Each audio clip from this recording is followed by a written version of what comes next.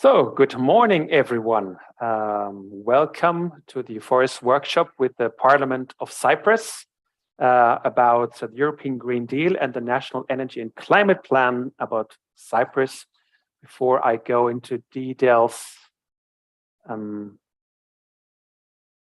will wait a little bit so that attendees come in. Yeah, they're flooding already the audience of this virtual theater. I'll give them a minute to come in. So we expect at least 30 experts and representatives of the Cypriot Parliament, members of Parliament and staff of Parliament.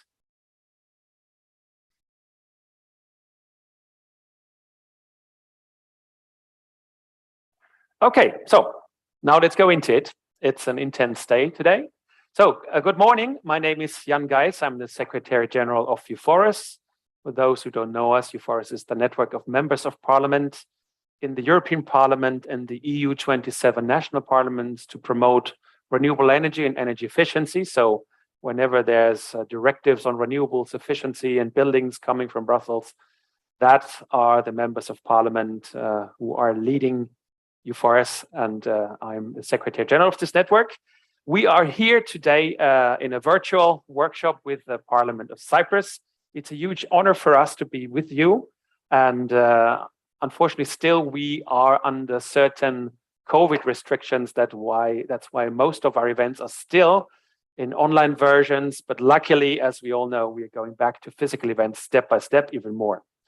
Before I go into the content and technicals, let me just thank our host, Charalambos Theopemptou, who will be with us later on. So Charalambos, thanks a lot for making this happen.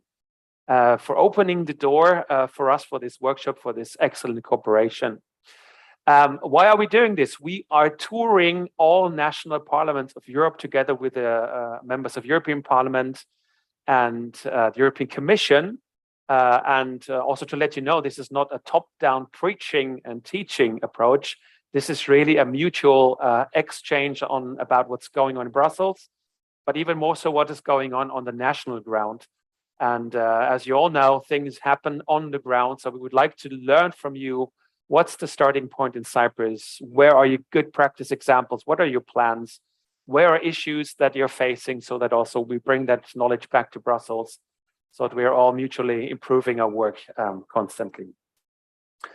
Well, as you all know, we had the COVID crisis. Luckily, we're getting out of it step by step. But as I always say, the climate emergency, the climate crisis has not been on holiday for one day. It continues, it's getting worse and worse. So we have to be fast, we have to deliver within this decade. So each member state and the Brussels level and the local level, like the cities and the citizens, have to deliver and be strong. And so I hope you don't hear the helicopter next to our offices here right now. I hope it's not disturbing. Be back. So we're happy to discuss today with Cyprus how you would like to advance things on renewables and efficiency. And beyond the climate crisis and COVID crisis, we all know we also have the war against Ukraine crisis that comes up, which puts a big question also on the energy supply and the way how we use energy and how important it is also in the sense of geostrategic dimension. So it's not only about, well, do we have a house or do we warm our houses and so on. It's also about where do we get our energy from and where do we put tons of money, which are then used for stuff which is not helping this planet and the peace in Europe. So again, I don't want to talk too much today. Just some technical things. This is a workshop that goes under Cyprus time from 9 o'clock until 1:45. So we'll have short breaks in between. Probably only me. I should be on video right now. And yeah, so we will have short breaks in between. We will have the speakers on stage. It's a webinar, so you will see the different speakers and the different sessions that we have. But all the attendees, you can regularly raise your hand. There is a functionality where you can see raise your hand. If you push that, I see that you have a question, and then I will bring you on so that you can speak. We hear your question. And so everybody who's in the room, be it on stage or in the audience, is welcome to contribute to this workshop. So I shouldn't say much more about this. You know, there's lots of stuff happening in Brussels on energy, on security questions, but we will hear that directly from the European Commission later on. And it is my honor now to welcome and say thank you also to the President of the Parliament, the President of the House of Representatives, Anita Demetriou. So unfortunately, Mrs. Demetriou could not join us live today for good reasons, but she prepared a video. And before we go into speeches, live speeches, I would like to bring her on stage with a special video that she prepared for us. So I don't know, I asked my colleague Rachel, could you share that video so that we can listen to it? It's coming up, so please enjoy. Κυρίες και κύριοι, με ιδιαίτερη χαρά και τιμή απευθύνω ένα χτίριο χαιρετισμό στο διαδικτυακό εργαστήριο που διοργανώνει το EUFORES σε συνεργασία με τη Βουλή των Αντιπροσώπων. Συγχαίρω θερμά τον φίλο πρόεδρο της Κοινοβουλευτικής Επιτροπής Περιβάλλοντος, τον κύριο Θεοπέμπτου, και το EUFORES για την αξιόλογη αυτή πρωτοβουλία. Σε αυτή την κρίσιμη συγκυρία που διανύουμε, το ζήτημα της ενεργειακής μετάβασης καθίσταται πιο επίκαιρο από ποτέ. Οι δραματικές συνέπειες της ρωσικής εισβολής στην Ουκρανία ανέδειξαν την επιτακτική ανάγκη απεξάρτησης από τα ορυκτά καύσιμα, άρσης της ενεργειακής απομόνωσης και ενίσχυσης της ασφάλειας του ενεργειακού εφοδιασμού. Σε αυτό το πλαίσιο χαιρετίζω το σχέδιο Repower EU που εξήγηλε πρόσφατα η Ευρωπαϊκή Επιτροπή με στόχο ακριβώς την εξάλειψη της εξάρτησης από τα ρωσικά ορυκτά καύσιμα και την επιτάχυση της πράσινης μετάβασης. Η μετάβαση στην πράσινη οικονομία και η επίτευξη κλιματικής ουδετερότητας είναι στόχος ύψης της σημασίας για την Κύπρο βάσει των δεσμεύσεων στο πλαίσιο των στόχων βιώσιμης ανάπτυξης των Ηνωμένων Εθνών, της Πράσινης Συμφωνίας και των Εθνικών Σχεδίων Ανάκαμψης και Ανθεκτικότητας και για την ενέργεια και το κλίμα.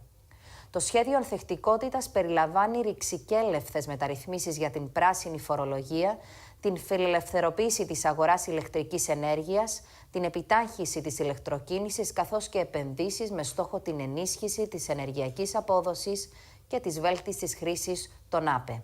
Το σχέδιο χρηματοδοτεί επίσης την υλοποίηση του έργου Euro-Asia Interconnector που αφορά την ηλεκτρική διασύνδεση Κύπρου-Ελλάδας-Ισραήλ, το οποίο αναμένεται να συμβάλλει καταλυτικά στην άρση της ενεργειακής απομόνωσης της Κύπρου, στην ανάπτυξη μιας ανταγωνιστικής αγοράς ηλεκτρισμού και στην αύξηση της παραγωγής ηλεκτρικής ενέργειας από ΑΠΕ. Ομολογουμένως, η ενεργειακή μετάβαση είναι οριζόντιο ζήτημα που άπτεται όλων των πολιτικών. Ως εκ τούτου, δεν μπορεί να υλοποιηθεί εν μία νυχτή. Η επιτυχής υλοποίηση των κλιματικών στόχων που απορρέουν από τις διεθνείς και ευρωπαϊκές δεσμεύσεις της Κυπριακής Δημοκρατίας προϋποθέτει την υιοθέτηση ολιστικής προσέγγισης και τον πολυεπίπεδο συντονισμό όλων των εμπλεκόμενων φορέων. Περαιτέρω, απαιτεί άμεση κατάργηση του γραμμικού οικονομικού μοντέλου παραγωγής και κατανάλωσης και σταθερή προσήλωση στις αρχές της κυκλικής οικονομίας. Άξια μνήας είναι τα 3 νομοσχέδια που ψηφίστηκαν πρόσφατα από τη Βουλή των Αντιπροσώπων, τα οποία σηματοδοτούν την αναμόρφωση της κυπριακής ενεργειακής πολιτικής. Μεταξύ άλλων, οι εν λόγω νόμοι με γνώμονα την επίτευξη των εθνικών δεσμευτικών μας στόχων προωθούν και ενθαρρύνουν τη χρήση των ΑΠΕ, απλοποιούν και επιταχύνουν τις διαδικασίες αδειοδότησης έργων ΑΠΕ, προνοούν τη σύσταση σημείου επαφής για καθοδήγηση και διευκόλυνση των αιτητών καθ' όλη τη διαδικασία αδειοδότησης έργων ΑΠΕ και βελτιώνουν τη λειτουργία και αποτελεσματικότητα του Ταμείου ΑΠΕ και ΕΞΕ. Επαναβεβαιώνω την ετοιμότητα της Βουλής των Αντιπροσώπων να συνδράμει με κάθε δυνατό τρόπο στην επιτάχυνση της ενεργειακής μετάβασης της χώρας μας μέσω της έγκαιρης θέσπισης των απαραίτητων νομοθετικών μεταρρυθμίσεων που απορρέω βεβαίως και από τις διεθνείς και ευρωπαϊκές δεσμεύσεις μας, καθώς και της άσκησης επαρκούς κοινοβουλευτικού ελέγχου για την έγκαιρη υλοποίηση των φιλόδοξων οροσίμων και στόχων. Κέρια σημασίας είναι επίσης η έγκαιρη ολοκλήρωση των έργων που τροχοδρομούνται προς επίτευξη των σημερινών μας στόχων, που πρέπει να αναπροσαρμόζονται ώστε να συμβαδίζουν με τις αναδυόμενες προκλήσεις. Η Βουλή των Αντιπροσώπων, ως ο κατεξοχήν εκφραστής της λαϊκής βούλησης, μπορεί να διαδραματίσει καταλυτικό ρόλο, ώστε οι πολίτες να καταστούν κοινωνοί των πολλαπλών ωφελών της διαδικασίας ενεργειακής μετάβασης.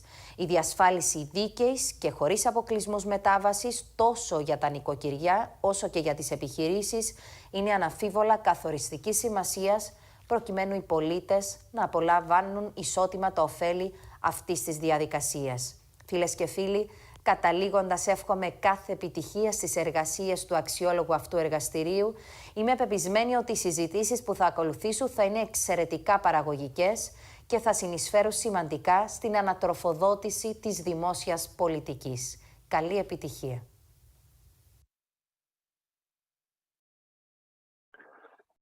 So thanks a lot, Mr. Demetrio. Thanks a lot for the contribution and for that introduction into the situation.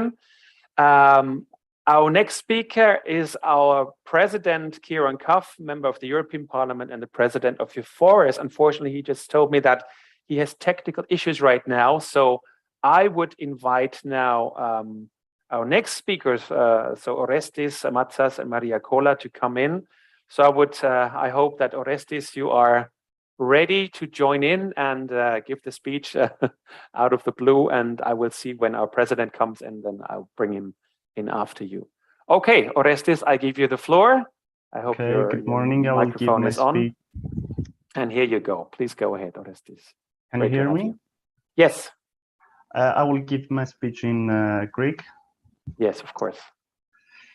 Καλημέρα σας, ευχαριστώ για την πρόσκληση. Θεωρώ πολύ χρήσιμη την σημερινή συζήτηση που γίνεται για το ενεργειακό μέλλον της Ευρώπης και θεωρώ ότι είναι ένα βήμα για όλους τους φορείς της κοινωνίας, είτε πολιτικούς είτε και της κοινωνίας των πολιτών, να εκφράσουν τις ανησυχίες τους. Ως φορέας, ως εκπρόσωπος εν μέρη της κοινωνίας των πολιτών, θα ήθελα να εκφράσω και εγώ την ανησυχία μου για το Εθνικό Σχέδιο της Κύπρου για την ενέργεια και το κλίμα. Θα χρειαζόταν ενδεχομένως αρκετές ώρες για να αποτυπωθεί με λέξεις και δεδομένα η αγωνία στην οποία βρίσκεται κάθε άτομο της γενιάς μου, όχι μόνο για την συνειδητοποίηση της διεθνούς κοινότητας αναφορικά με την κομβική κατάσταση στην οποία βρίσκεται το κλίμα, αλλά και για το πώς οι κυβερνήσεις αντιμετωπίζουν αυτήν τη συνειδητοποίηση. Θα προσπαθήσω σε αυτόν τον πολύ λίγο χρόνο να γίνω πιο συγκεκριμένος και να εστιάσω στις πολιτικές που ακολουθούνται στην Κύπρο, όπως αποτυπώνονται μέσα από το δεκαετές ενεργειακό πλάνο, γνωστό και ως Εθνικό Σχέδιο για την Ενέργεια και το Κλίμα. Θα το αναφέρω ως ΕΣΕΚ στο εξής, για λόγους συντομίας, και πώς αυτές οι πολιτικές, κατά την άποψή μου, αδυνατούν να ανταποκριθούν στην κρισιμότητα της υφιστάμενης κλιματικής κατάρρευσης. Θα μπορούσε να έχει κανείς κριτική στάση σε μια σειρά από σημεία, όπως εμφανίζονται στην αξιολόγηση που εκδόθηκε τον Οκτώβριο του 2020 επί του τελικού εγγράφου του ΕΣΕΚ. Αν και δεν έχω βρει διαθέσιμη δημόσια κάποια αναθεωρημένη εκδοχή του δεκαετούς πλάνου, που να βασίζεται στις επισημάνσεις αυτές, θα ήταν χρήσιμο αν μπορούσε το κράτος να κατευνάσει τις ανησυχίες όσο θεωρούν, περιλαμβανομένου και του εαυτού μου, ότι τόσο η φιλοσοφία του ΕΣΕΚ όσο και η ίδια η εφαρμογή του βρίσκονται σε λάθος τροχιά. Μερικές από τις επισημάνσεις αυτής της αξιολόγησης αφορούν τη μείωση των εκπομπών αερίων του θερμοκηπίου και την προβλεπόμενη απόκλιση της τάξης του 14% για την επίτευξη του στόχου του 2030, της οποίας η κάλυψη παραπέμπεται στην αποταμίευση πλεονασμάτων στην αρχή της περίοδου με κάποια πρόσθετα μέτρα τα οποία δεν προσδιορίζονται. Επίσης, σε αυτόν το πεδίο το ΕΣΕΚ δεν περιλαμβάνει μακροπρόθεσμες επιδιώξεις και στόχους, όπως επισημαίνεται στην εν λόγω αξιολόγηση.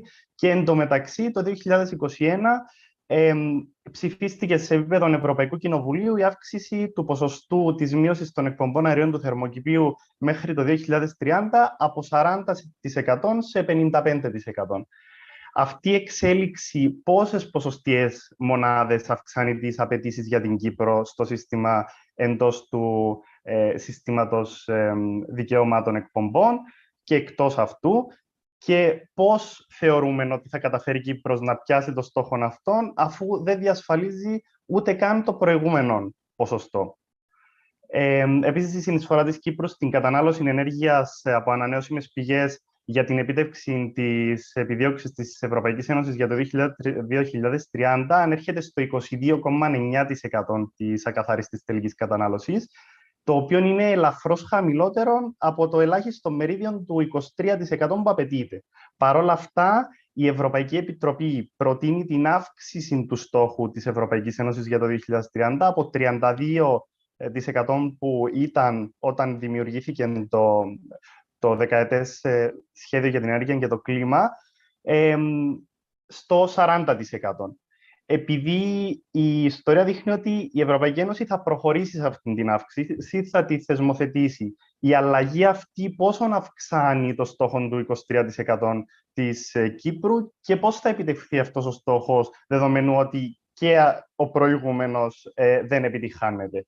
Ας μην ξεχνάμε ότι η χώρα μας, σύμφωνα με τα τελευταία στοιχεία της Eurostat, στην Ένωση των 27 είναι η 25η στην κατανάλωση ηλεκτρικής ενέργειας από ανανεώσιμες πηγές και 20η στη γενική κατανάλωση ενέργειας από ανανεώσιμες πηγές. Και όλα αυτά σε μια χώρα της Νότιας Ευρώπης με όλη αυτήν την ηλιακή δωρεάν διαθέσιμη ενέργεια.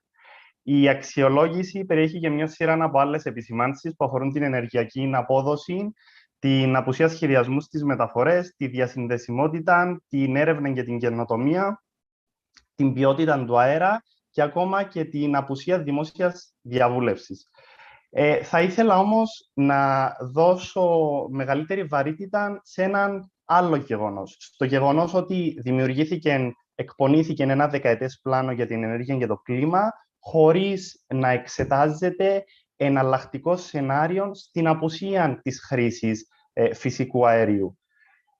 Σε αυτήν τη βάση, η κυβέρνηση τα τελευταία χρόνια προχωρά σε μια σειρά δεσμεύσεων και κατά την άποψή μου εγκλωβισμού της χώρας στα ορυκτά καύσιμα, γιατί να μην ξεχνάμε ότι μπορεί το φυσικό αέριο να είναι λιγότερο ρηπογόνο από τις άλλες συμβατικές μορφές ενέργειας, αλλά παραμένει ορυκτό καύσιμο και σε αυτόν τον πλαίσιο τροχιοδρομή, υλοποίηση, μάλλον κατασκευή υποδομών στην περιοχή του Βασιλικού για το φυσικό αέριο της κόστους ύψους σχεδόν 300 εκατομμυρίων ευρώ.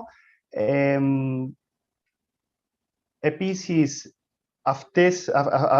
το τελευταίο διάστημα υπάρχει... Orestes, could you sum up in a minute, please? Yes, sure. Υπάρχει εξέλιξη αναφορικά με μια τεράστια επένδυση ύψους 2 δισεκατομμυρίων ευρώ έξω από την Κύπρο για πλωτών τερματικών σταθμών υγροποίησης φυσικού αερίου, ο οποίος θεωρώ ότι και πάλι θα δεσμεύσει την Κύπρο, θα εγκλωβίσει τα επόμενα χρόνια τη χώρα μέσα στην χρήση και των επηρεασμών του συγκεκριμένου ορυκτού καυσίμου, αδιαφορώντας ουσιαστικά για το πώς εξελίσσονται τα πράγματα στην υπόλοιπη Ευρώπη και για το ότι το 2050 θα πρέπει να είμαστε κλιματικά ουδέτεροι. Αυτές ήταν οι ανησυχίες μου. Ευχαριστώ πάρα πολύ για τον λόγο. Καλή συζήτηση να έχουμε. Orestes, thanks a lot. That's very promising, and I fully agree with what you say that replanting and getting out of gas is definitely a goal that we should go for. Absolutely. So it's my honor also to welcome now the president of EUFORES. So Kieran Cuff, who is member of European Parliament from Ireland. And so I'm happy, Kieran, that you are with us right now and to give us some introduction of what's going on in Brussels. And yeah, welcome to have you on stage here. So please go ahead. Thank you, Jan. Efkaristo Poli, to Anita Demetriou, and to you all for the invitation and for being with us here this morning. And Jan, just to thank you for your role as Secretary General of EUFORES in making this gathering happen. As President of EUFORES, I'm really honored to be speaking in front of you as part of the extended EUFORES family. And we all know that energy is in the news. It's a hot day in Brussels, but it's even hotter inside the European Parliament, where we are debating the transition to tackle climate change, to improve energy efficiency, and to increase the amount of renewable energy. Because we know if we do that, we will reduce our dependency on Russian oil and gas and coal. So we do need to do this, and we need to do this with increased urgency. EUFORES is a unique cross-party organization. It provides an excellent platform within the European Parliament and allows us to be part of a network that allows close collaboration between national and European parliamentarians in the field of renewable energy and energy efficiency. And it's very encouraging to see that Cyprus is pushing for a more aggressive approach on energy transition at the EU level. And Cyprus has the potential to be the leading Mediterranean state in the development of renewable energy. But there is a lot of work to be done on this matter. Last year, renewables accounted for 14% of Cypriot energy consumption. And it's encouraging that Cyprus aims to increase that number to 23% by 2030. And the situation is improving. I'm glad to see that Cyprus has introduced programs for electric vehicles and has 18 double charging stations throughout the island, which it plans to increase soon. Equally, the Euro-Asia interconnector cable comes online soon, and this will have the benefit of increasing the national grid capacity and allow for an increased uptake in renewable energy. But we cannot be complacent. We need to be ambitious. I know within my own country of Ireland, where we have a lot of wind resource, but perhaps not so much sunshine as yourselves, 40% of our electricity comes from the wind, and we intend increasing that to 80% by 2030. So I think ambition can be realized if the will is there. It's been just over 2 years since the European Commission presented the European Green Deal, which sets out a detailed vision to make Europe the first climate neutral continent by 2050. But in doing so, we also want to safeguard biodiversity, establish a circular economy, and eliminate pollution while boosting the competitiveness of European industry and ensuring a just transition for the regions and the workers affected. And speaking as a member of the European Parliament, this year we'll see the revision of some hugely important legislation at a European level, which will have a big impact on implementing the Green Deal across Europe. The so-called Fit for 55 package to reduce emissions by 55% by 2030 compared to 1990. This includes a revision of the Energy Efficiency Directive and the Renewable Energy Directive in order to realize and align these with the 55% reduction commitments. As well as this, we now have an impetus to wean ourselves off Russian energy and make the switch to a sustainable and clean energy sources. So investing in renewables and energy efficiency will help us combat the violence and the volatility that we're seeing in fossil fuel prices. Along with my EUFORES colleagues, we will be working hard in the European Parliament to ensure that our ambition is even higher than these targets. But equally, we need member states like Cyprus to fight for greater ambition in the European Council and lead by example. And that's why I am encouraged to see such a wide range of stakeholders here today who will be able to lead the charge at a national level to ensure the Green Deal becomes a reality. So it is a very important time. Energy prices are in the news. We all know that energy poverty, whether having enough money to heat or cool your homes, this is a big issue. It's hitting the headlines in Brussels and in the member states. And we know that renewable energy and energy efficiency can help us tackle energy poverty. We really can. So with that, I want to thank you for being with us. And I'm really looking forward to working with our Cypriot friends over the coming months and years. They say we live in interesting times, but certainly the first few months of 2022 have been tragic, challenging, but also an opportunity to speed up the green transition. And I think with your help in Cyprus, we can achieve that. And I want to wish you well in your debate discussions today. Thank you. So thanks a lot, Kieran, for that update from Brussels and to describe the scope of the situation that we're in today as well. Before I invite Maria Kola now on stage, I forgot to say one thing for all the attendees and participants. We have live interpretation with 2 excellent interpreters. There's a functionality on your screen in the menu where it says interpretation, and there you can choose if you want to hear the original, so English and Greek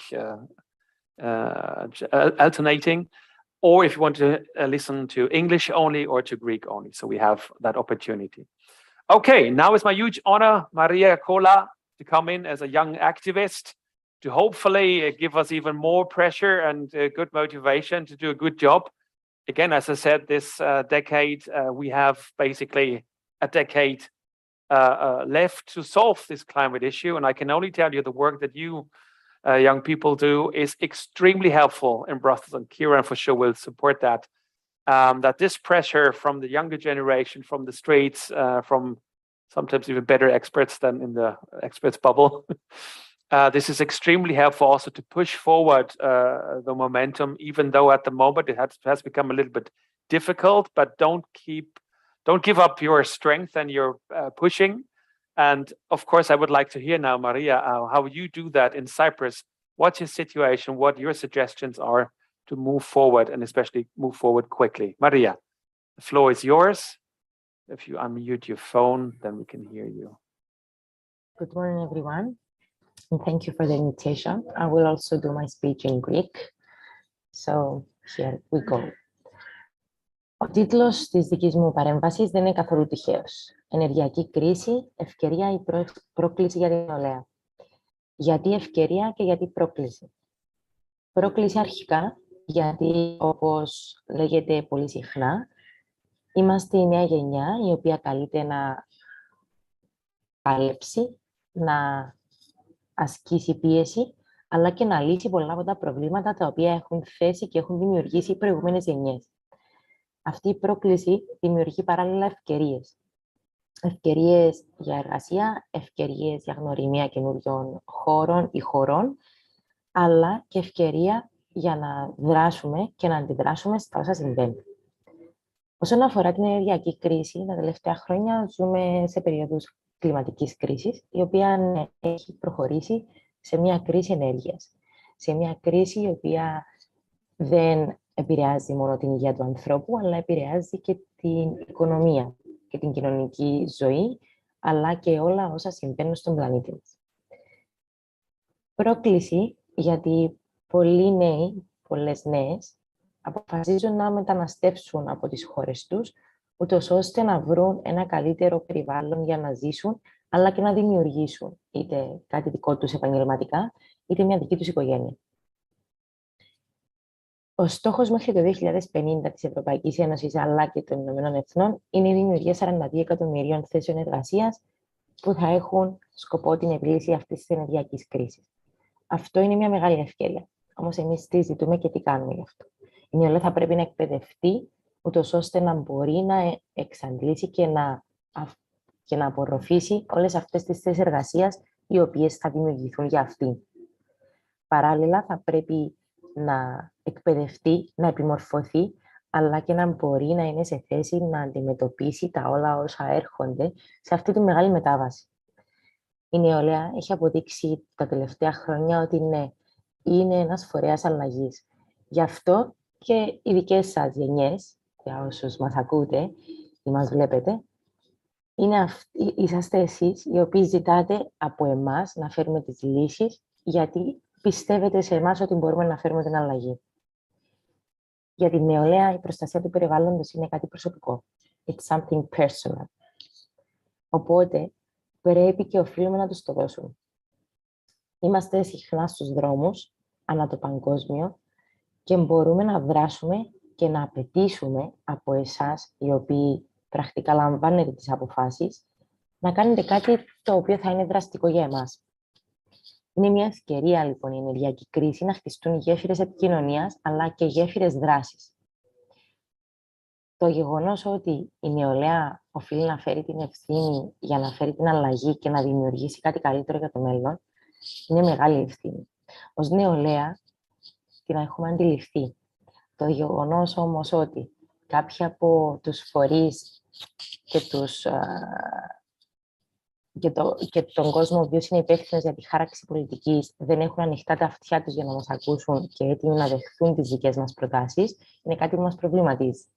Οπότε, λοιπόν, εάν όντως θέλουμε η νεολαία του τόπου, αλλά και η νεολαία σε παγκόσμια κλίμακα να χτίσει γέφυρες και να είναι όντως πραγματικά φορέας αλλαγής, θα πρέπει όλοι οι φορείς χάραξης πολιτικής να είναι σε θέση να επικοινωνήσουν, αλλά και να ακούσουν όσα έχει να πει η νεολαία και έπειτα να δεχθούν τις λύσεις που προτείνουμε. Γιατί άλλωστε είμαστε το παρόν, αλλά και το μέλλον αυτού του τόπου. Σας ευχαριστώ και καλή συνέχεια στο υπόλοιπο της ημέρας σας. So thanks a lot, Maria, and really keep on going with that fight. Don't give up, don't be discouraged. There are many. Sorry, but there's a little issue with the interpretation here. Yeah, you need interpreters. You need to choose the Greek channel. If not, I hear you in Greek while I speak. Okay, should work, right? Okay, thanks again, Maria. Again, don't give up. There are many people, and the important thing, more and more people listening, those who are at the moment in these positions to do the decision. So if I see what happened in the past years, even before Corona, when the Fridays for Future movement came in and so on, so a lot of stuff happened. Things are moving forward, but still, as we all know, it's still not enough. As I always say, this decade has to be the one where we solve the climate issue. And we have to be much faster. There's a strong fight about this. And as Kieran said, the heat in the parliament is even bigger than the heat outside. Well, we have to push forward more and more. We have to cooperate more. We have to go deeper and deliver. There's absolutely no excuse for not doing this. Okay, I should not give political speeches. It should be about you. So I'm very happy now to invite Stavros Papadouris. Stavros, you're a member of the House of Representatives in the Standing Committee on Energy, Trade, Industry and Tourism, and in the Cyprus Greens Citizens Corporation. So Stavros, you will give us, if you come on stage, I still don't see your video. If you can hear me, I'm trying to start the video, but it seems that I have the message that you cannot start your video because the host has stopped it. So okay, let me see. I should, because I've taken your video off stage before. No, so okay. Here you go again, Stavros. Now the whole screen is yours, Stavros. You would give us an insight about the role of renewables and efficiency in Cyprus, and also how to tackle energy poverty, which is a huge dimension in the debate, of course. So Stavros, now, please. That is correct. I would like to welcome you for this workshop. I hope that we do all come out wiser. So I have chosen to do my speech in Greek, and I will try to use my 10 minutes wisely. Με τη σειρά μου επιθυμώ να χαιρετήσω την πρωτοβουλία για το εργαστήριο αυτών για έναν τόσο σοβαρό θέμα και επίκαιρο και να ευχαριστήσω τους διοργανωτές για την ευκαιρία που μου δίνεται να τονίσω τη σημαντικότητα της ενίσχυσης των ανανεώσιμων πηγών ενέργειας και την ανάγκη για την αντιμετώπιση της ενεργειακής φτώχειας. Η ενεργειακή κρίση δυστυχώς είναι γεγονός. Το βλέπουμε τα τελευταία χρόνια στην καθημερινότητά μας. Ήδη είμαστε στο 2022 και ως Κύπρος μείναμε πολύ πίσω όσον αφορά την ανάπτυξη των ανανεώσιμων πηγών ενέργειας. ενεργειακή φτώχεια, ενεργειακή εξάρτηση, ακριβή ενέργεια και επιβάρυνση της ποιότητας του αέρα είναι οι πιο σημαντικές αρνητικές επιπτώσεις από αυτήν την καθυστέρηση. Τα γεγονότα του σήμερα, όπως ο πόλεμος στην Ουκρανία, μας δείχνει τον δρόμο για την αναγκαιότητα για ενεργειακή αυτονομία, όπου αποτελεί τη μόνη βιώσιμη λύση για την Κύπρο, σε συνδυασμό βέβαια με την οριζόντια ενίσχυση του πρωτογενούς τομέα. Το διακύβευμα εδώ είναι να επιτύχουμε να αυξήσουμε τους ρυθμούς για την αηφόρο ανάπτυξη του τόπου μας. Πλέον,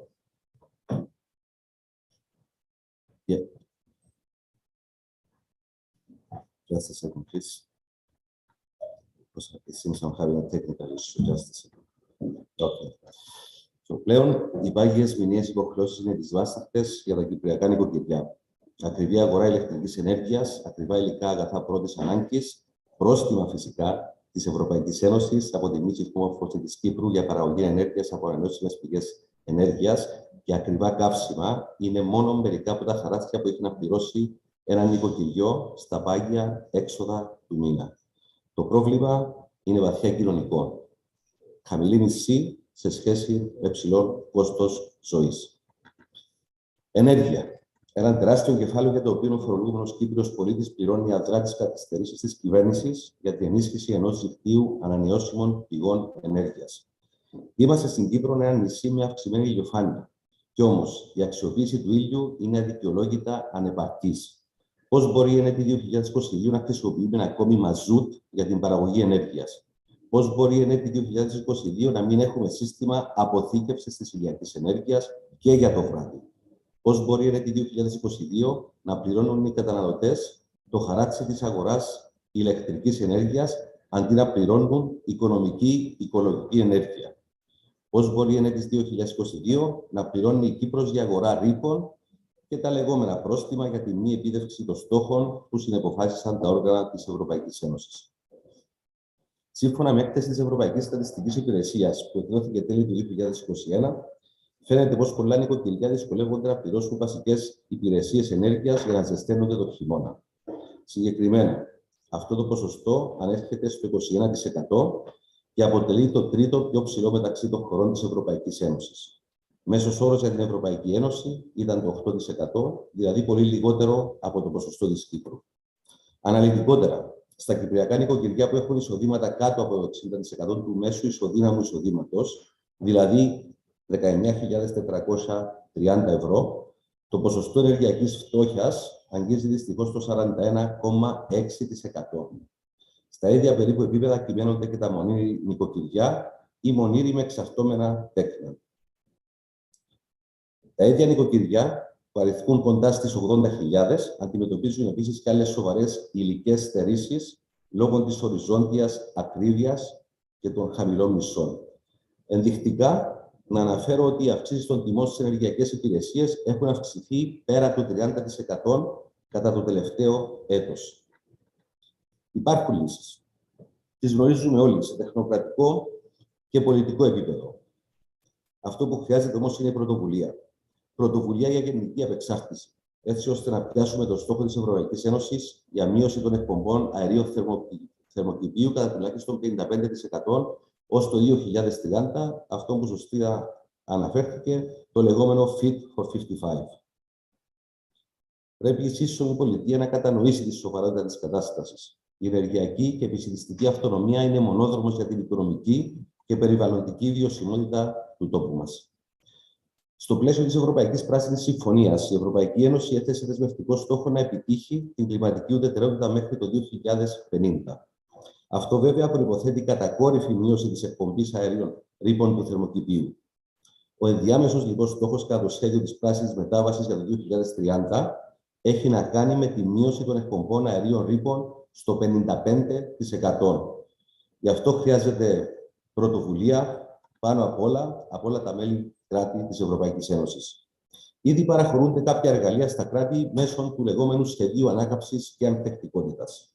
Αυτά τα εργαλεία αφορούν πόρους και νομοθετικές ρυθμίσεις. Με ποδοσφαιρικό όρο, η μπάλα τώρα είναι στις κυβερνήσεις, που καλό είναι να λαμβάνουν υπόψη και τις υλοποιήσιμες προτάσεις και την τεχνογνωσία της πολιτικής οικολογίας που ασχολείται εδώ και δεκαετίες με τα ζητήματα που αφορούν την προώθηση των ανανεώσιμων πηγών ενέργειας, την ενίσχυση της ενεργειακής απόδοσης και τη χρήση πιο περιβαλλοντικά βιώσιμων μέσων μεταφοράς.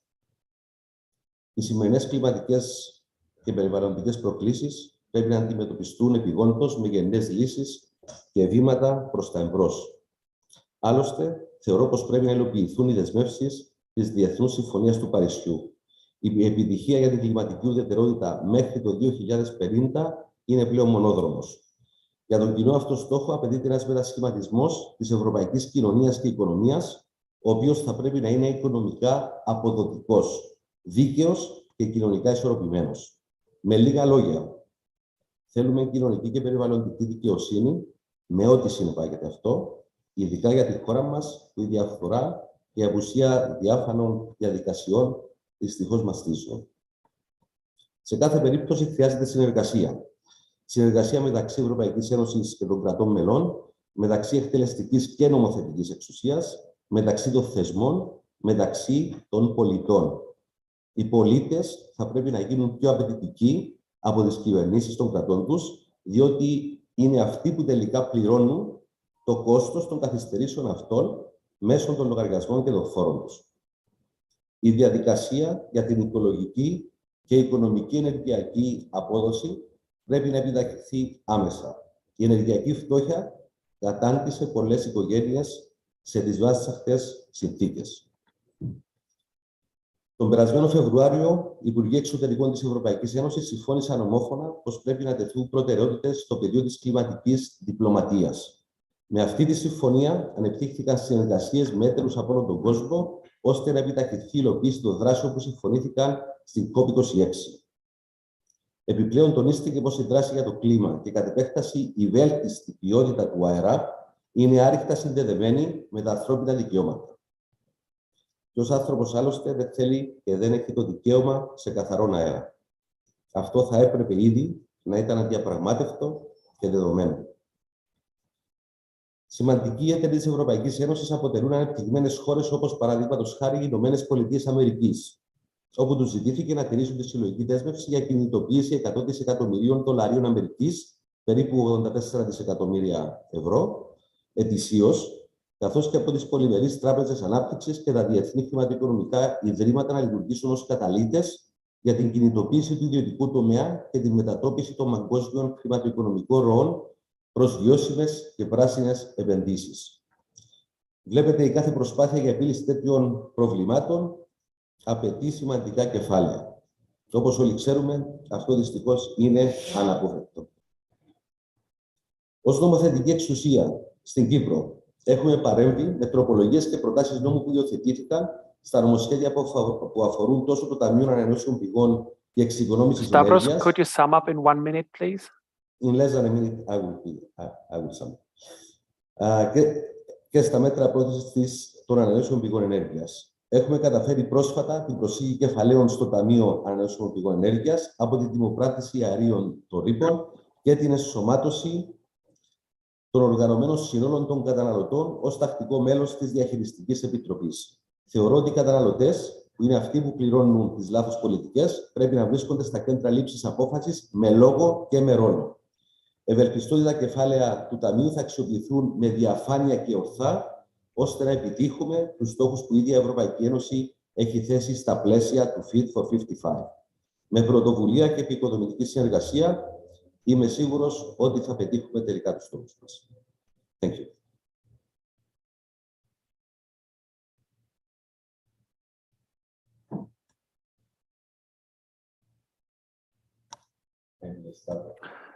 Ευχαριστώ, Stavros. Thanks a lot for that very strong position as well. I would switch now very quickly and fast to open the next session because we're a little bit over time already because we have so much to say and learn. We go now into the first session, session number 1 on renewable energy and energy efficiency. So kind of a horizontal session where we will discuss, okay, what are the plans that are in the ministry and in Parliament in Cyprus on energy and climate and resilience and recovery plans. So ready to learn what's going on right now. And it's my huge honor and pleasure to invite Charalambos Roussos now. Charalambos, you're Director of the Energy Service in the Ministry of Energy, Commerce and Industry. And you will tell us about the role of renewables and efficiency for a sustainable recovery and economy in Cyprus. So, Chalambos, the floor is yours. Καλημέρα και επιτρέψτε μου καταρχάς να εκφράσω τις ευχαριστίες μου στους διοργανωτές για την πρόσκληση που μου έχουν απευθύνει, αλλά κυρίως να σας συγχαρώ για την πρωτοβουλία διοργάνωσης του σημερινού εργαστηρίου που επικεντρώνεται στην πράσινη μετάβαση της Κύπρου μέσα από την υλοποίηση του Εθνικού Σχεδιασμού για την Ενέργεια και το Κλίμα. Αναμφίβολα, η μετάβαση της Κύπρου στην εποχή της πράσινης ενέργειας απαιτεί την υλοποίηση μιας πολυδιάστατης στρατηγικής.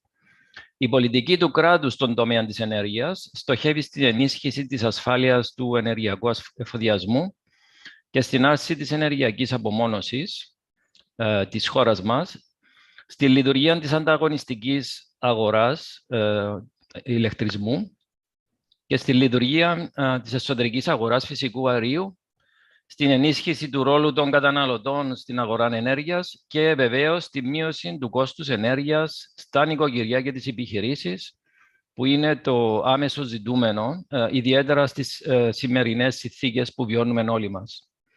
Επιπρόσθετα, στους στόχους μας είναι και παροχή κινήτρο για ενθάρρυνση της ιδιωτικής πρωτοβουλίας, για πράσινες επενδύσεις τόσο από νοικοκυριά όσο και από επιχειρήσεις και δημόσιους φορείς, αλλά ταυτόχρονα και πρόθεση νέων νομοθετικών ρυθμίσεων και νέων ενεργειακών τεχνολογιών.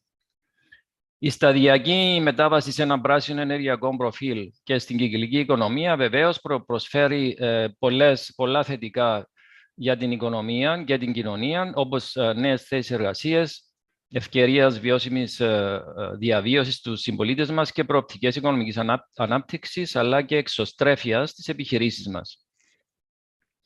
Μέσα σε αυτά τα πλαίσια, όπως έχω περιγράψει, το Υπουργείο Ενέργειας έχει χαράξει και υλοποιεί, σε συνεργασία με άλλες συναρμόδια υπουργεία και αρχές, μια πολυδιάστατη στρατηγική για επίτευξη των στόχων μας, που μας αναλογούν μέχρι το 2030, μέσα από το Εθνικό Σχέδιο για την Ενέργεια και για το Κλίμα, το οποίο έχει ήδη αναφερθεί από άλλους ομιλητές.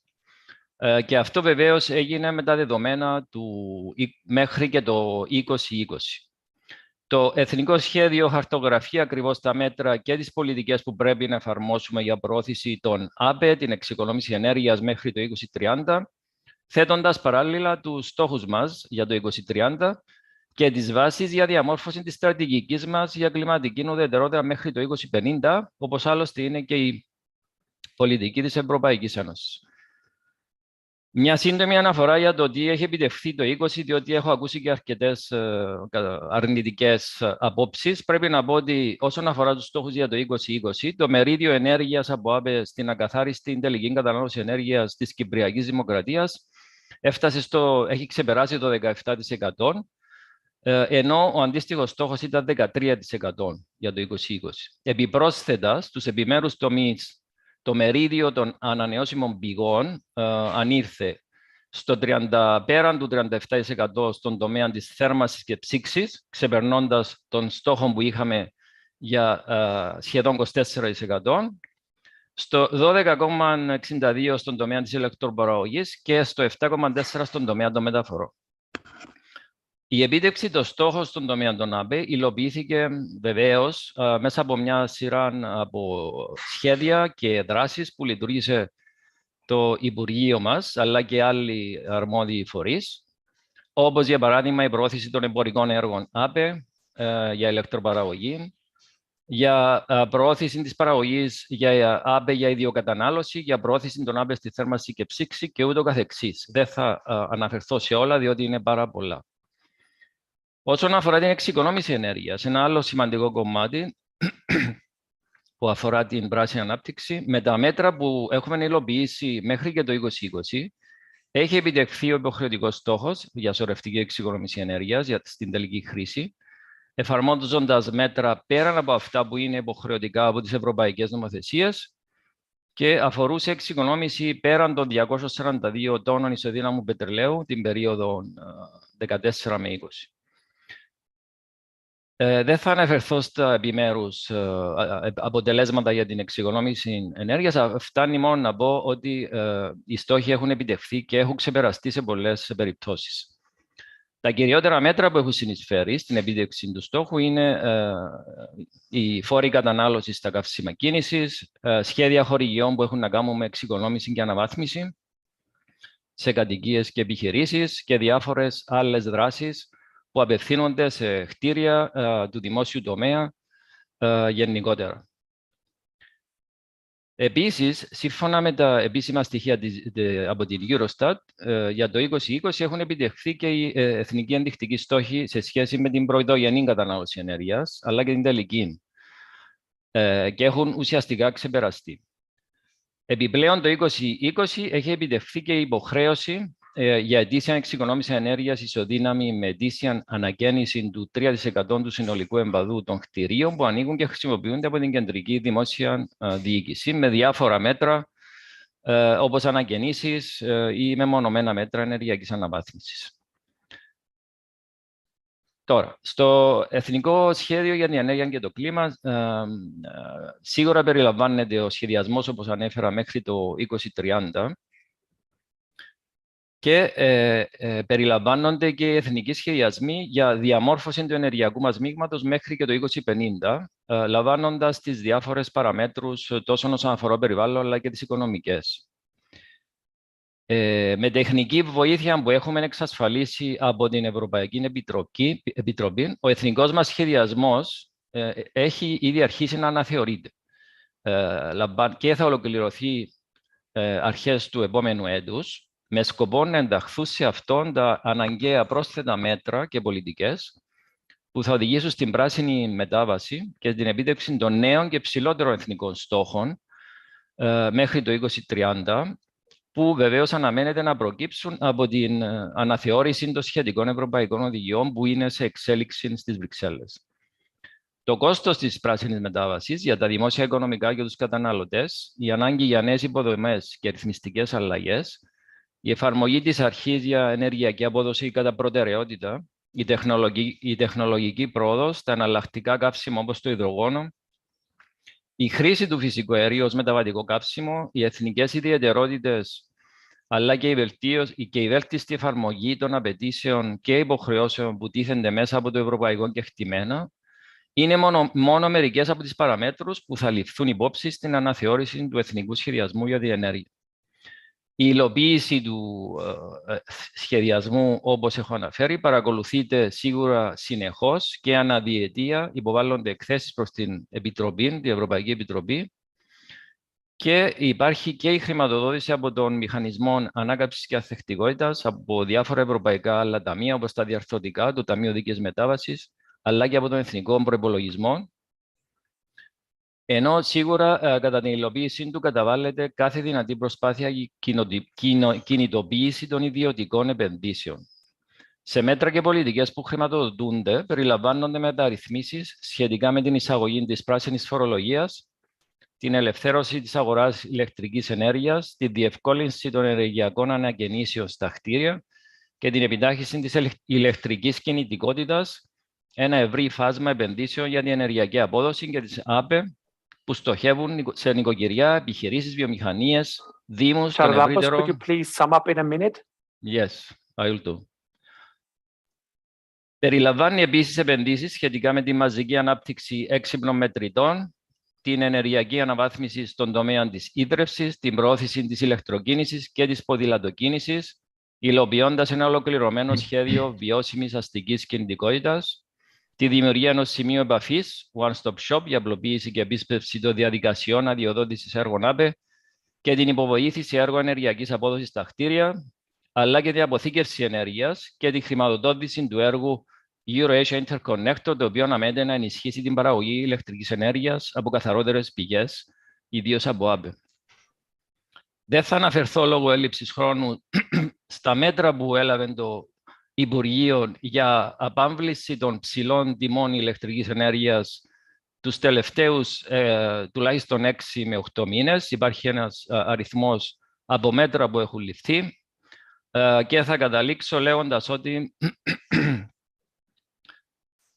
Οι νέες προκλήσεις που έχουμε, βεβαίως, καθιστούν αναγκαία, όπως είπατε, αναθεώρηση του σχεδιασμού μας. Και αυτό, όπως έχω αναφέρει, ήδη έχει αρχίσει να γίνεται και με στόχο να έχουμε μπροστά μας τα σχέδια που θα πρέπει να λάβουμε για να καταφέρουμε να φτάσουμε τις νέες, πιο φιλόδοξες απαιτήσεις για την πράσινη μετάβαση. Σας ευχαριστώ.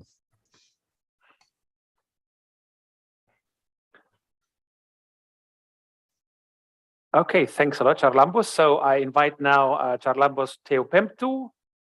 Charalambos, you are our host and you are the one who made this happen today, so we're very happy about this. And you are the chairman of the House Standing Committee on the Environment, and you will tell us from your point of view about the urgent need to design efficient energy policy in Cyprus. So Charalambos, the floor is yours. Thank you very much for this opportunity. Θα συνεχίσω στα ελληνικά. Να πω ότι είναι γνωστό ότι είμαι από τους μεγαλύτερους κριτές για τα θέματα της ενέργειας στην Κύπρο, γιατί στην πραγματικότητα δεν είχαμε ποτέ μια ολοκληρωμένη ενεργειακή πολιτική, παρά μόνο ορισμένες δράσεις που εστόχευαν, όπως για παράδειγμα στο φυσικό αέριο της Μεσογείου ή απλά στις ΑΠΕ. Ο σχεδιασμός μιας αποτελεσματικής ενεργειακής πολιτικής στην Κύπρο επήγει, επειδή πρώτον η τιμή της ενέργειας είναι πολύ ψηλή σε σχέση με τα εισοδήματα ενός μεγάλου ποσοστού του πληθυσμού και χρειάζονται άμεσα μέτρα για να βοηθήσουμε ιδιαίτερα τις ευάλωτες ομάδες. Επίσης, ο μέσος όρος της ενεργειακής φτώχειας της Κύπρου ξεπερνά τον μέσον όρο της Ευρωπαϊκής Ένωσης, όπως το ανάφεραν ήδη ομιλητές πριν από μένα. Επίσης, τα τελευταία 10 χρόνια έχουμε ελάχιστες προδιαγραφές για την ενεργειακή απόδοση κτηρίων. Μόνο 10 χρόνια περίπου έχουμε προδιαγραφές για το πώς πρέπει να χτίζονται τα κτίρια. Γι' αυτό περίπου το 80% του κτηριακού στοκ χρειάζεται ενεργειακή αναβάθμιση. Ένα από τα πιο σοβαρά θέματα που έχουμε να αντιμετωπίσουμε. Επίσης, χρειάζεται να γίνει κατάλληλη προετοιμασία για την εφαρμογή της πολιτικής της Πράσινης Συμφωνίας, γιατί αυτή θα οδηγήσει σε μεγάλες αυξήσεις τιμών αν χάσουμε τους στόχους μας, όπως ήδη κάνουμε τώρα, π.χ. με τους ρήπους της παραγωγής ηλεκτρισμού που πληρώνουμε 100 με 200 εκατομμύρια κάθε χρόνο και την αποτυχία του στόχου του 10% στις ανανεώσιμες πηγές της μεταφορές. Αυτά θα τα πληρώνει ο κόσμος αν δεν προγραμματιστούμε.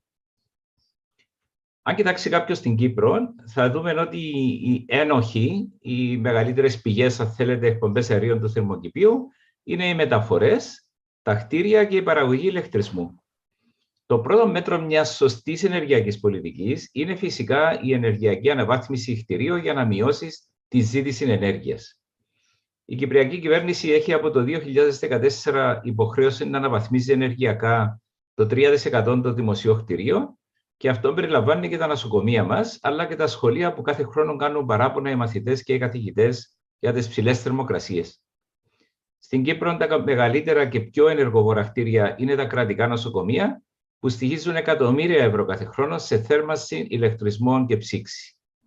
Θα πρέπει επίσης να δοθούν κίνητρα σε ιδιοκτήτες για να μονώσουν τα κτίρια τους. Πέραν όμως από το να αναλάβει ο ιδιοκτήτης του κτιρίου τα έξοδα ενεργειακής αναβάθμισης, υπάρχουν και άλλες εφάνταστες πρακτικές.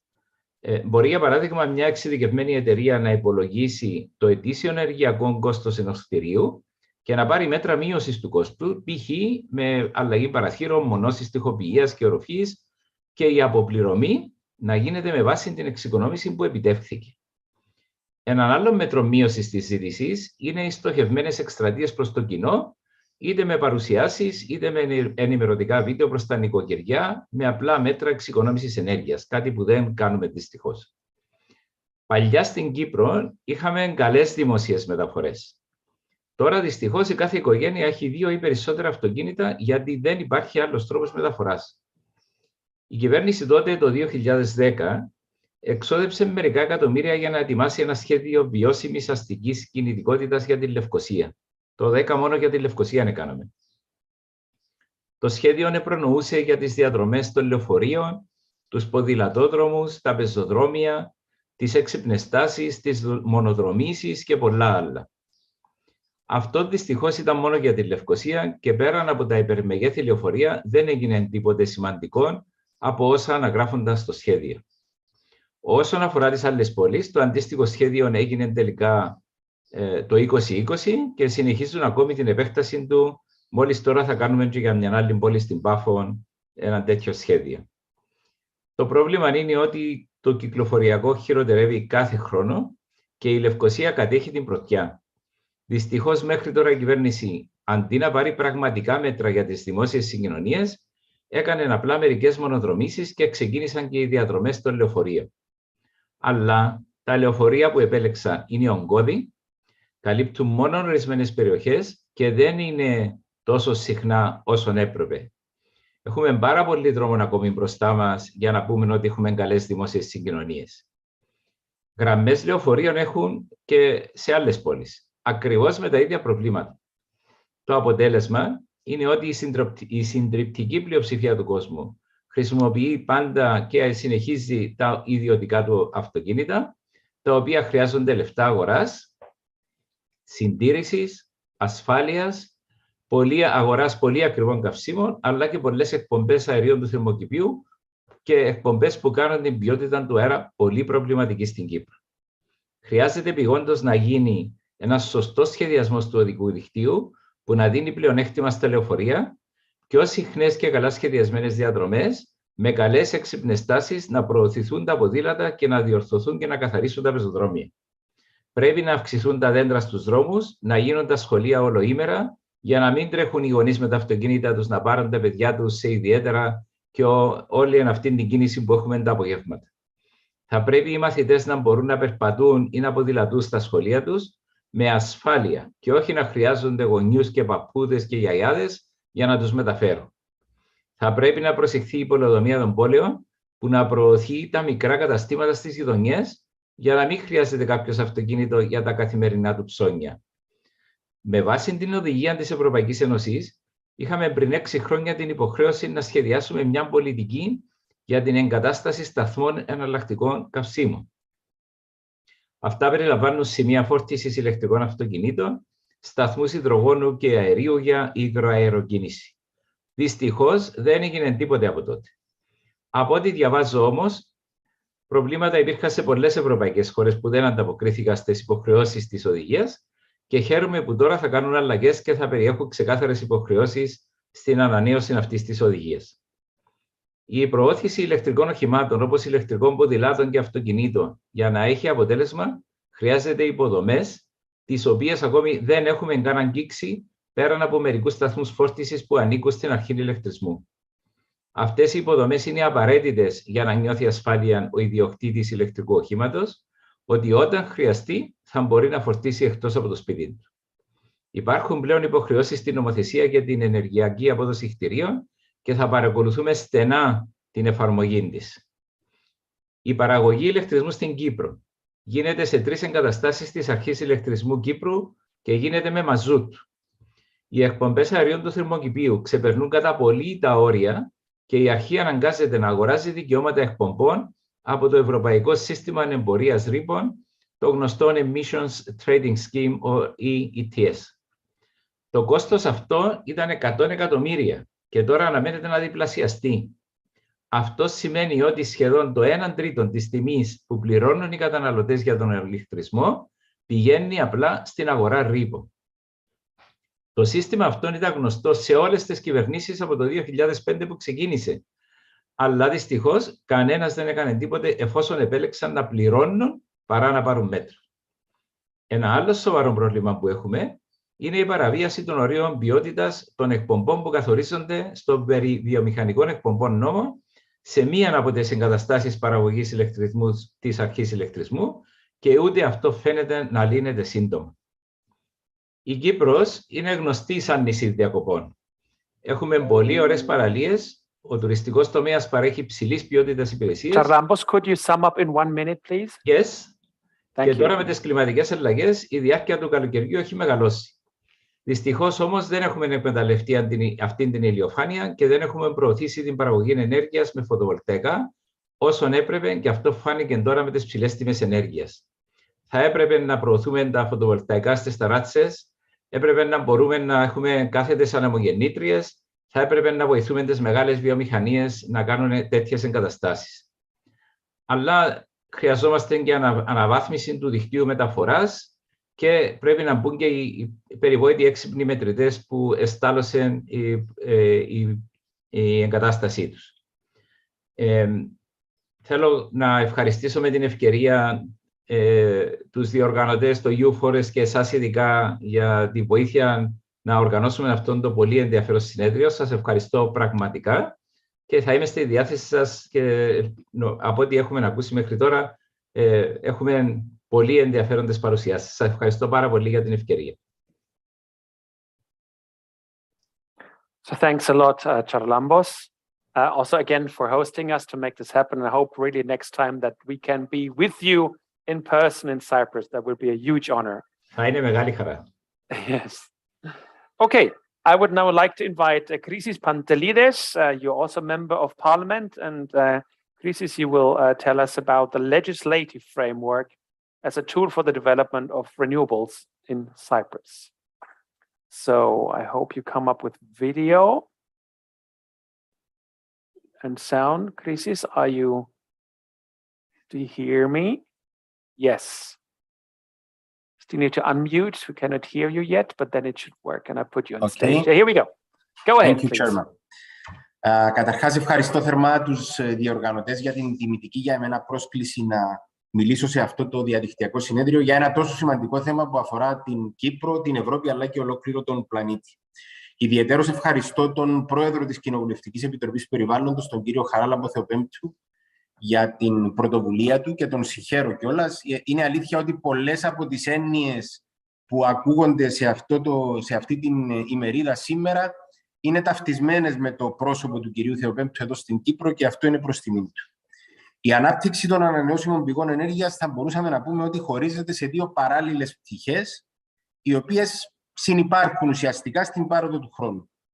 Η πρώτη πτυχή είναι η πτυχή της τεχνολογίας και αφορά την τεχνολογική εξέλιξη των ανανεώσιμων πηγών από το αρχικό ή πειραματικό στάδιο πριν αρκετά χρόνια, στο παρόν στάδιο και στην ανάπτυξή του σε επίπεδο τεχνολογίας, πρώτων υλών, απόδοσης και ασφαλώς κόστους για την κατασκευή και εγκατάστασή τους.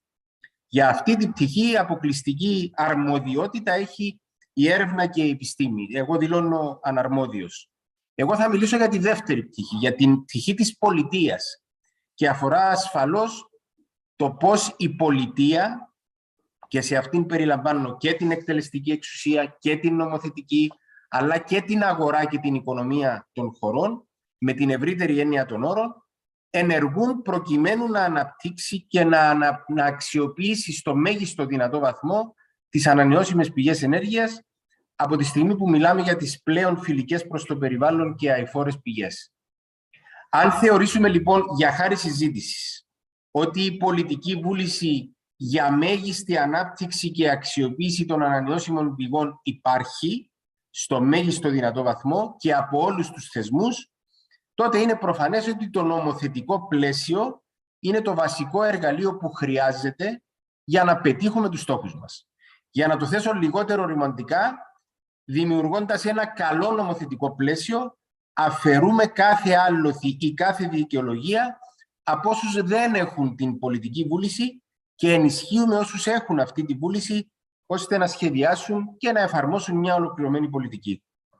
Ξεκαθαρίζω εξ αρχής ότι το νομοθετικό πλαίσιο δεν είναι πανάκια. Αναμφίβολα βέβαια, ένα κακό νομοθετικό πλαίσιο θα προκαλεί προβλήματα. Όμως αυτό δεν σημαίνει ότι ένα καλό νομοθετικό πλαίσιο από μόνο του αρκεί για να λύνει προβλήματα ή για να καλύπτει ενδεχόμενη απουσία πολιτικής βούλησης. Στην Κύπρο αυτή τη στιγμή που μιλάμε, μπορούμε να ισχυριστούμε ότι υπάρχει πλέον ένα καλό νομοθετικό πλαίσιο. Και λέω αυτή τη στιγμή ακριβώς γιατί το νομοθετικό πλαίσιο για τις ανανεώσιμες πηγές ολοκληρώθηκε ή καλύτερα συμπληρώθηκε, τελειοποιήθηκε, θεσπίστηκε πριν μόλις 15 μέρες. Και αν δεν κάνω λάθος, εκκρεμεί ακόμα η υπογραφή του από τον πρόεδρο της Δημοκρατίας αυτή τη στιγμή που μιλάμε. Σε κάθε περίπτωση, στις 2 Ιουνίου η Βουλή των Αντιπροσώπων της Κύπρου ψήφισε τον περί προώθησης και ενθάρρυνσης της χρήσης των ανανεώσιμων πηγών νόμο και τον περί της λειτουργίας του Ταμείου των Ανανεώσιμων Πηγών Ενέργειας και Εξοικονόμησης Ενέργειας νόμου. Περιληπτικά με τον πρώτο, τον περί προώθησης και ενθάρρυνσης της χρήσης των ΑΠΕ νόμο, καταργήθηκε και αντικαταστάθηκε ένας παλαιότερος νόμος του 2013 και θεσπίστηκαν μέτρα, πολιτικές και κανόνες για την προώθηση των ανανεώσιμων πηγών και την επίτευξη των εθνικών στόχων σε σχέση με τη χρήση τους για ηλεκτρισμό, θέρμανση και ψήξη. Επιπρόσθετα, ενισχύθηκε ο ρόλος των πολιτών και θεσμοθετήθηκε η στήριξη της αυτοκατανάλωσης ηλεκτρικής ενέργειας από ανανεώσιμες πηγές και η λειτουργία κοινοτήτων ανανεώσιμης ενέργειας, έτσι ώστε οι πολίτες, οι επιχειρήσεις και οι αρχές τοπικής αυτοδιοίκησης να μπορούν να συνεργάζονται σε έργα ανανεώσιμων πηγών, πετυχαίνοντας οικονομικά, περιβαλλοντικά αλλά και κοινωνικά ωφέλη. Με βάση τον νόμο αυτό, το μερίδιο ενέργειας από ανανεώσιμες πηγές στην ακαθάριστη τελική κατανάλωση ενέργειας στην Κύπρο πρέπει να είναι τουλάχιστον 13%, ώστε να είμαστε εντός του δεσμευτικού στόχου της Ευρωπαϊκής Ένωσης για τη χρήση ενέργειας από ανανεώσιμες πηγές το 2030. Επιπρόσθετα, με βάση αυτό τον νόμο, μεταξύ άλλων, θεσπίστηκαν οι τρόποι στήριξης και ενθάρρυνσης των ανανεώσιμων πηγών, απλοποιήθηκαν και επιταχύνθηκαν οι διαδικασίες αδειοδοτήσεων έργων ΑΠΕ, για τις οποίες μάλιστα τίθενται και συγκεκριμένα χρονοδιαγράμματα, τα οποία δεν ξεπερνούν τους 7 μήνες. Συστήνεται ένα σημείο επαφής, το γνωστό one-stop shop, για καθοδήγηση, πληροφόρηση και διευκόλυνση των αιτητών για διαδικασίες αδειοδότησης τέτοιων έργων. Θεσπίστηκε ενδεικτικός στόχος ετήσιας αύξησης 1,1% του μεριδίου ενέργειας από ΑΠΕ για θέρμανση και ψήξη και διευκολύνεται σχετικά πάντα η εγκατάσταση των ανανεώσιμων πηγών για αυτοκατανάλωση σε κοινόχρηστους χώρους κτηρίων και πολυκατοικίες.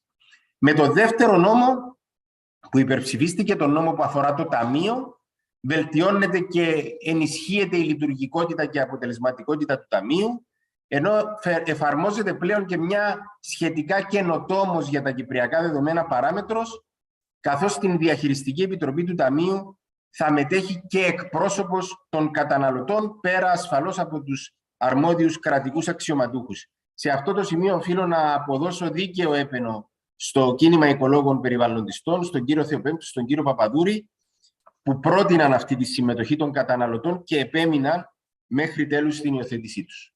Σκοπός του Ταμείου είναι ασφαλώς να χρηματοδοτούνται τα σχέδια χορηγιών ή επιδοτήσεων που εκπονούνται από το κράτος, οι δράσεις επιμόρφωσης και διαφώτισης σε θέματα ανανεώσιμων πηγών, οι μελέτες και έρευνες με στόχο την ενθάρρυνση.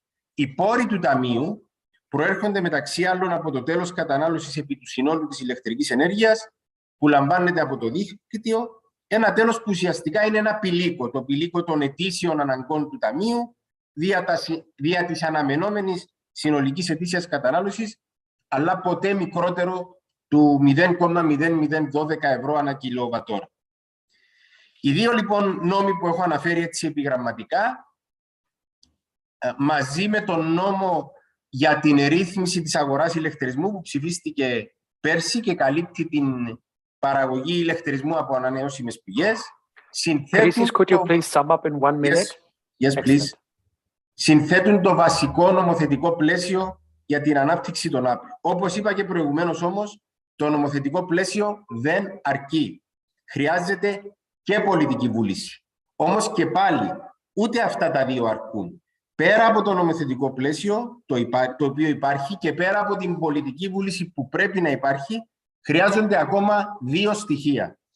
Το τρίτο λοιπόν στοιχείο είναι η αποτελεσματικότητα της κρατικής μηχανής. Είναι η κρατική μηχανή που καλείται να μετατρέψει την πολιτική βούληση για στήριξη των ΑΠΕ και το εργαλείο το οποίο δίνει το νομοθετικό πλαίσιο, αλλά ακόμα πιο κρίσιμο από την κρατική μηχανή, το τέταρτο στοιχείο είναι η χρηματοδότηση. Χρειάζεται κουλτούρα χρηματοδότησης των ανανεώσιμων πηγών τόσο από το δημόσιο όσο και από τον ιδιωτικό τομέα, και τελειώνω με αυτό. Ο δημόσιος τομέας δείχνει να ανταποκρίνεται. 269 εκατομμύρια ευρώ του σχεδίου ανάκαμψης και ανθεκτικότητας προορίζονται για την κλιματική ουδετερότητα, την ενεργειακή απόδοση και τη διείσδυση των ΑΠΕ. Μιλάμε για το 22% του συνολικού προϋπολογισμού. Η ίδια όμως ανταπόκριση πρέπει να υπάρξει και από τις τράπεζες και τα επενδυτικά ταμεία.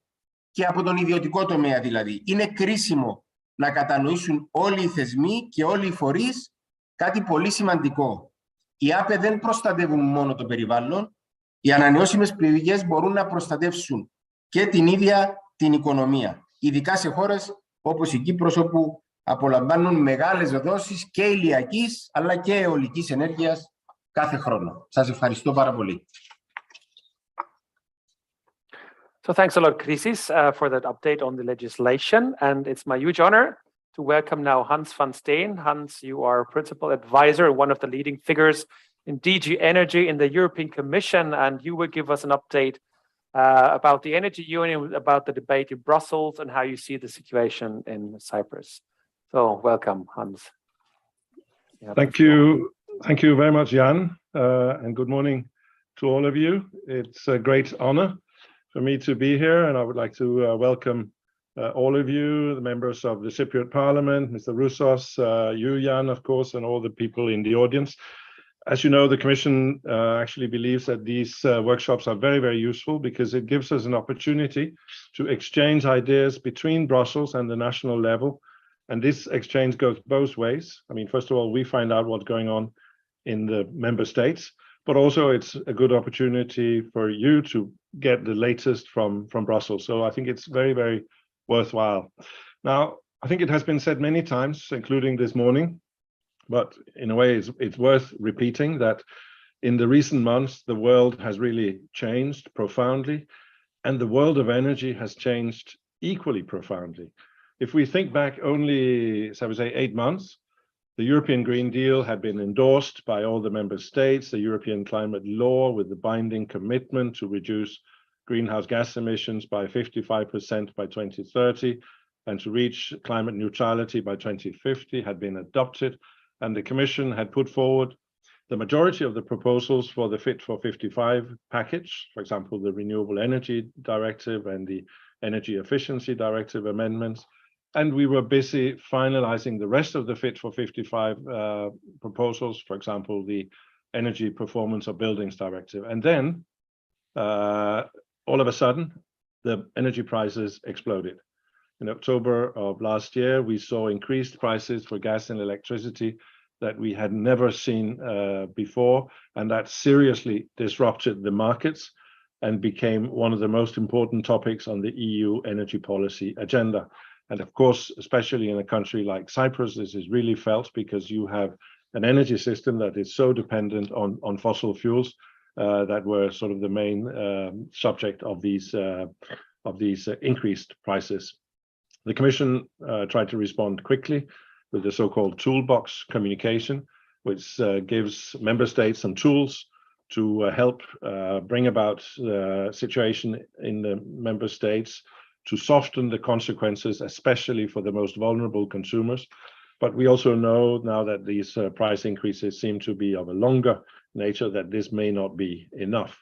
And on top of all this, of course, then on 24 February, we saw Russia's unprovoked military attack on Ukraine with all its energy policy implications. So, of course, in addition to the human suffering and the destruction, we see that there are very big implications on energy because the EU over many, many years had allowed itself to become over-dependent on imported Russian fossil fuels.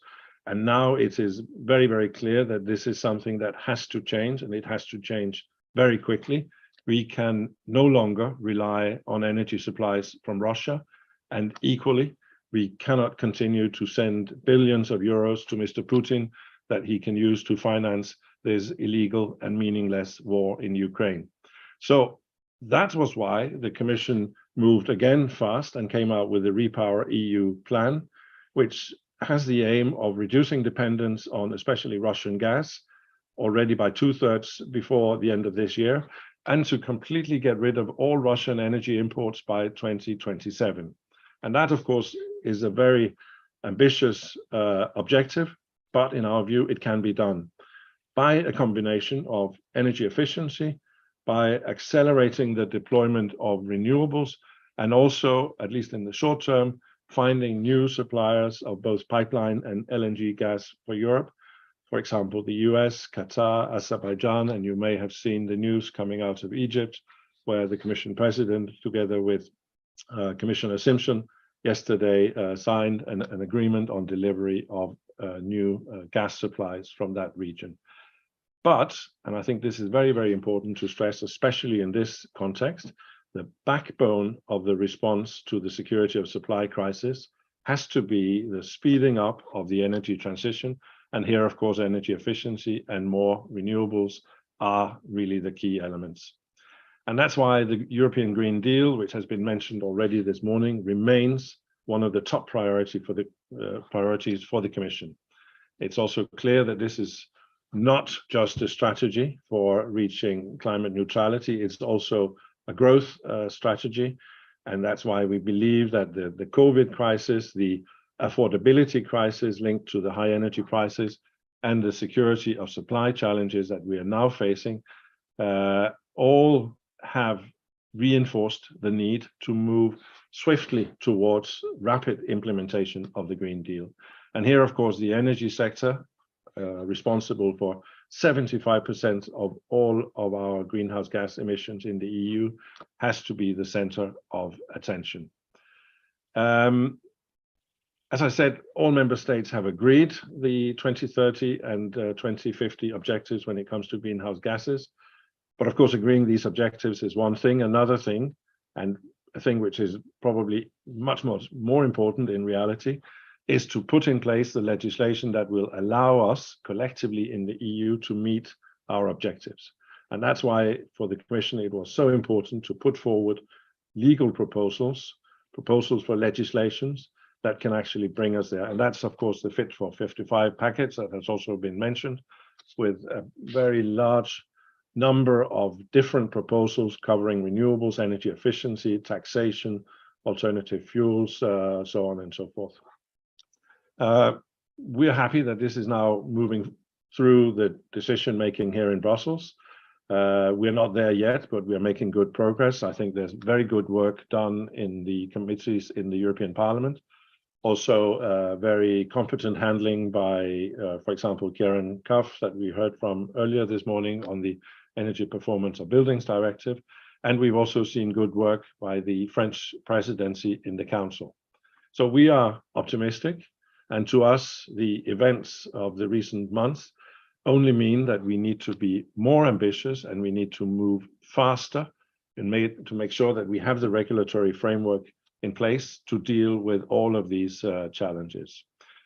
As far as energy is concerned, we think, putting it very simple, we need to do three things. We need to really improve our energy efficiency across all sectors of our economy.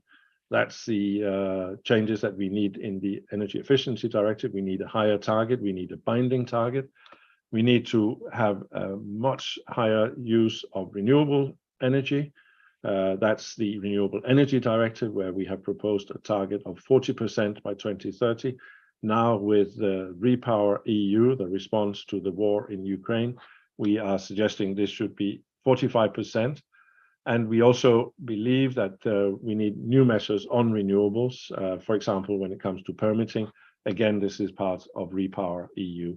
And then the third thing that we need to do is that we need to create better conditions that will facilitate the smart integration of the electricity, the heating, transport, and industry sectors in line with the strategies for energy system integration, but also in line with the hydrogen strategy from the Commission in 2020. That, I think, is really the bouquet of things that we need to do very, very urgently in the EU. Now, looking at Cyprus, and this is, of course, a workshop that should focus especially on Cyprus, we in the Commission are pleased to see that we are increasing the share of renewable energy in Cyprus and that you have met or even surpassed the binding target for 2020. We're also happy to see that there are a number of projects in the pipeline for the moment, which would bring on another 200 megawatts, and these are under construction. However, having said that, I think it's also fair to say that Cyprus has an absolutely huge potential for renewables, especially for solar, where the geographical conditions on your island are probably the best in Europe. So from that perspective, we feel that there is scope for doing even more, especially when we know that oil still constitutes something like 85% of the energy mix in Cyprus.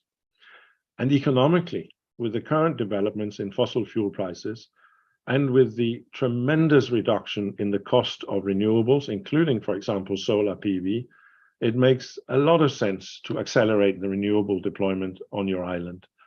The Commission with Repower EU is launching the Rooftop Solar Initiative, and I was pleased to hear of the initiatives that's also going on concerning rooftop in Cyprus. Very important. And we've also proposed, as I just mentioned, new rules on renewables permitting. What I just heard from the previous speaker there was also encouraging, because in the EU as a whole, we see far, far too complicated and too long permitting procedures that needs to be cut down. All of this would be hugely beneficial to Cyprus. And it's certainly also worthwhile for Cyprus, we believe, to look at opportunities, for example, offered by renewable energy communities and the like. The level of ambition put forward by Cyprus for renewable energy in 2030 in the framework of the National Energy and Climate Plan is more or less what results from applying the formula which is included in the directive. So I think it's 22.9%.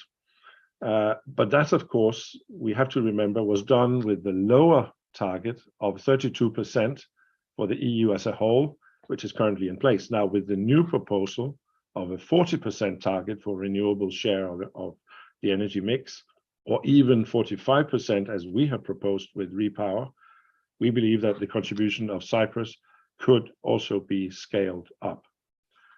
If we turn to energy efficiency, we know that there are some good initiatives included in the recovery and resilience plans that was also mentioned earlier. We're very happy to see that.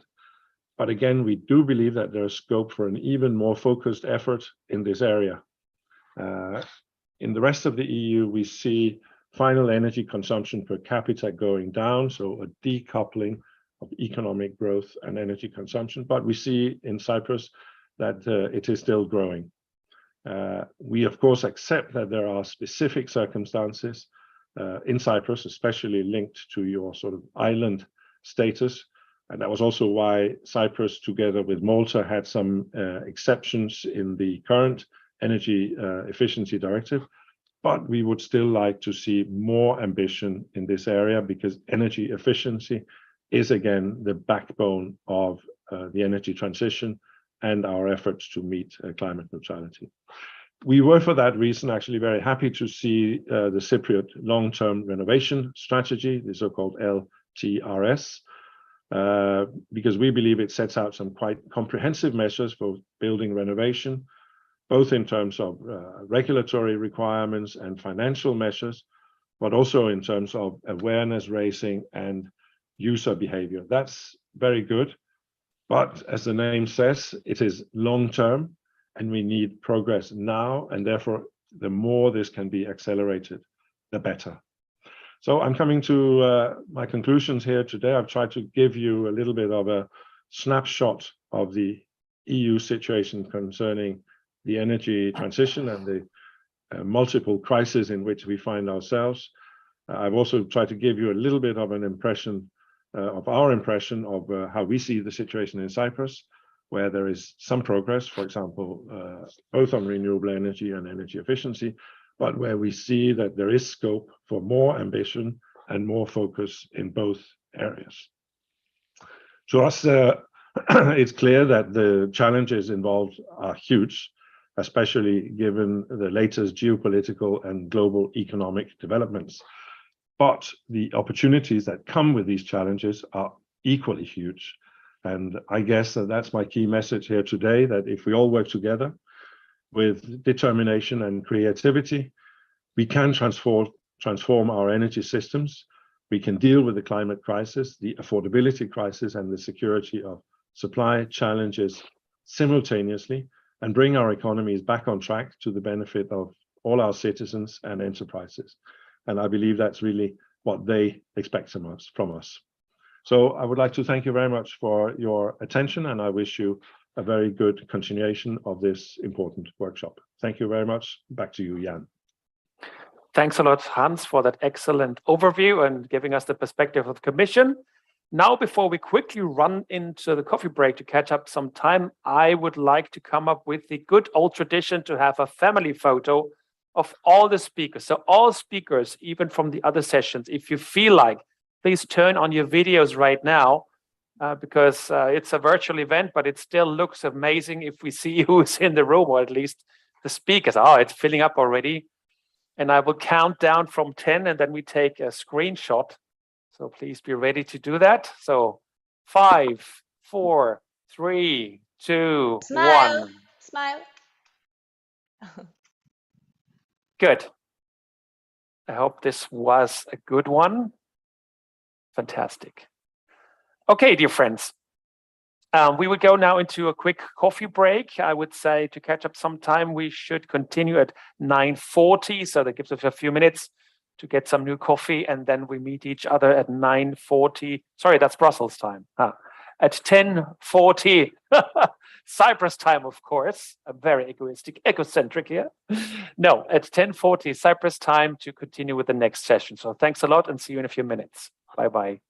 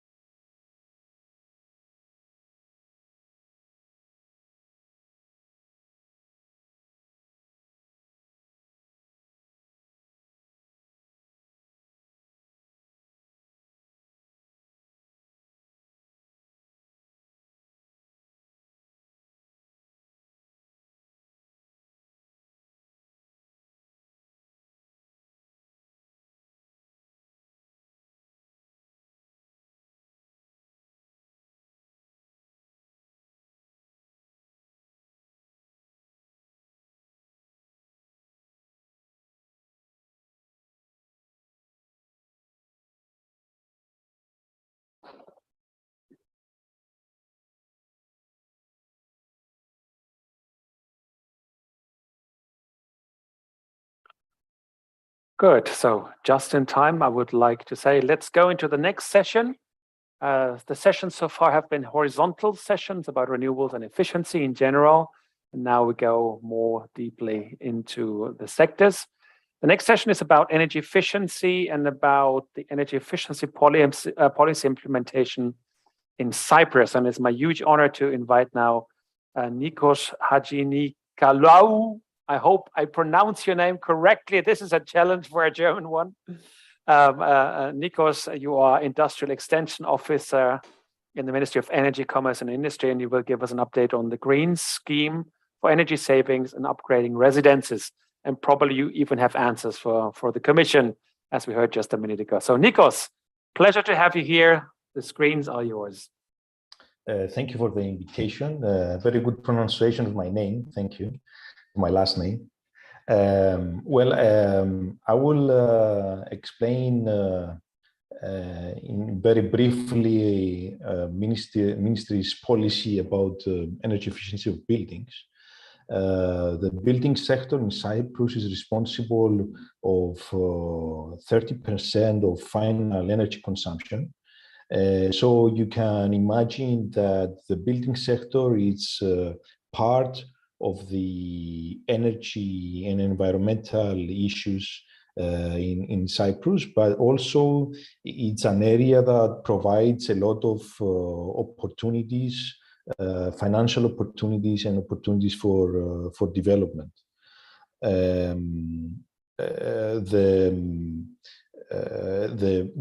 new buildings have been regulated since 2007. And these regulations have been upgraded 5 times so far.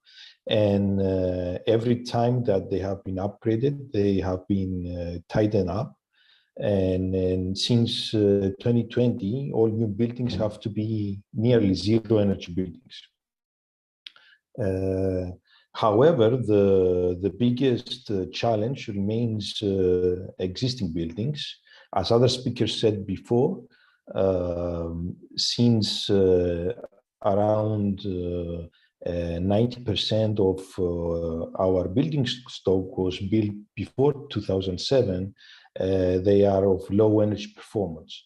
So since 2004, we've tried with financial incentives to stimulate investments in upgrading existing buildings. We first started in 2004, as I said, with financing single measures, for example, roof insulations, replacing of windows, replacing of solar panels.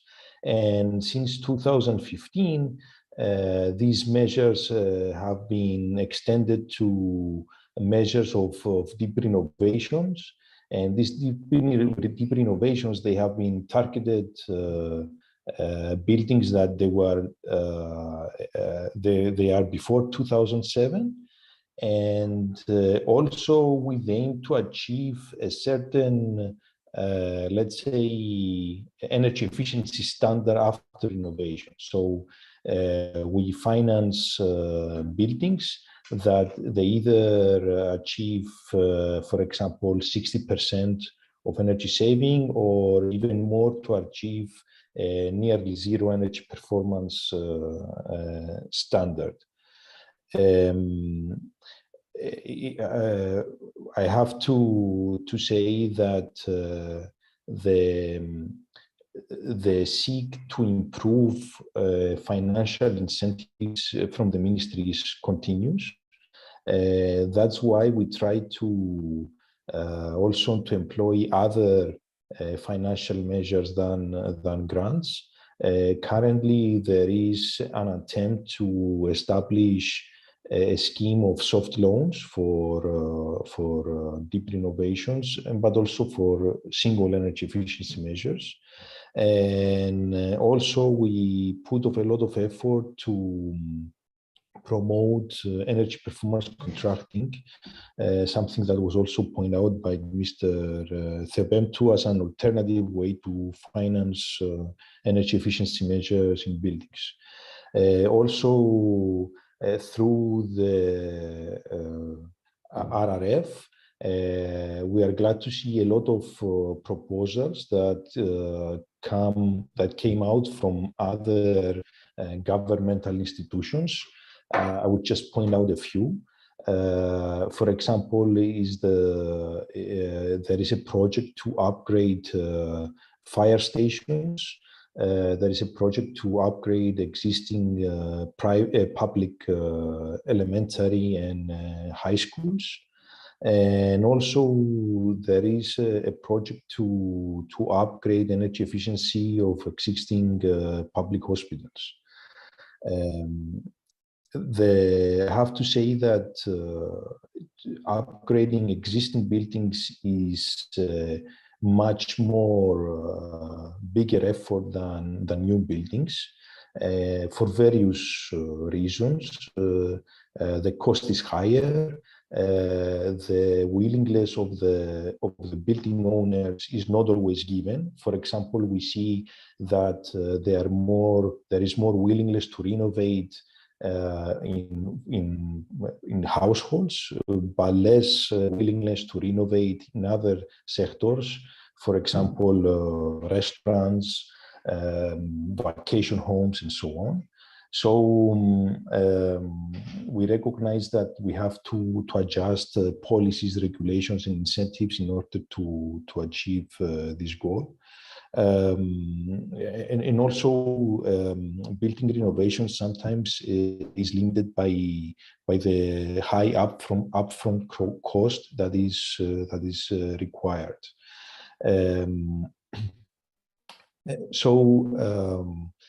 We think that we need the right mix of incentives, regulations, and informations in order to mobilize private investment in building renovation. And our goal is to eventually achieve the 3% renovation rate, because the ultimate goal is to have a building CO2 neutral building stock by 2050. Thank you. Okay, thanks a lot, Nikos. And I would like to invite now the next speaker, Sula Kara. Sula, you are an expert in buildings in the Cyprus Energy Agency. So Sula, great to hear from you about the untapped potential for efficiency in Cyprus. Welcome. Good morning. Thank you very much, John. Thank you very much for the invitation. Please allow me to share my screen. Yes, go ahead. My presentation will be in Greek. Η ανάγκη για τη δημιουργία ενεργειακά αποδοτικών κτηρίων. Can you see my screen? Yeah.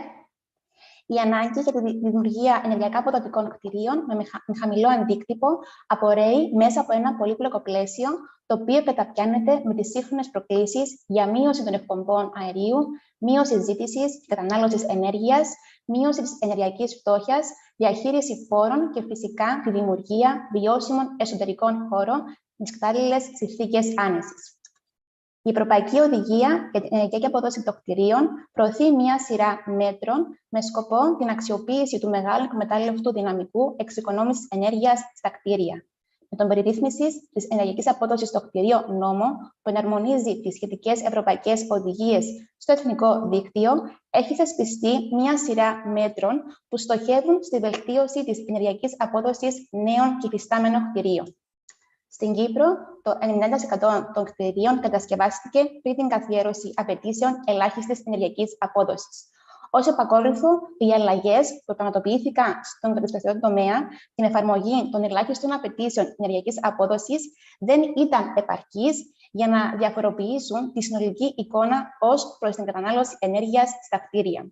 Σύμφωνα με στατιστικά στοιχεία, οι κατοικίες εκτιμάται ότι ευθύνονται για το 18% της τελικής κατανάλωσης ενέργειας, ενώ το 12% οφείλεται σε κτίρια που αφορούν το εμπόριο, τα ξενοδοχεία ή τις υπηρεσίες, κυρίως κτίρια-γραφεία. Αυτά τα στοιχεία αντανακλούν στην τελική κατανάλωση ενέργειας του τομέα των κτιρίων, όπου αυτή σημείωσε δραματική αύξηση από τα τέλη της δεκαετίας του 90 και μετέπειτα. Σε σχέση με τις επεμβάσεις που ξεκίνησαν να εφαρμόζονται από το 2009, μπορούμε να δούμε την ανάγκη για ενεργειακή αναβάθμιση. Μία από τις βασικότερες παραμέτρους για την κατασκευή ενεργειακά αποδοτικών κτηρίων είναι η θερμομόνωση. Μέχρι το 2018, το 50% του υφιστάμενου κτηριακού αποθέματος είχε εγκατεστημένους διπλούς γυαλοπίνακες. Το ποσοστό αυτό παρουσιάζει μια αύξηση της τάξεως του 7% σε σχέση με το 2009. Αύξηση κατά 4% υπήρξε και στη θερμομόνωση οροφής την τελευταία δεκαετία. Το μέτρο αυτό επιδεικνύει υψηλό δείκτη ωφέλους κόστους, δηλαδή διασφαλίζει με αποτελεσματικό τρόπο αυξημένη ενεργειακή απόδοση των κτηριακών μονάδων και κατά επέκταση χαμηλή κατανάλωση ενέργειας με χαμηλό σχετικό αρχικό κόστος. Οι θερμομονώσεις που ολοκληρώθηκαν τη συγκεκριμένη δεκαετία μείωσαν το συνολικό ποσοστό των κατοικιών με καθόλου θερμομόνωση από 54,4% το 2009 σε 53,9% το 2018. Ποσοστό το οποίο, ωστόσο, παραμένει σε υψηλά επίπεδα. Πλέον, η προσοχή για την ανάπτυξη του τομέα περιβάλλοντος στρέφεται σε τρεις βασικούς στόχους: την αξιοποίηση, ανακαίνιση και επανάχρηση του φυστάμενου κτηριακού αποθέματος, τη δημιουργία νέων ενεργειακά αποδοτικών κτηρίων στη βάση ολιστικού σχεδιασμού και τη δημιουργία λειτουργικών και αυθεκτικών δημόσιων χώρων. Σημαντικός παράγοντας στην ενεργειακή αναβάθμιση του φυστάμενου κτηριακού αποθέματος θεωρείται η μακροπρόθεσμη στρατηγική ανακαίνιση του εθνικού κτηριακού αποθέματος δημόσιων και ιδιωτικών κτηρίων. Συγκεκριμένα, ο στόχος είναι η μετατροπή των υφιστάμενων ενεργοβόρων κτηρίων σε κτίρια υψηλής ενεργειακής απόδοσης, τονίζοντας την ανάγκη για αναθεώρηση και ενίσχυση των πολιτικών και δράσεων για επίτευξη της εξοικονόμησης ενέργειας. Η ανακαίνιση του υφιστάμενου κτηρίου προωθείται με διάφορα κανονιστικά μέτρα, κίνητρα, εθελοντικές συμφωνίες, εκπαίδευση και δραστηριότητες ενημέρωσης. Μερικά από αυτά τα μέτρα αφορούν ενίσχυση των πιστοποιητικών ενεργειακής απόδοσης στην αγορά ακινήτων. Αυτό θα απαιτήσει την αναθεώρηση του ισχύοντος νομοθετικού πλαισίου που αφορά την πώληση και μίσθωση κτηρίων, τη σύνδεση του πιστοποιητικού με οικονομικά κίνητρα και τον τρόπο με τον οποίο το πιστοποιητικό μπορεί να συνδεθεί με φορολογικές πολιτικές.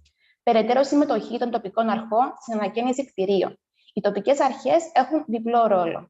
Ως αρχές έκδοσης οικοδομικών αδειών, έχουν ευθύνη για την εφαρμογή των ελάχιστων απαιτήσεων ενεργειακής απόδοσης. Η επίβλεψη των κτηρίων αυτών φαίνεται δυσκολότερο να αποπτεύεται, καθώς η ανακαίνιση μπορεί να μην δηλωθεί στην τοπική αρχή από τον ιδιοκτήτη. Από την άλλη πλευρά, οι τοπικές κοινότητες χρησιμοποιούν κτίρια για τις διοικητικές ανάγκες τους, τα οποία είναι συνήθως χαμηλής ενεργειακής απόδοσης. Θα πρέπει να εξεταστούν τρόποι για συνέργειες με το σύμφωνο των δημάρχων, ο τρόπος με τον οποίο τα κτίρια των τοπικών αρχών θα μπορούσαν να λειτουργήσουν ως παραδειγματικά έργα και ο τρόπος με τον οποίο η εκπαίδευση του προσωπικού των τοπικών αρχών θα βελτιώσει την εφαρμογή των απαιτήσεων ελάχιστης ενεργειακής απόδοσης. Παράλληλα, ανακαινήσεις μεγάλης κλίμακας μέσω της εξασφάλισης πόρων από το Ευρωπαϊκό Ταμείο Συνοχής και Ανάπτυξης για την περίοδο 2021-2027, επιπλέον μεμονωμένα στοχευμένα μέτρα που χαρακτηρίζονται ως βέλτιστα σε κόστος, καθώς και μέτρα που συνδυάζονται με εργασίες συντήρησης που χρηματοδοτούνται κυρίως από τα εθνικά ταμεία και τέλος μέτρα αλλαγής στη συμπεριφορά. Ο λειτουργός εξοικονόμησης ενέργειας που διορίζεται σε κάθε δημόσιο κτίριο έχει το δικαίωμα να καταγράφει την κατανάλωση ενέργειας και να προωθεί την ενεργειακή απόδοση κυρίως με ήπια μέτρα.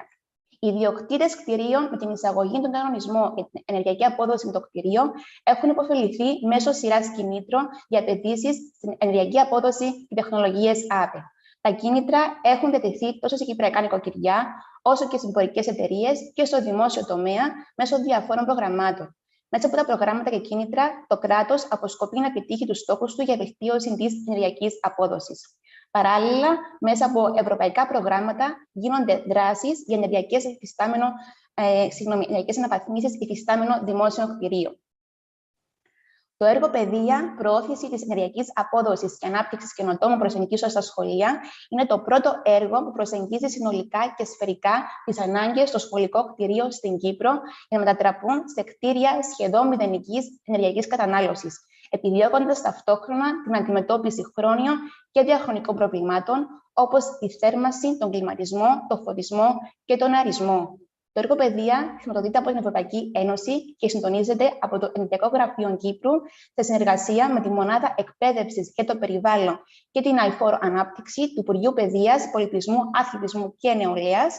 Θα αναλάβει ένα ευρύ φάσμα ενεργειών με στόχο τη βελτίωση της ενεργειακής απόδοσης και τον συνθηκών άνεσης 25 τουλάχιστον δημόσιο σχολικό κτηρίων στην Κύπρο, συμβάλλοντας με αυτόν τον τρόπο και στην επίτευξη των εθνικών και ευρωπαϊκών στόχων της Κύπρου για την ενέργεια και το κλίμα.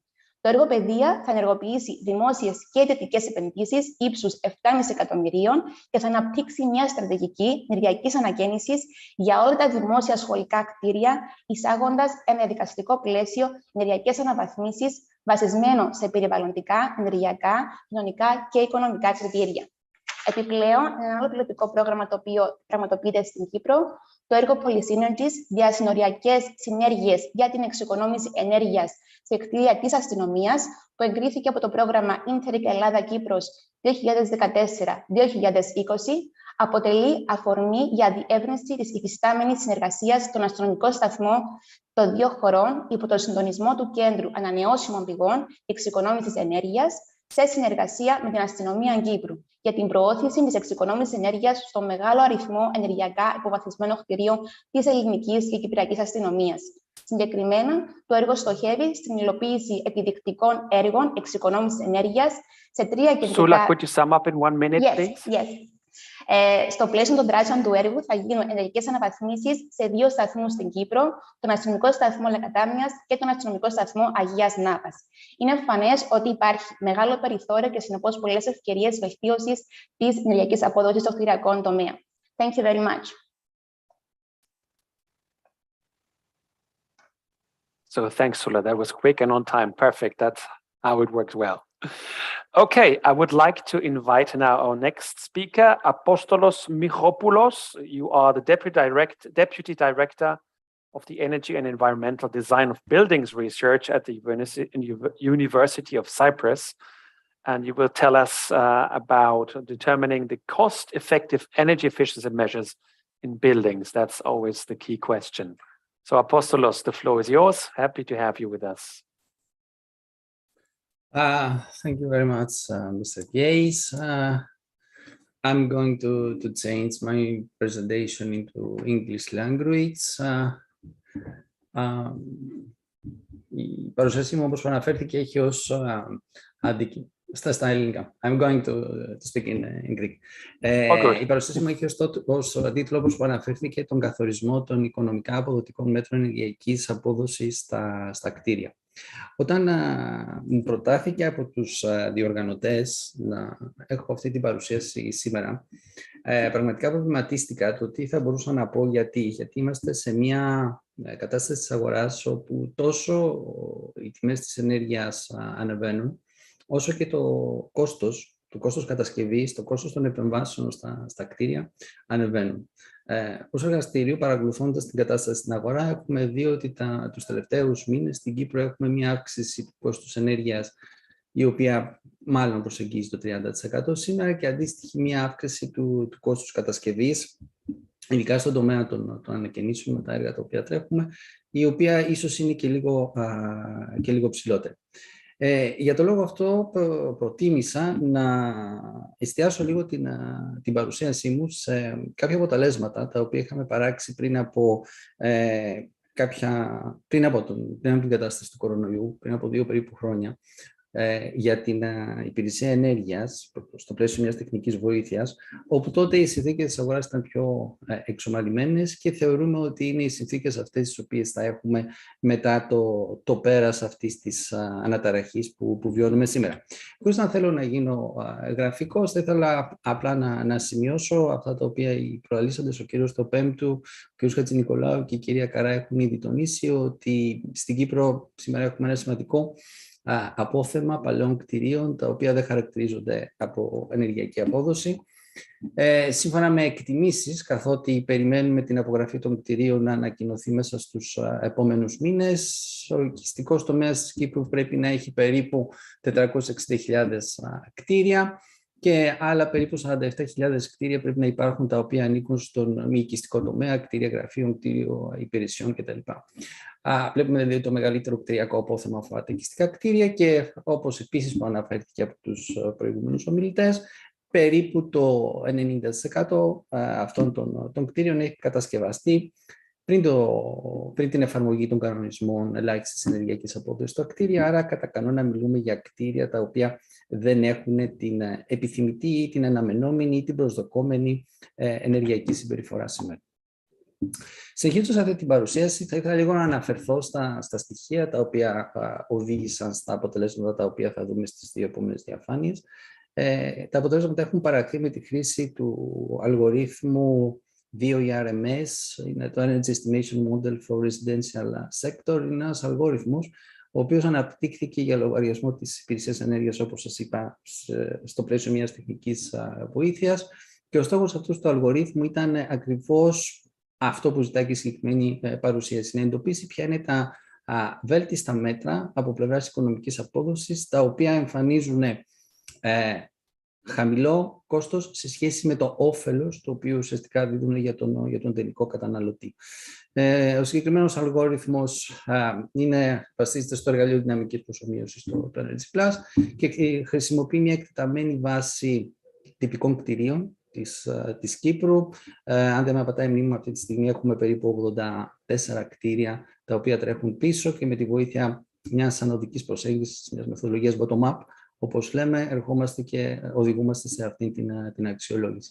Τη βοήθεια λοιπόν αυτού του αλγορίθμου έχουν αξιολογηθεί μέτρα ενεργειακής αναβάθμισης που αφορούν τόσο το κτηριακό κέλυφος, όσο και τα ηλεκτρομηχανολογικά συστήματα, ξεκινώντας από τα πιο απλά, τα πιο συνηθισμένα, μέχρι και τα πιο σύνθετα. Στη συνέχεια θα παρουσιάσω μόνο τα βασικά μέτρα. Δεν ήθελα να σπαταλήσω το χρόνο δίνοντας κάποια παραδείγματα από πιο σύνθετα μέτρα, τα οποία θα μπορούσαμε να τα συζητήσουμε σε κάποια εξειδικευμένη συνάντηση, κάποιο εξειδικευμένο σεμινάριο. Και να τονίσω εδώ ότι η σύγκριση της αποτελεσματικότητας όλων αυτών των μέτρων γίνεται με ένα βασικό σενάριο αναφοράς, το οποίο προβλέπει ότι το κτίριο σύγκρισης είναι ένα κτίριο κατασκευασμένο κάπου στις αρχές του 2000 στην Κύπρο, με την τεχνοτροπία εκείνης της περίοδου, ένα κτίριο δηλαδή το οποίο δεν έχει εφαρμόσει κάποιο κανονισμό όσο αφορά την ελάχιστη ενεργειακή απόδοση. Προφανώς, όπως προανέφεραν και οι προλαλήσαντες, τα αποτελέσματα αυτά μπορούν εύκολα να εφαρμοστούν στο 89 με 90% περίπου του υφιστάμενου κτηριακού αποθέματος. Ξεκινώντας λίγο και αναλύοντας τα κτίρια μονοκατοικίας, τα οποία θα πρέπει να τονίσω εδώ ότι αποτελούν ένα σημαντικό ποσοστό των κτιρίων κατοικιών τα οποία έχουμε στην Κύπρο, βλέπουμε ότι τα 5 πιο βασικά μέτρα από πλευράς οικονομικής αποδοτικότητας, τα οποία μπορούν να εφαρμοστούν σε αυτό τον τομέα, είναι η θερμομόνωση της οροφής. Ουσιαστικά ο κατακόρυφος άξονας, κάθετος άξονας αυτού του διαγράμματος, μας δίδει το λόγο του κόστους επένδυσης, τα ευρώ δηλαδή τα οποία χρειαζόμαστε να επενδύσουμε, σε σχέση με την εξοικονόμηση ενέργειας την οποία επιτυγχάνουμε. Προφανώς, όσο μικρότερος είναι αυτός εδώ ο λόγος, όσο μικρότερο είναι ο αριθμός τον οποίο βλέπουμε, τόσο πιο αποδοτικό είναι το συγκεκριμένο μέτρο. Άρα, για τα κτίρια μονοκατοικίας, το αποδοτικότερο μέτρο, το οποίο έχει προκύψει από τη συγκεκριμένη μελέτη, είναι η θερμομόνωση της οροφής. Στη συνέχεια είναι η τοποθέτηση ενός ηλιακού συστήματος, το οποίο αφορά την παραγωγή ζεστού νερού χρήσης, η εγκατάσταση αντιών θερμότητας για την κάλυψη τόσο της θέρμανσης όσο και της ψήξης των κτίριων. Και εδώ ουσιαστικά μιλούμε για αντλίες θερμότητας υψηλής ενεργειακής απόδοσης. Αυτές οι οποίες, σύμφωνα με την ενεργειακή τυποποίηση, το Energy Labeling της Ευρωπαϊκής Ένωσης, κατατάσσονται στην κατηγορία Α3C. Ακολουθεί η αντικατάσταση των ηλεκτρικών και των ηλεκτρονικών συσκευών που έχουν σήμερα τα κτίρια, όπως επίσης και η αντικατάσταση του συστήματος φωτισμού, προφανώς με σύγχρονες συσκευές, χαμηλές ενεργειακής απόδοσης και λαμπτήρες τύπου φωτοδιόδου, LED.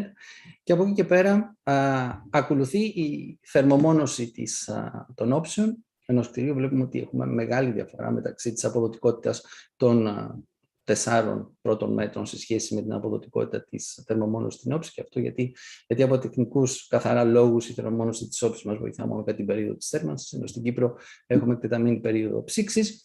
Και το τελευταίο μέτρο από αυτά τα οποία θα παρουσιαστούν σήμερα έχει να κάνει με την αντικατάσταση των εξωτερικών ανοιγμάτων και πάλι βλέπουμε ότι η αποτελεσματικότητα αυτού του μέτρου, συγκρινούμενη με όλα τα υπόλοιπα, δεν είναι τόσο χαμηλή. Τώρα, περνώντας στην επόμενη διαφάνεια που αφορά τα κτίρια πολυκατοικιών και αντιμετωπίζοντας και βλέποντας πάλι τα ίδια περίπου μέτρα, βλέπουμε ότι η εικόνα και πάλι παραμένει ίδια, δεν αλλάζει. Και πάλι πιο αποδοτικό μέτρο είναι η θερμομόνωση της οροφής και ακολουθεί από την τοποθέτηση ηλιακού θερμικού συστήματος για την παραγωγή ζεστού νερού χρήσης, αντλία θερμότητας υψηλής ενεργειακής απόδοσης, αντικατάσταση των ηλεκτρικών ηλεκτρονικών συσκευών και των συστημάτων φωτισμού και στη συνέχεια έρχεται πάλι η θερμομόνωση των όψεων και η αντικατάσταση των εξωτερικών ανοιγμάτων. Συνοψίζοντας τα αποτελέσματα αυτής της ανάλυσης, αυτής της μελέτης, μπορούμε να πούμε ότι η κατάταξη των μέτρων ενεργειακής αναβάθμισης με κριτήριο την οικονομική σκοπιμότητα για τα κτίρια της Κύπρου είναι η θερμομόνωση της οροφής. Σε αυτήν εδώ πέρα τη διαφάνεια βλέπουμε επίσης και τον εκτιμόμενο χρόνο αποπληρωμής μιας επένδυσης όσο αφορά τις μονοκατοικίες, στον πρώτο αριθμό, και τις πολυκατοικίες στο δεύτερο, 3,6 χρόνια για μια μονοκατοικία, 2,3 για την περίπτωση της πολυκατοικίας. Η εγκατάσταση ενός ηλιακού θερμικού συστήματος για την παραγωγή ζεστού νερού χρήσης, όπου αποσβαίνεται κοντά στα 5 χρόνια. Η εγκατάσταση αντλίας θερμότητας με απόσβεση γύρω στα 5 με 6 χρόνια. Η αντικατάσταση ηλεκτρικών συσκευών με ένα χρόνο αποπληρωμής της συγκεκριμένης επένδυσης μεταξύ 8 και 7 ετών και, όπως προείπαμε, ακολουθεί η θερμομόνωση των όψεων και η τοποθέτηση των βελτιωμένων εξωτερικών κουφωμάτων. Σας ευχαριστώ πολύ για την προσοχή σας. So thanks a lot, Apostolos.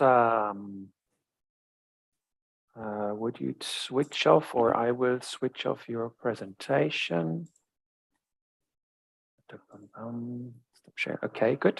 So now our next speaker is Constantia Constantino. Constantia, you are Planning Officer in the Directorate General of Growth of the Ministry of Finance. And you have a very specific and challenging topic, which is about cross-border cooperation projects for energy savings in public buildings in the framework of the Interreg 5A Greece Cyprus 2014 to 2020 program. So for those who don't know, these Interreg programs sounds complicated, but in fact it's huge stuff, and we were happy to learn from you, Constantia. So the floor is yours. The screens, not the floor, the screens. Thank you very much. I hope you can see my presentation as well. Okay, great. So I would like to thank you on behalf of the Permanent Secretary of the Directorate General Growth for the invitation to today's workshop. It is with great pleasure that we accepted to participate, and an honor for us to present one of our projects that is already being implemented in the framework of the Interreg Greece Cyprus program. Now allow me to switch to Greek, which is the official language of the program. Η Γενική Διεύθυνση Ανάπτυξης είναι η εθνική αρχή στην Κύπρο για τα προγράμματα ευρωπαϊκής εδαφικής συνεργασίας, γνωστά και ως Interreg.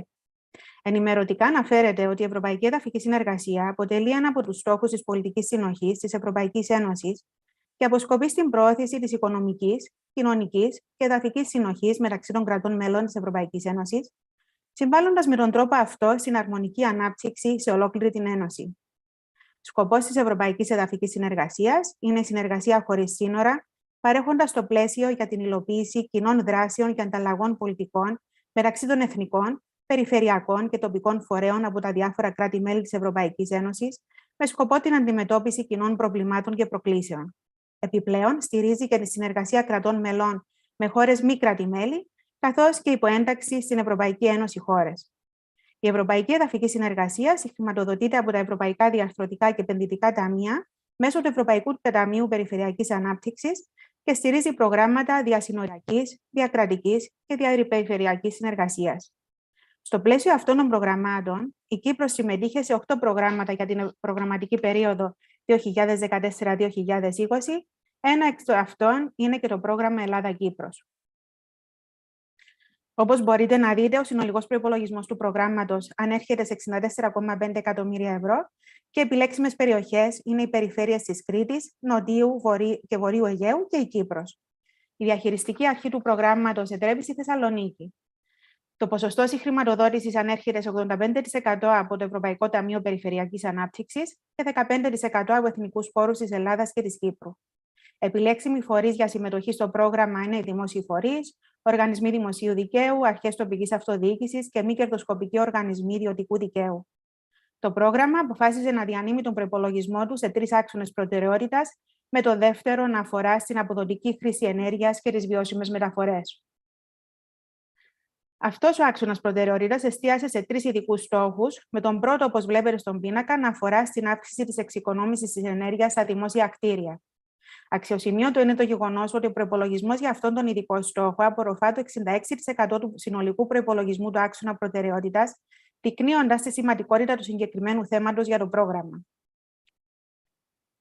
Το πρόγραμμα έχει εγκρίνει σε αυτόν τον ειδικό στόχο 9 έργα και έχουν συνολικό προϋπολογισμό σχεδόν 19 εκατομμύρια ευρώ περίπου.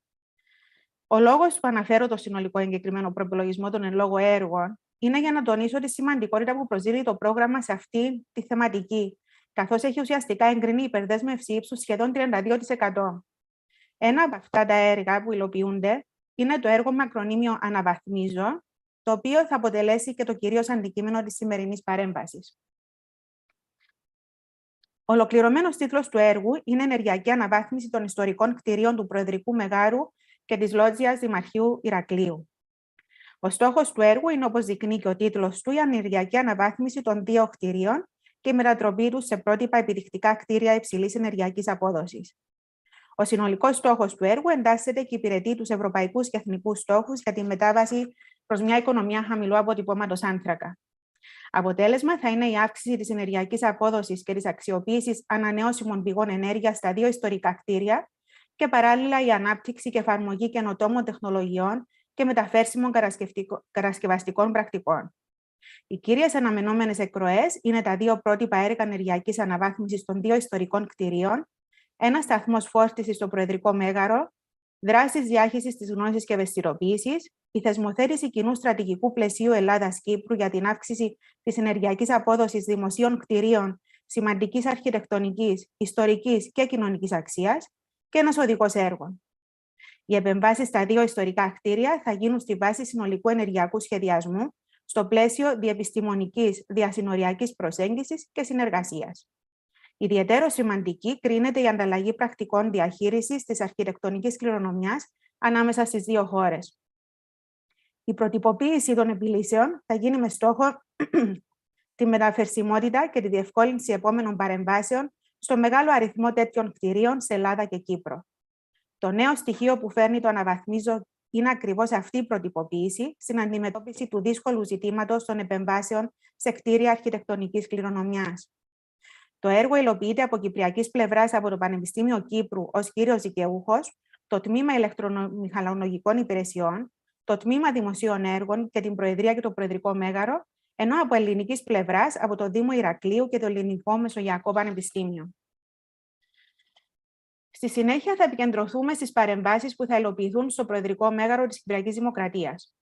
Σε αυτό το σημείο θα ήθελα να κάνω μια μικρή ιστορική αναδρομή της κατασκευής του Προεδρικού Μεγάρου, το οποίο βλέπετε στη φωτογραφία, και των τροποποιήσεων που έχουν γίνει μέχρι στιγμής. Στο σημείο που βρίσκεται το σημερινό Προεδρικό Μέγαρο, βρισκόταν μέχρι το 1931 το κυβερνείο της Μεγάλης Βρετανίας, καθώς η Κύπρος ήταν αποικία του στέμματος. Μετά τα γεγονότα της 21ης Οκτωβρίου 1931, κατά τα οποία το κυβερνείο καταστράφηκε, αποφασίστηκε η κατασκευή του νέου κυβερνείου στον ίδιο χώρο. Στόχος ήταν η κατασκευή ενός εντυπωσιακού κτηρίου, το οποίο ξεκίνησε το 1933. Το κτίριο είναι σε σχήμα π και οι κτηριακοί όγκοι είναι μακρόστενοι και ενσωματώνουν ημιυπαίθριους χώρους, κυρίως περιμετρικά της εσωτερικής αυλής. Το κτίριο έχει στοιχεία κορτικού ρυθμού όσον αφορά στις καμάρες που υπάρχουν στο ισόγειο και στον όροφο. Η βόρεια πλευρά είναι στο μεγαλύτερο μέρος της διόροφη, ενώ στο μέσο της υψώνεται ένας πύργος 2 επιπλέον ορόφων, το οποίο αποτελεί αντιγραφή του μεσαιωνικού κάστρου Κολοσσίου. Οι πτέρυγες ανατολικά και δυτικά της αυλής διατηρούνται ισόγειες, ενώ η νότια πλευρά παραμένει ανοιχτή. Η στέγη καλύπτεται από κεραμίδια τοπικής κατασκευής, ενώ παράλληλα υπάρχουν θόλοι που αποτελούν στοιχεία βυζαντινής και οθωμανικής εποχής. Η κύρια είσοδος τοποθετείται στο κέντρο της βόρειας πλευράς του κτηρίου και αναδεικνύεται με τη δημιουργία ενός πέτρινου διόροφου όγκου που χαρακτηρίζεται από μια στοά στο ισόγειο και μια μικρότερη καλυμμένη βεράντα στον όροφο. Χαρακτηριστικό είναι το βρετανικό οικόσιμο ανάμεσα στις δύο κεντρικές καμάρες. Η τοιχοποιία του κτηρίου είναι πέτρινη από τοπικό πορόλιθο γερολάκτου και κλειμμένες οροφές και το εσωτερικό ενδιάμεσο πάτωμα ήταν ξύλινα από κυπριακή και εισαγωμένη ξυλία. Οι επίπεδες οροφές ήταν από πλεισμένο σκυρόδεμα. Τα αυθεντικά κουφώματα δυστυχώς δεν διατηρούνται σήμερα, αλλά από φωτογραφίες και άλλο αρχαιακό υλικό φαίνεται να αποτελούνταν από χαλίβδινο σκελετό. Τα παράθυρα ήταν δίφυλλα ανασυρώμενα, με τα δύο φύλλα να σύρονται κατακόρυφα. Οι μπαλκονόπορτες αποτελούνταν από τρίφυλλη ανοιγόμενη πόρτα και περιστρεφόμενο φεγγίρι στο πάνω μέρος. Η θέρμανση του κτηρίου γινόταν με τη χρήση τζακιών, ενώ ήταν εγκαριστημένο κεντρικό σύστημα παροχής ζεστού νερού, χρησιμοποιώντας άνθρακα, μια νέα για την εποχή τεχνολογία. Επίσης, το σύστημα ηλεκτρικής εγκατάστασης ήταν προηγμένο για την εποχή. Το 1960 το κτίριο μετατρέπεται στο προεδρικό μέγαρο της νεοσύστατης Κυπριακής Δημοκρατίας. Δυστυχώς, κατά το πραξικόπημα της 15ης Ιουλίου 1974, το κτίριο πυρπολείται και καταστρέφεται σχεδόν ολοσχερός, αφού διατηρούνται μόνο οι πέτρινοι τοίχοι και οι πέτρινες οροφές. Το 1977 αρχίζει η αποκατάσταση του κτηρίου από το αρχιτεκτονικό γραφείο των αδερφών Φιλίππου με οικονομική ενίσχυση από την Ελλάδα. Η αποκατάσταση ολοκληρώθηκε το 1979. Οι κύριες επεμβάσεις που έγιναν στο κτίριο αφορούσαν στη διατήρηση και επιδιόρθωση των πέτρινων τοίχων και καμάρων, καθώς και των οροφών από σκυρόδεμα. Επίσης, ανακατασκευάζεται η ξύλινη οροφή, ενώ τα ξύλινα εσωτερικά ενδιάμεσα πατώματα αντικαθίστανται από πλάκα οπλισμένου σκυροδέματος. Γίνονται μικρές επεκτάσεις και προσθήκες για βελτίωση της λειτουργικότητας του κτηρίου. Τοποθετείται κεντρικό σύστημα θέρμανσης ψήξης και σύστημα μηχανικού εξαρισμού. Τα κουφώματα αντικαθίστανται με νέα αλουμινίου, αγνοώντας τη μορφή των αυθεντικών. Γενικά, μπορούμε να πούμε ότι η αποκατάσταση του κτηρίου δεν έγινε με γνώμονα την αυθεντική μορφή και υλικότητα του. Μια σημαντική απόφαση διατήρησης της ιστορικότητας του κτηρίου αφορά στη διατήρηση των αυθεντικών κατεστραμμένων κουφωμάτων στις καμάρες στο ανατολικό και δυτικό άκρο του κτηρίου.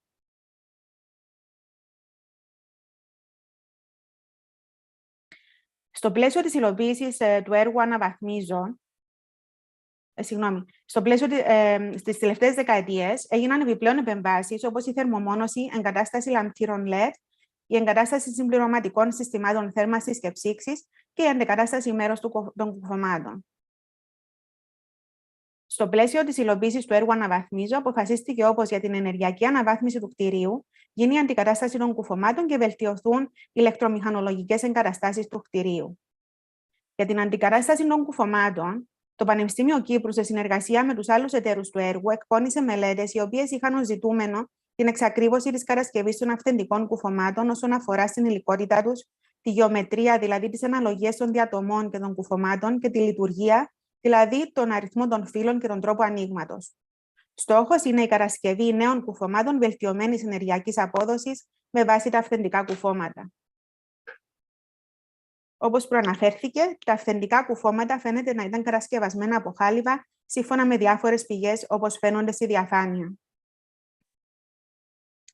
Από αρχαιακές φωτογραφίες εντοπίζονται λεπτές διατομές και εξαρτήματα που παραπέμπουν σε μεταλλικές κατασκευές. Επιπλέον, μελετήθηκαν η γεωμετρία και η λειτουργία των μπαλκονόπορτων των ανασυρώμενων παραθύρων και των συρώμενων παραθύρων. Αφού εξακριβώθηκαν όλα τα παραπάνω, αποφασίστηκε όπως αντικατασταθούν οι αλλοπίνακες στις περίτεχνες καμάρες του Γραφείου του Πρόεδρου της Δημοκρατίας, έτσι ώστε να αναδειχθούν οι συγκεκριμένες καμάρες. Could you sum up in a minute, please? Yes, of course. Να διατηρηθεί η αισθητική και να διαφυλαχθεί η ιδιωτικότητα και ασφάλεια του χώρου. Το ίδιο ισχύει και για το γραφείο παρά την αίθουσα του Υπουργικού Συμβουλίου. Στο σημείο αυτό, να αναφέρουμε ότι θα δοθεί μεγάλη έμφαση στην αποκατάσταση των ζημιών που υπάρχουν στις καμάρες, όπως βλέπετε στις φωτογραφίες. Όλα αυτά συνοψίζονται στο συγκεκριμένο πίνακα, τον οποίο δεν θα αναλύσουμε τώρα, γιατί θα είναι διαθέσιμη και η παρουσίαση μετά το τέλος της σημερινής ημερίδας. Και όσον αφορά τις ηλεκτρομηχανολογικές επεμβάσεις, μπορείτε να δείτε εδώ ότι θα γίνει εγκατάσταση φωτοβολταϊκού συστήματος, αντικατάσταση αερόψυχτου ψύχτη και δερματικών μονάδων, των συστημάτων εξαρισμού, θα υπάρχει ο σταθμός φόρτισης ηλεκτρικών οχημάτων και θα υπάρχει επίσης και παρακολούθηση όλων των επεμβάσεων. Οι πηγές από τις οποίες προέρχονται όλα αυτά που σας έχω αναφέρει φαίνονται σε αυτή τη διαφάνεια και εδώ θα ήθελα να ευχαριστήσω και το Πανεπιστήμιο Κύπρου για την παραχώρηση των σχετικών πληροφοριών. Κλείνοντας αυτή τη σύντομη παρέμβαση, θα ήθελα να αναφερθώ στο νέο πρόγραμμα Ελλάδα-Κύπρος για την προγραμματική περίοδο 2021-2027. Το πρόγραμμα έχει υποβληθεί στην Ευρωπαϊκή Επιτροπή και αναμένεται η έγκρισή του. Οι επιλέξιμες περιοχές και οι επιλέξιμοι φορείς παραμένουν οι ίδιοι. Έχουν τροποποιηθεί το ποσό του συνολικού προϋπολογισμού, το ποσοστό της συγχρηματοδότησης και επίσης οι προτεραιότητες. Όπως βλέπετε στη διαφάνεια, η πρώτη προτεραιότητα αφορά και στην πράσινη ενέργεια, η οποία απορροφά ποσοστό 75% του συνολικού προϋπολογισμού του προγράμματος. Και ο λόγος, όπως αντιλαμβάνεστε, είναι η σημαντικότητα που προσδίδουν... Constantia, could you please sum up? We need to move on. It's just the last couple of sentences. Ο λόγος που σας αντιλαμβάνεστε είναι η σημαντικότητα που προσδίδουν οι δύο χώρες στα συγκεκριμένα θέματα. Η πρώτη πρόσκληση υποβολής προτάσεων του προγράμματος αναμένεται να προκηρυχθεί προς το τέλος του χρόνου. Σας ευχαριστώ πολύ για την προσοχή σας. Okay, thanks a lot, and sorry for interrupting you again. Okay, fantastic. Let's conclude this session now. Probably very briefly, if some of the attendees or other speakers of today have a question, to remind you all, you can raise your hand. There's a functionality where it says raise your hand, and I can see that you have a question. Then I can bring you in, so in case you have a question. So far, there is nothing. That means that all speakers did a great job and answered all questions. That then gives me the chance to move on straight to the next session right on time, which is great. I would like to open up now the second session on energy efficiency. And this time we go a little bit deeper into a project that EUFORES is coordinating together with several high-level and distinguished networks, consultancies, and experts all over Europe. And one of them is, well, the project is called the Energy Efficiency Watch. It's funded by, well, European taxpayers via the European Commission and Horizon Europe program, just to let you know what is behind such activities. And in that project, we're going into the question, what are enabling narratives? What are issues that hinder the further promotion of efficiency and so on? I will not talk more about this, but rather bring on our good colleague and friend, Daniel Becker. Daniel, you are one of the directors of Guidehouse, and you are one of the leading experts in this project. And you will also moderate this session with a panel debate then later on. So, Daniel, please come on stage. I'm very happy to have you here and to learn what is going on in Cyprus. Daniel, floor is yours. Yeah, thank you very much, Jan, for your kind introduction.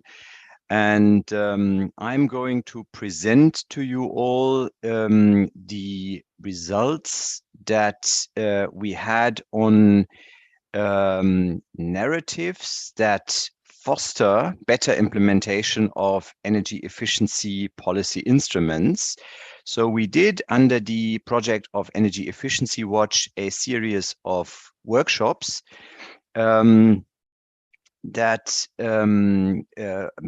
of which one took place in Cyprus, where we asked business stakeholders, in this case in particular, about their views on supportive or counterproductive narratives that they came across during their activities. I hope you can see my screen. I shared it now. Does that turn out nicely? I think so. And the starting point of our examination was if there is insufficient implementation. So we have made great progress in the past 10-15 years with instruments on energy efficiency all across Europe in all member states under the impact of the EED and the National Energy Efficiency Action Plans.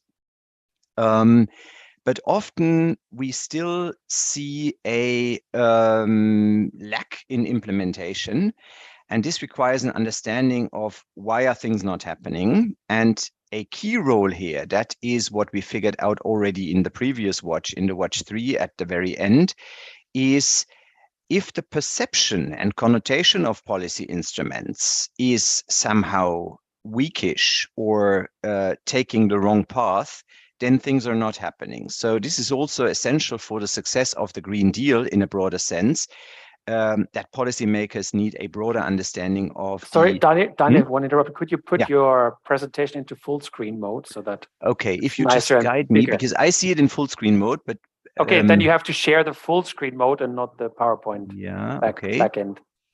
So unshare and reshare the full screen. Okay, unshare. And then let me just share the main window that is open. Okay, here, yeah, okay. Is that now working? And now the 3 dots to stop the presenter's view, because that's internal. Hide presenter view. Okay, yes. Okay, perfect. Thank you. Yeah, okay, good. So I want to briefly go with you over the 10 cases that we selected from the participants that we interviewed in the workshops. So we clustered those results. So we built 10 narrative cases that are illustrative for sort of aspects to deal with when setting up policies, and to ideally have policies accompanied by the right narratives in the national context. If policies just come across in the national context like, well, we have to do this because someone from Brussels urges us to implement it, but we don't figure out why it is in our genuine national interest, then things tend to be weakish or even unsuccessful. So we assembled those 10 cases, which you can find also on the project website of Energy Efficiency Watch, and we are just preparing a nicely designed brochure, which I recommend strongly, as that provides valuable insights. But let me quickly run you through those cases. So the first cluster is on participation and transparency. Also here, parts were coming from the stakeholders from Cyprus. It is essential that when policies are established, that the process from the very start is accompanied by a dialogue process with the stakeholders involved, the target groups of the policies, that communication on the involvement and the intentions of the policy instrument take place, and that also, where this is appropriate, participation formats are established. For example, there is often in the population quite some interest in aspects of the policies, and it is valuable to incorporate them where possible. The second case is the relevance of an independent and transparent database.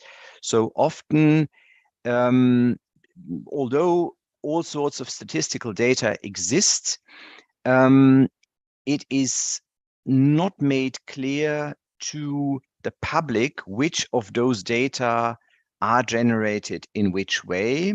And if that sort of is not corrected, and sort of a responsible press, etc., use the right data, everyone uses their own. So often successful aspects of policies don't come out properly because they are always counter-argued by the perceived high cost or anything. So it is essential that policies are accompanied by data where the source is proven, where independent evaluation is given, etc. And then a proper narrative is based on those. The second cluster are the economic aspects. I mean, you could literally everything see as economic here in this context, but we deliberately said we keep that short and sort of pick out the essential parts of it. So what is named here case 3, what makes a real business case, is the description, and that was coming in a very pronounced way from the business stakeholders. Let's distinguish which economic features form a business case and what is just marketing on top. So often legislation doesn't allow for business cases beyond only small niches. Often they don't make it out of the niche because there is no level playing field. And then attributes like greenness, etc., are thrown into the debate as arguments to buy products or solutions that are not really fully competitive with conventional and non-efficient products or solutions. And here the business stakeholders clearly said, let's be sharp and let's say what needs doing in terms of improving the market conditions, and then use arguments that sort of highlight the greenness, the environmentally friendly aspects of a product or a solution where they belong, so in a marketing context. And that forms then a proper narrative. And then case number 4 is closely related to it. It is the possibility to work with the image of technologies. So often it is assumed when setting up financial support schemes that money would be the major problem for target groups to implement energy efficient solutions. This is, of course, an important aspect. So if there is no or insufficient support, then things are not happening. But this is not a linear correlation. So not the more money I spend, the more is happening, but often other factors like people aiming for having a modern and comfortable home, which is warm in the winter and nicely cool in the summer, which focuses if people, let's say, plan to sell the home, they would be interested more in the real estate value. So what is the image that comes along with energy efficiency that adds to that? We can work with that more. That was an important part here. The third cluster, which is called here connotation of change, sums up a couple of cases that highlight how important it is to think about who do I want to reach with my policies and what do I need to do besides the area of just energy and climate policy. So case number 5, good to be a front runner. That is a very illustrative example. There are contexts, so whole countries or also sectors in certain country contexts where energy efficiency solutions are connotated as generally positive because stakeholders say, it is good for us to be at the forefront, to be pioneers here. It will give us market advantages. In general, our respective situation requires that we are not a latecomer, but that we are early adopters, etc. So when such narrative is around, it is much easier for energy efficiency policies and in general energy transition solutions to gain ground. So that is a very strong one when that is around. Case number 6, energy efficiency as integral improvement of the production cycle. This is a plea for seeing not only the potential of efficiency to save units of energy, but its contribution to a broader economic performance of production lines. So what can, for example, the result of a thorough energy efficiency audit tell you in terms of the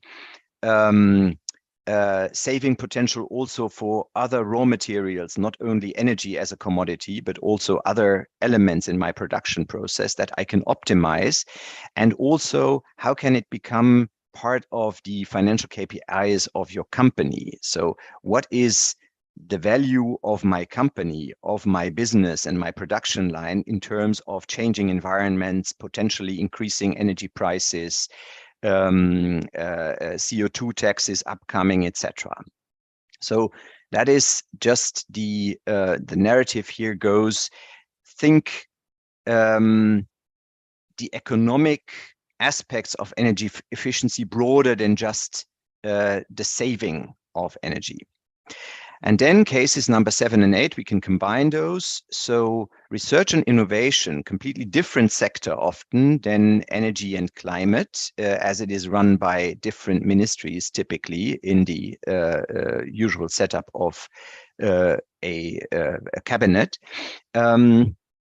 If research institutions foster new technologies actively, they generate a lot of buy-in among young and promising academics that can be promoters of the new technologies. It can also sort of help the image of the technologies gain ground. And same applies for education, training of upskilling of, let's say, the building sector. Often there is the issue, we all know this was also raised in the Cyprus workshop, that in the building sector, there is little awareness for modern solutions, be it technical appliances or how to deal with the building envelope, etc., because the implementing people have received their training often decades ago and continue with that, often not having the opportunity for appropriate upskilling in a fast moving scenery. So that is very important to pay attention to this. And then the final cluster, societal acceptance, pretty high ranking in the general debate. Here, two aspects we picked out. On the one hand, the price effects, for example, of a CO2 taxation and the often accordingly planned social compensation for vulnerable groups needs to be communicated well. Otherwise, the perception runs a high risk of going completely against the case, saying we are being ripped off. So it needs to be made very transparent to the respective target groups. What is the extra price effect of, let's say, a CO2 tax or another such instrument? And what is the according compensation? And what is therefore the effect of a cost relief? And case number 10, just transition. Just in brief, the term just may easily be misunderstood in a way that if transition was just happening, it wouldn't be just. So we have to do something to make it just. Of course, we don't want to leave anyone behind, but we want to, or we need to ensure that only those who are really vulnerable, who need the support, qualify for it, and that not in a situation of rising energy prices and an upcoming transition, everybody lobbies for support. That is so seemingly just semantic, but very important distinction to properly manage the upcoming changes. I'm going to skip this, but you can see everything of that in the on our website and in the brochure I mentioned. I want to make a brief remark, as it's been mentioned here earlier, also in the presentation of of Hans van Steen. When we did the workshops and the other input formats for our projects, we didn't think of that anything like the war in Ukraine could happen. we were surprised that energy security, we asked for the contribution of energy efficiency to energy security. The answers we got is this doesn't play a major role. It didn't make it to the top 6 topics of our survey. And we could clearly see the belief in market forces outweighed specific energy security aspects. And the recognition of energy security was completely dominated by the supply side. So this is the real stuff. If we know where to buy energy, we are secure, and that implicitly leads to downplaying the potential of energy efficiency, like just a nice add-on saving a bit or so. This has turned around completely. This does not mean that everything that we got back from the stakeholders is now outdated, not at all. But we can even more see that energy efficiency needs to be recognized also in a narrative sense as a pillar of diversification. So every kilowatt hour that we save now leads to improving our gas resources in the next winter, literally speaking.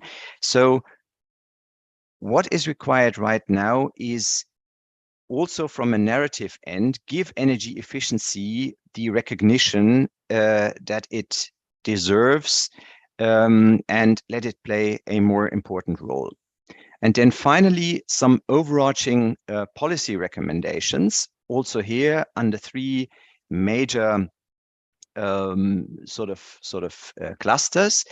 It is essential also for the Green Deal, not only in the light of the Ukraine crisis, but for the upcoming Green Deal and for better implementation of energy efficiency policies and everything that relates to energy transition, to think and act beyond the traditionally somewhat fragmented policy areas. So what I was mentioning, if an instrument is set up by the ministry in charge of energy and or climate, that often jumps too short, for example, when it comes to training and upskilling, research and innovation. Here, we will only manage, that is a very illustrative example, we will only manage the energy transition if we have enough trained workforce to install devices, to implement the right measures in buildings, to advise the customers accordingly. That needs to go through the full chain of schools, universities, technical schools, etc., research and innovation institutions, etc. So a concerted action is required here. That needs to be more on the radar. And the second major recommendation is that a strategic planning of policy implementation is required from the very start. So when a policy instrument is in early stage of consideration and planning, it is essential to already at that stage think of supportive narratives. How will I tell why I'm doing this and why I'm doing it the way it will be set up, etc.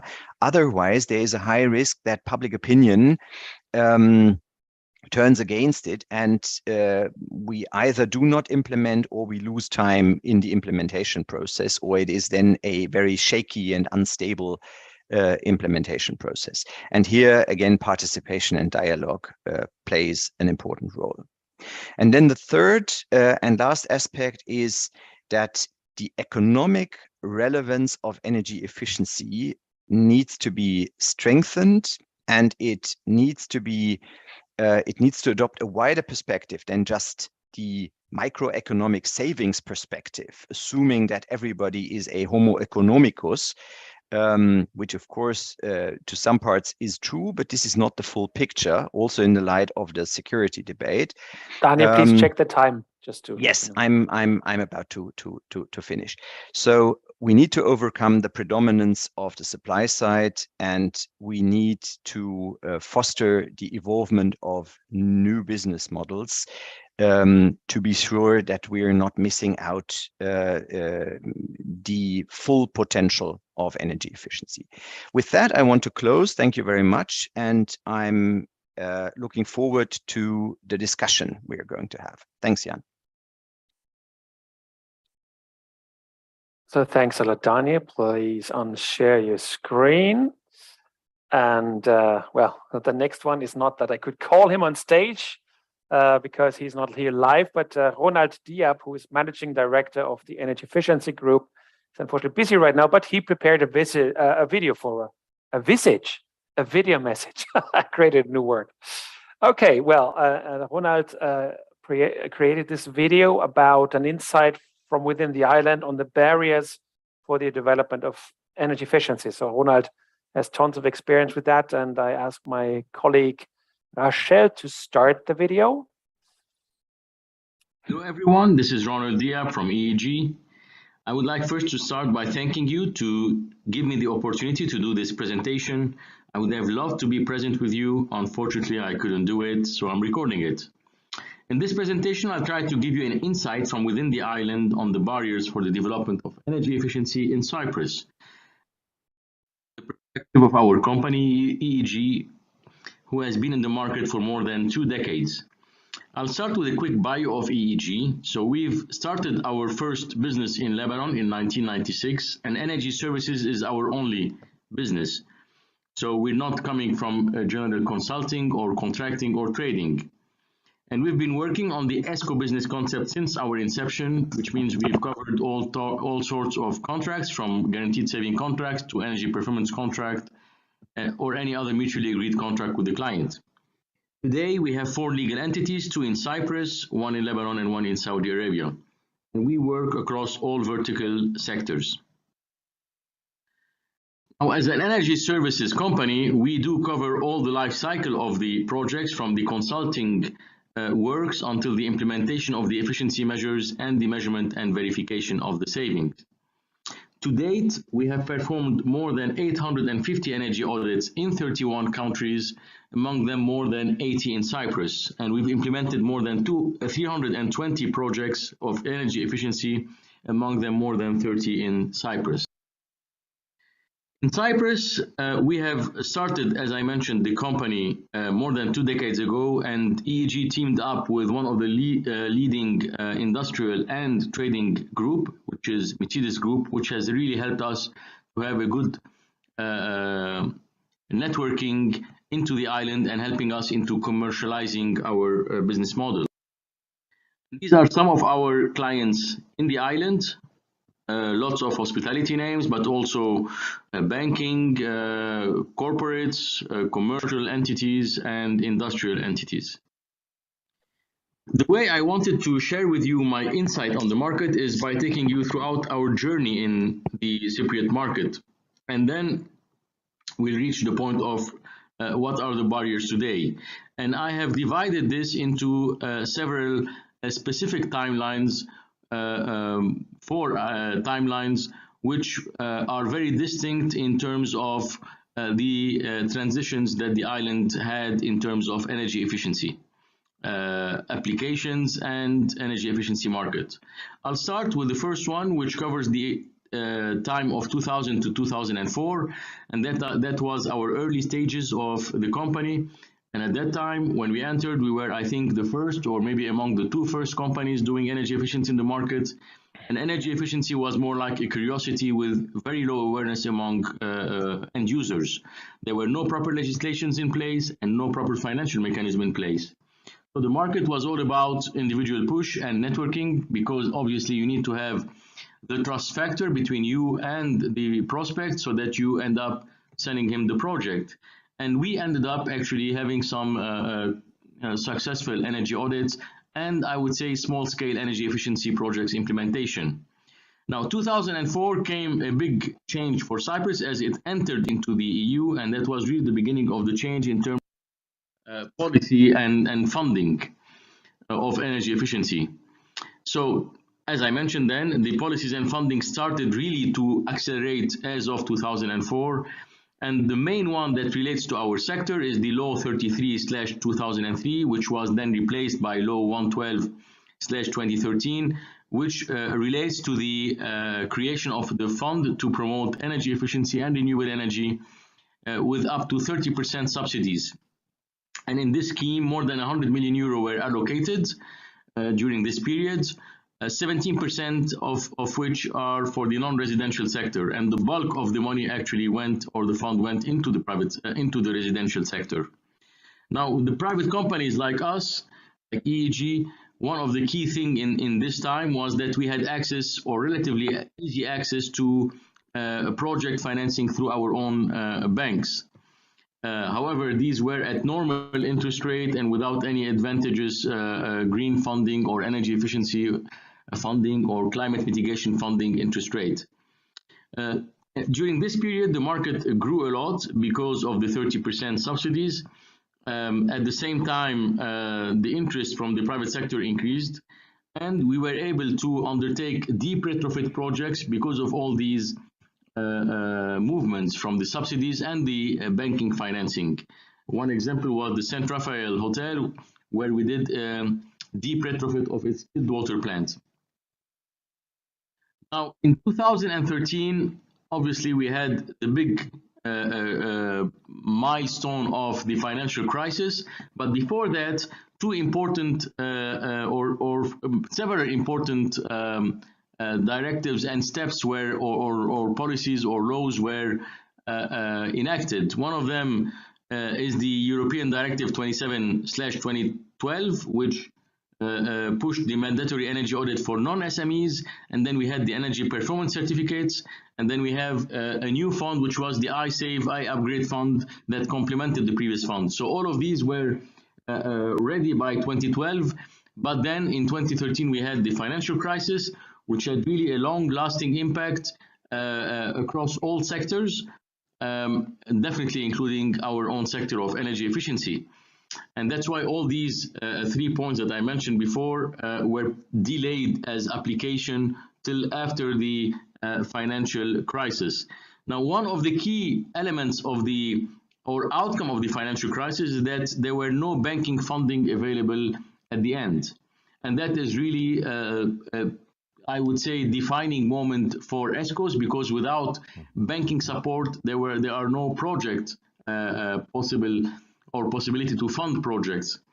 So that's why we needed to adapt to a new business model, and I believe everyone needed to adapt to different business models during that period.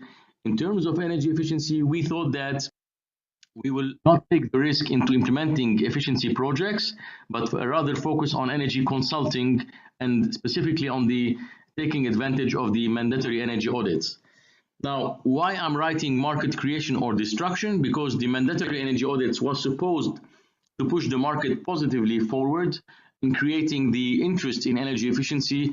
And why there are mandatory energy audits is just, the idea is to enhance companies or to push companies to enhance their or to optimize their carbon footprint. However, in the way this has been set up, unfortunately, companies were primarily doing it just to comply legally with the mandatory push. At the same time, the way it has been created has destroyed the market, because the way it has been done was some young engineers were taken to do some courses, and then they were certified, and then they were sent to the market to sell energy auditing because they were certified. At the end, what happened is that the quality of the energy audits was rather low generally. And the second one, financially, it destroyed the whole market movement of energy auditing, because we were going, for example, to a 5-star big property hotel with more than 20,000 square meters, and we were giving a price of energy audit in line with international or European standard for similar facilities.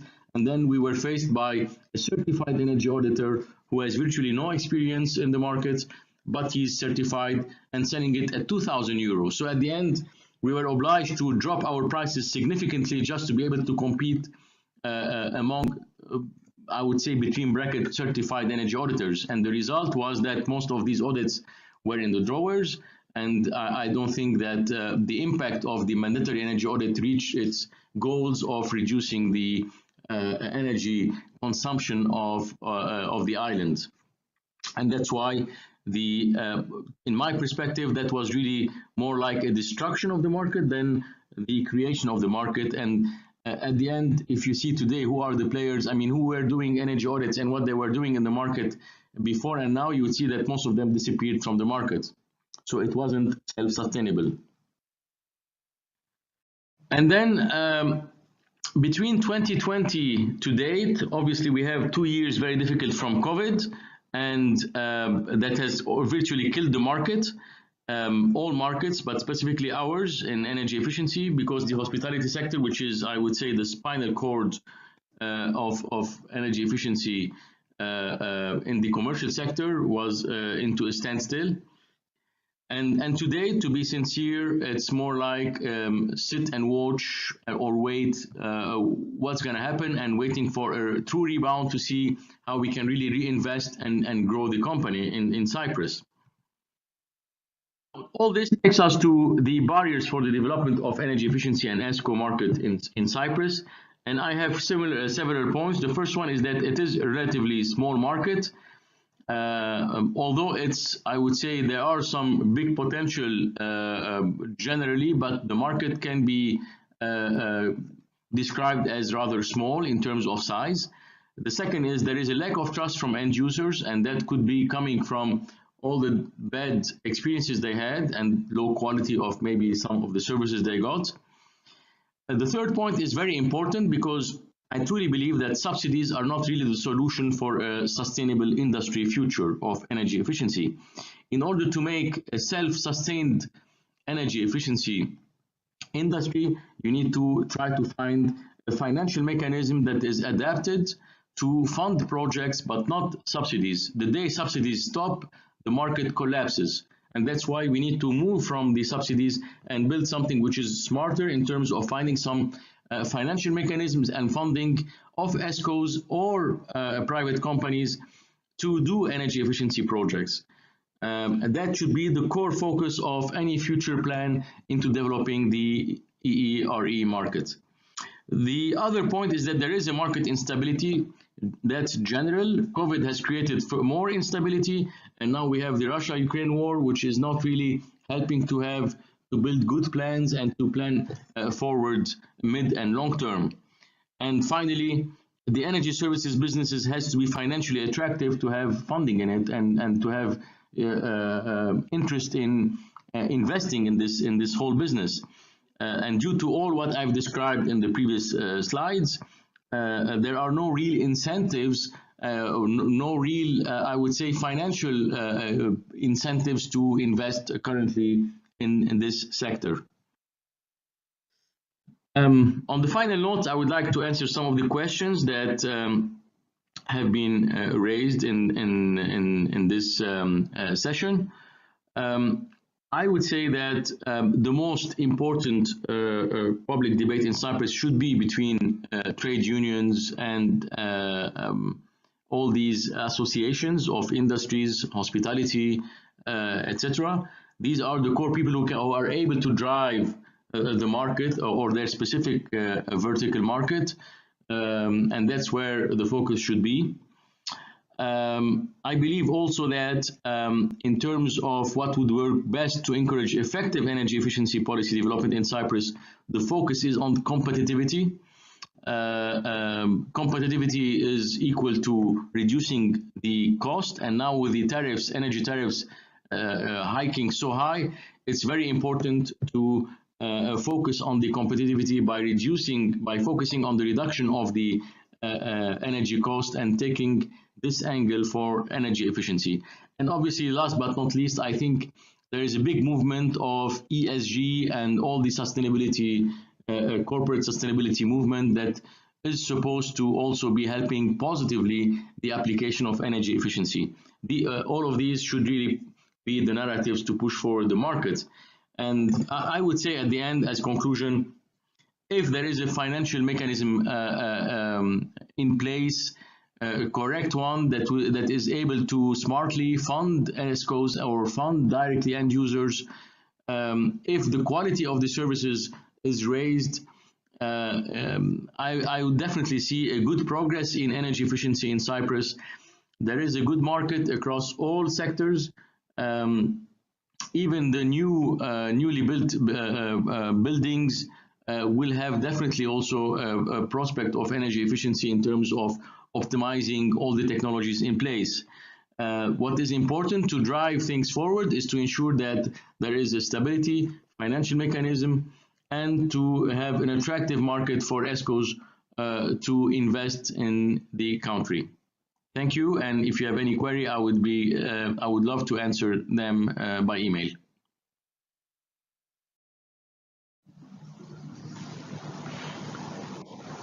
So thanks, Ronald, for that video. I would now give the floor back to Daniel for the experts panel.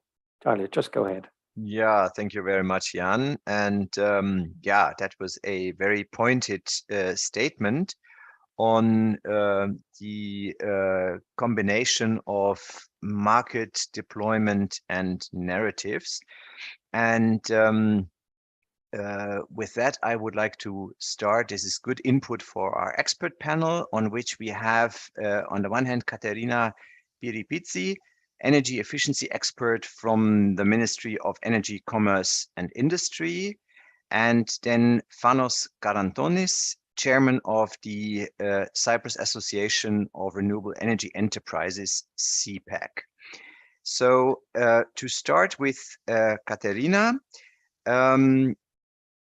from your perspective, from the ministry, which approaches do you see for incorporating narratives like described in the presentation by Ronald? It is a pity that we can't have him live in the session, because that was a very pointed statement.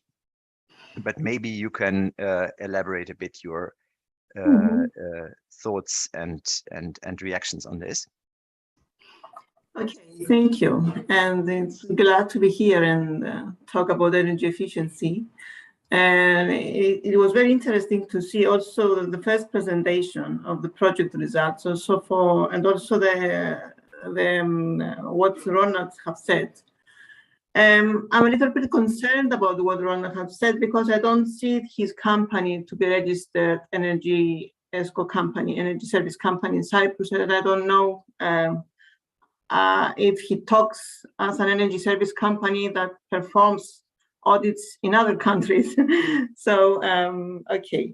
But from our perspective, what we have here is a certification scheme for energy ESCO companies and for energy auditors. This goes to the non-SMEs to perform energy audits. The implementation of this obligation comes from the European legislation, as you know. So we have to implement it as it is in the European Union. And the purpose is that the big companies will see the benefits from the energy audit results and implement what measures have low interest rates, low costs for them.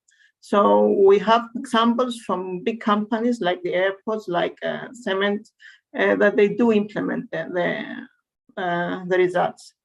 However, yes, there is always time for and space to improve and make more checks. But we're not in a position to say that this obligation comes very much up, and the companies do implement what auditors say.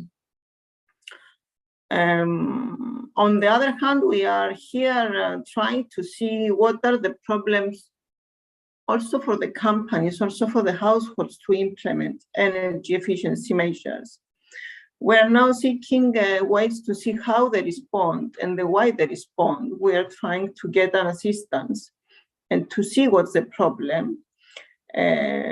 Because the most important here is that we have a scheme that is successful, the energy efficiency retrofit for households, which has been a successful scheme.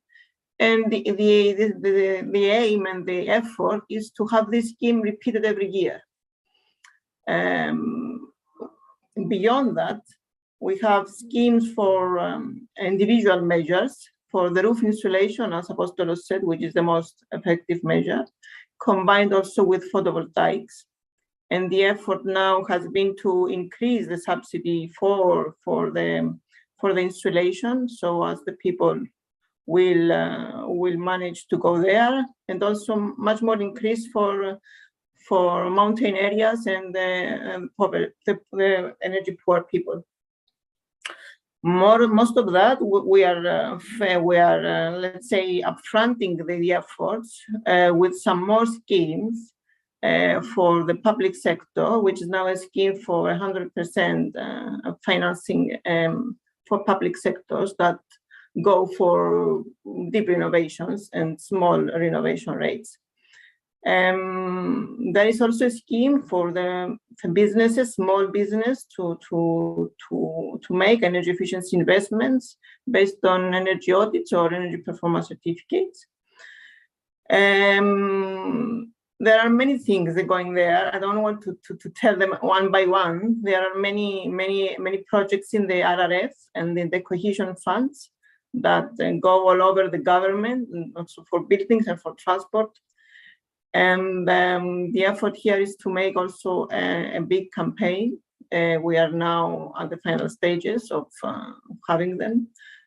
And the aim is to also, during the Repower EU, that the energy savings has to be upfronted and enhanced, is to have this huge campaign to make people understand the benefits of energy efficiency, why they should participate in the schemes, what are the benefits for them, showing some numbers, and also for small measures that they can do at their homes without any cost. That's the first reaction for me. I don't know if someone else wants to say something. Yeah, before giving the floor to Fanos Karantonis, let me also introduce to you Charalambos Theopemptou, our host MP for the whole event. Glad to have you also on the panel. And maybe we first go to Fanos as planned, and then also hear your reaction on the contributions we had so far. Mm-hmm. So Fanos, please. Your turn. Yeah,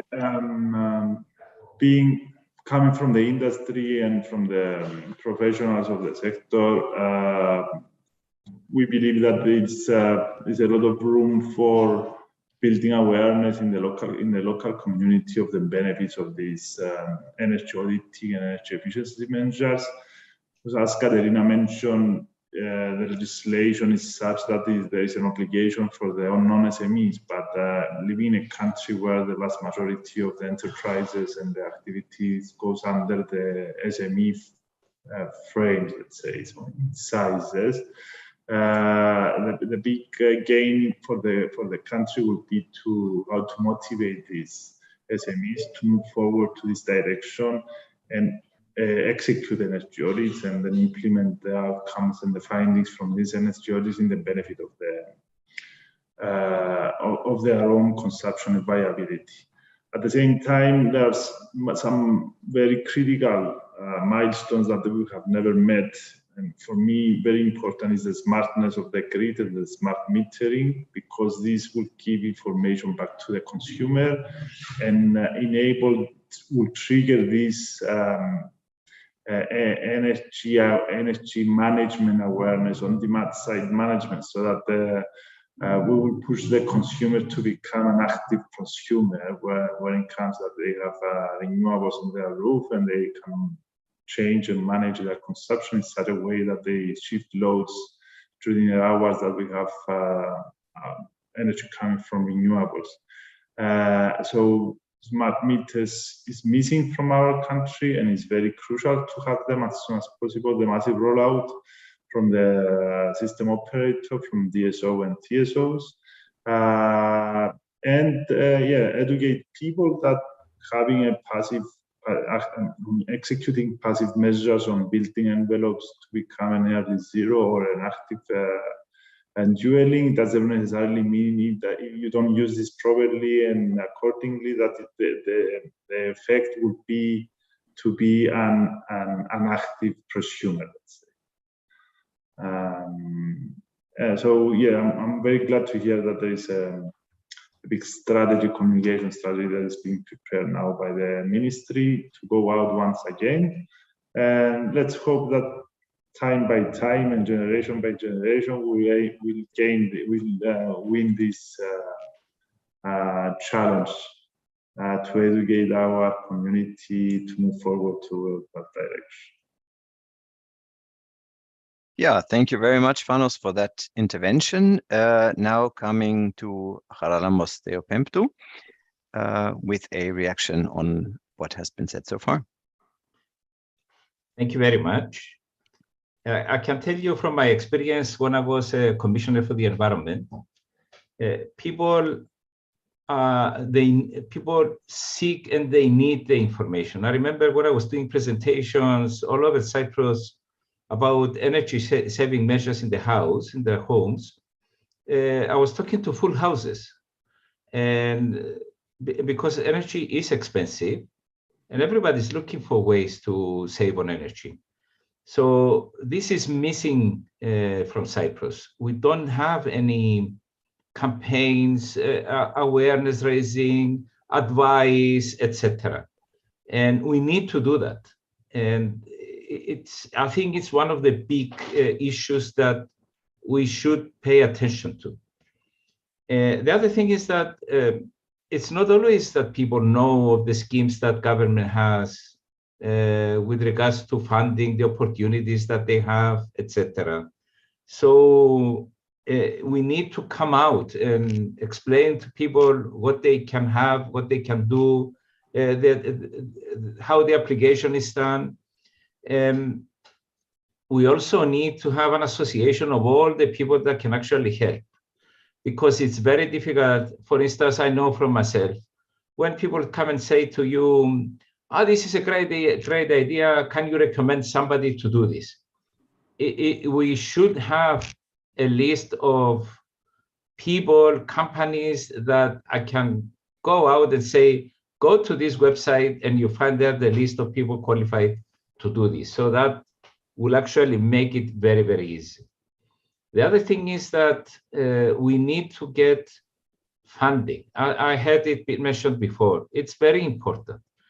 And I chase after government for this for many years now. And I give them the example of the Berlin Energy Agency, the scheme that they came up. All you need to do is to have a very good contract that you sign with the company. And the other thing that you need to do is you need the funding. And once you explain to people that, you know, this is the way to do it, and it won't cost you anything, but eventually you will end up after so many years to have a very efficient house and your energy cost will drop down to a significant percentage. It's very important to have that. Also, we need to have the experts in the industry. If you have one or two companies in Nicosia that do this, how do I deal with the housing stock that I have in remote areas? So this is the reason why I was pushing always, and this is something that I met the Minister of Finance when they were doing the resilience plan, and I stressed to them the responsibility for them to build the industry. So instead of coming out with big projects, big tenders, you should do small tenders all over the island so that you have the opportunity for small companies to actually get work and get the expertise. And once you see a house next to you be done, then the neighbor and everybody else will actually go ahead and do it. And you have this great opportunity. And this can start by renovating government buildings. We are very far behind, and I don't understand why government isn't doing this. And most of all, and I'm closing, we have a school type of buildings I mean, all schools in Cyprus, they have a certain type of design that is a disaster with regards to energy. A real disaster is the cheapest way you can build a classroom. It's just a series of classrooms. And every year, teachers and students, they do demonstrations. You find TV programs, they write in Facebook how bad the situation in the class is. So you need to pay attention to this. And we have so much work to do, and it scares me because I don't see anything done. I see announcements, I see good intentions, but I don't see actions. Thank you. Yeah, thank you very much. That provides a lot of food for further discussion. To wrap it up, as we are running short of time, unfortunately. I see, maybe in conjunction with the narrative cases presented earlier, I see the call for concerted action. That this illustrates, all your statements illustrate well, that on the one hand, there are quite some political initiatives planned and on the way to be implemented or in the process of implementation. There is awareness from the stakeholders, but bringing those parts together and form something bigger out of it across the boundaries of ministries, of responsibilities, etc. That seems to be the next challenge. And you mentioned the role of schools or public buildings. You mentioned the roles of Fanos. You mentioned in particular the role of businesses and bringing them to the table.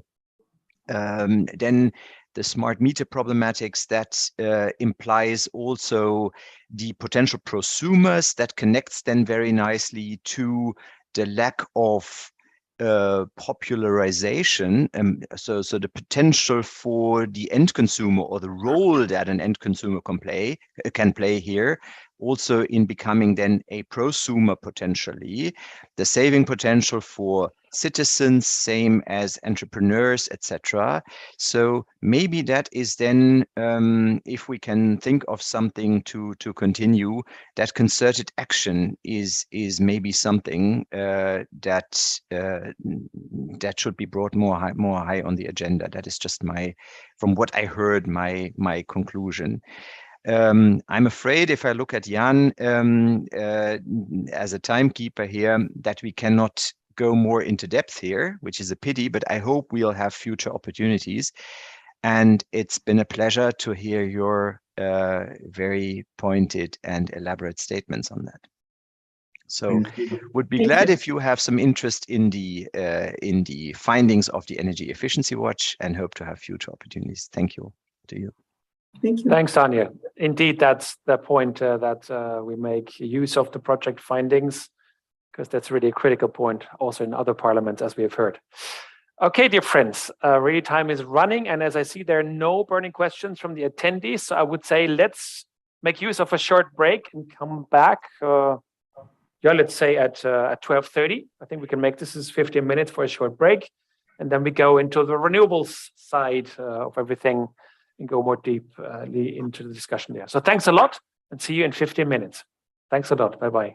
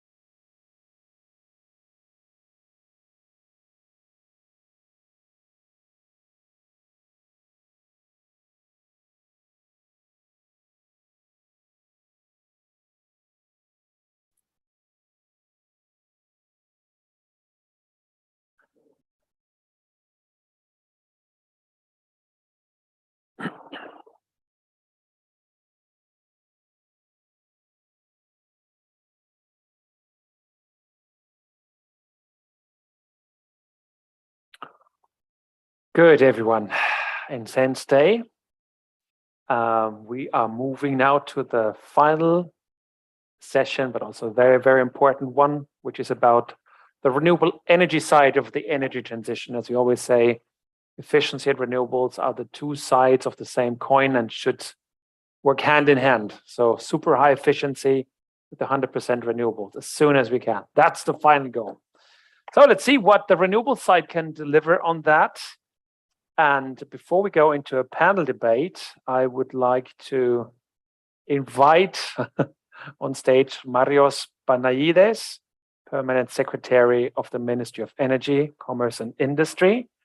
Unfortunately, Marios is also not here right now. And if I'm not wrong, my colleagues will share the video of Marios right now. Please tell me if that is coming up. Yes, here we go. Excellent. It's about the Cypriotic economic perspective on efficiency and the renewables. Κυρίες και κύριοι, αγαπητοί φίλοι, είναι με ιδιαίτερη χαρά που αποδέχτηκα την πρόσκληση για σήμερα. Κύριο, να την Πράσινη Συμφωνία, την ενέργεια και το κλίμα, για ένα νέο και βιώσιμο ενεργειακό σύστημα. Μέσα από τα Κύπρα, είναι καταστεί η πρώτη για επίτευξη του μακροχρόνιου στόχου, η φιλοδοξία του ενδιάμεσου στόχου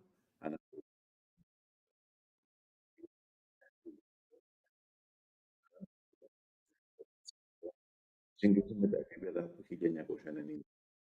Η ενίσχυση και επιτάχυνση της ανάπτυξης των ανανεώσιμων πηγών ενέργειας, η εξοικονόμηση ενέργειας, το δίκαιο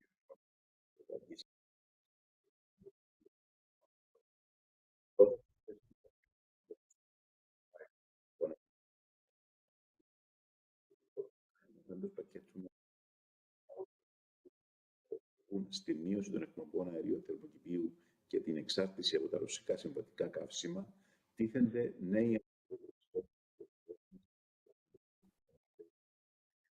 ενέργειας της οικονομικής κράτους για τις ενέργειες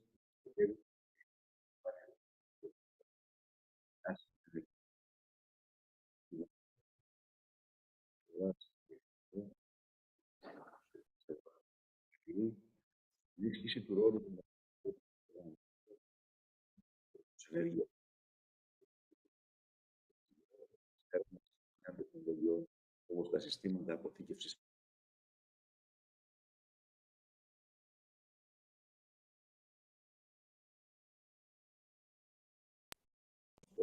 I think we try again, right? Υπουργείο Ενέργειας, Εμπορίου και Βιομηχανίας, σε συνεργασία με όλους τους εμπλεκόμενους φορείς, έχει χαράξει και υλοποιεί μια πολυδιάστατη στρατηγική. Very low volume. Το εθνικό μας σχέδιο χαρτογραφεί μέτρα και τις πολιτικές που πρέπει να εφαρμόσουμε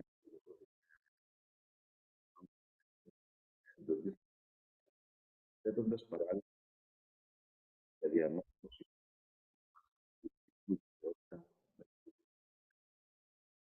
το σχέδιο για την ενέργεια και το κλίμα του 2020 και στο παρόν στάδιο της υπόθεση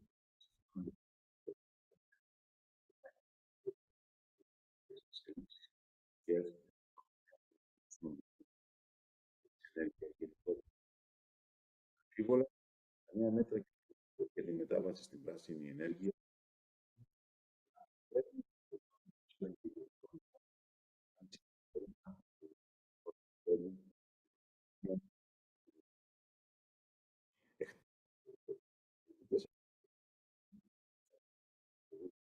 και το κλίμα ανέρχονται στα 16 δισεκατομμύρια ευρώ.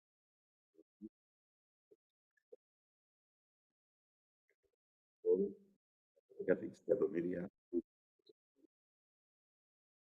Η ενίσχυση της κοινωνίας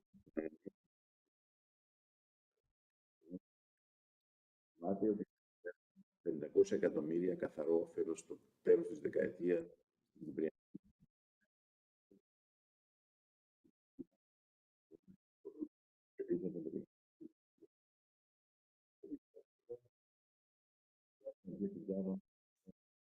εργασίας, επενδύσεις, ενισχύοντας την ανταγωνιστικότητα των επιχειρήσεων,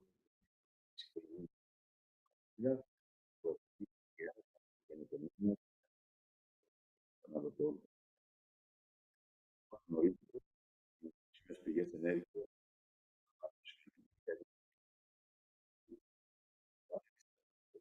το 2020 έχουμε υπερκαλύψει τους υποχρεωτικούς εθνικούς μας στόχους.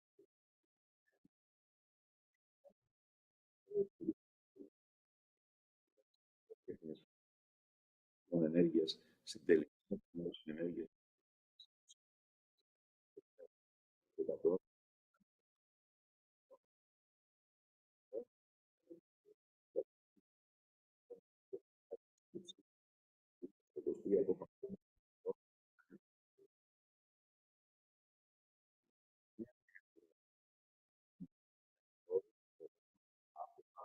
Έχει αυξηθεί κατά 2% από το 2011 μέχρι το 2020. Αυτή τη στιγμή η εγκαταστημένη ισχύς ανανεώσιμων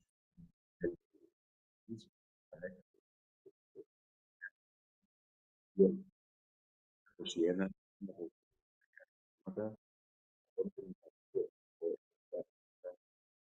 για περίπου μεγαβάτ από μονάδες βιομάζας βιοαερίου. Το Υπουργείο Ενέργειας, Εμπορίου και Βιομηχανίας έχει αριθμό σχεδίων για την παροχή και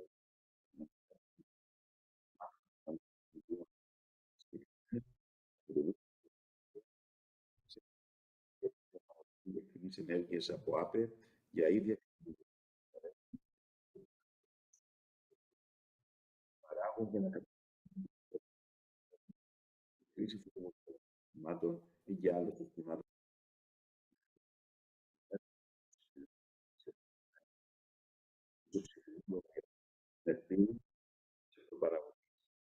Επίσης, πρόσφατα έχει εισαχθεί και η κατηγορία του εικονικού συμψηφισμού.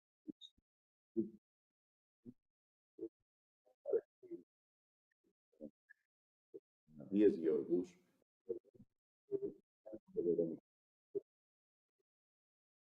καταστήσουν στα συστήματα να καταστήσουν χώρο και ψηφίζεται την κατανάλωση της ενέργειας. Το σχέδιο για κατανάλωση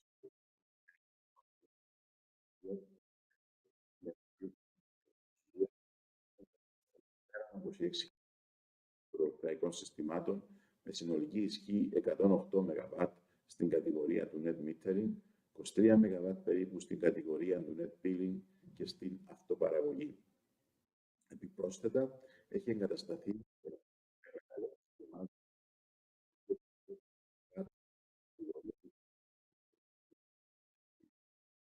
η πρόθεση εμπορικών ενέργειας ηλεκτροπαραγωγής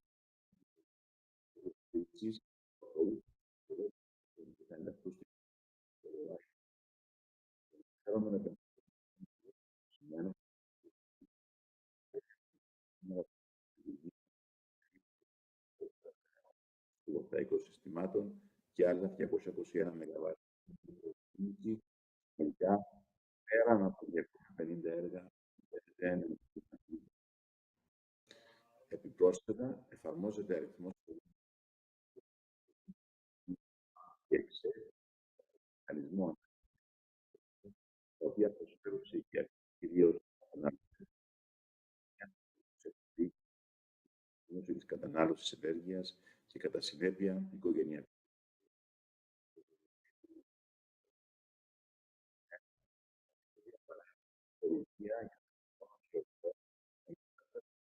Συστημάτων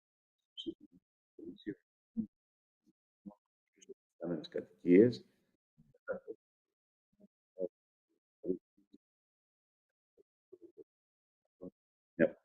ενέργειας αυξημένη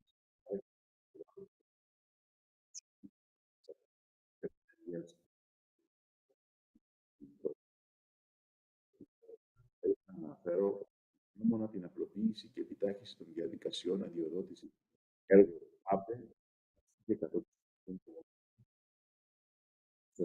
μελέτη περιβάλλοντος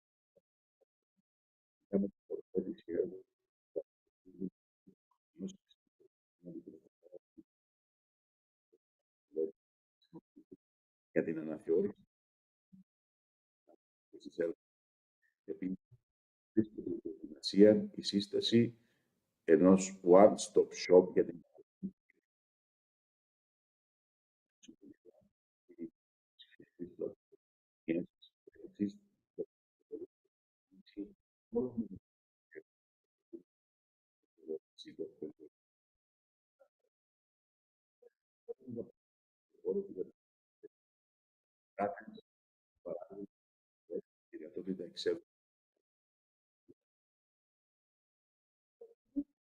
δυνατότητα εξέλιξης ενέργειας, τη λειτουργία του Ταμείου ΑΠΕ και ΕΞΕ και των προδιαγραφών κριτηρίων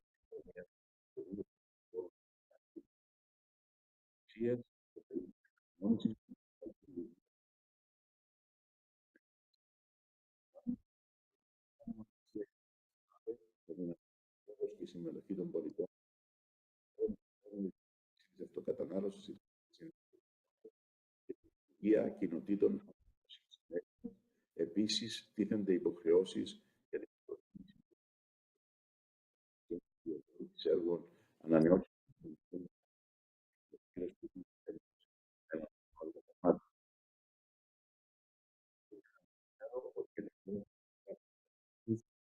Παλαιστίνη, του Υπουργείου μας, κονδύλια 234 εκατομμυρίων στα πλαίσια του σχεδίου ανάκαμψης.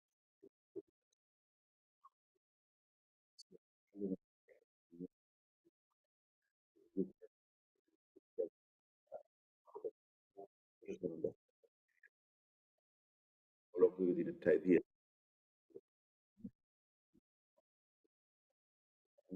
Μετάβασης είναι περίπου 155 εκατομμύρια μεταξύ άλλων της Κύπρου με τη δημιουργία υποδομών ηλεκτρικής διασύνδεσης και ανάπτυξη έργων από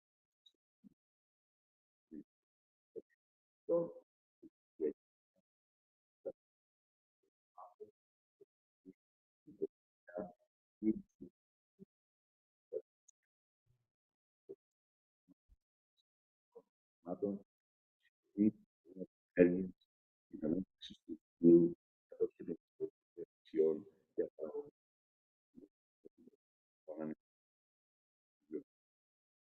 κυρίες και κύριοι,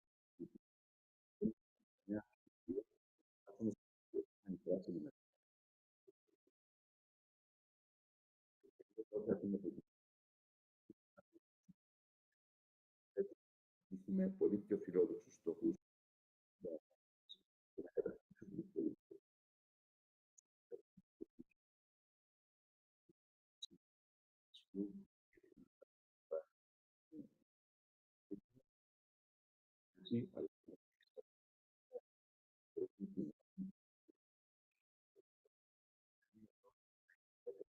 το 2050 σε σχέση με το μέγεθός μας.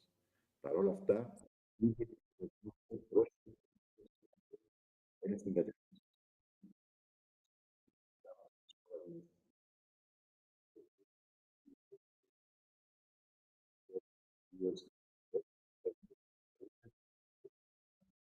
κρίσης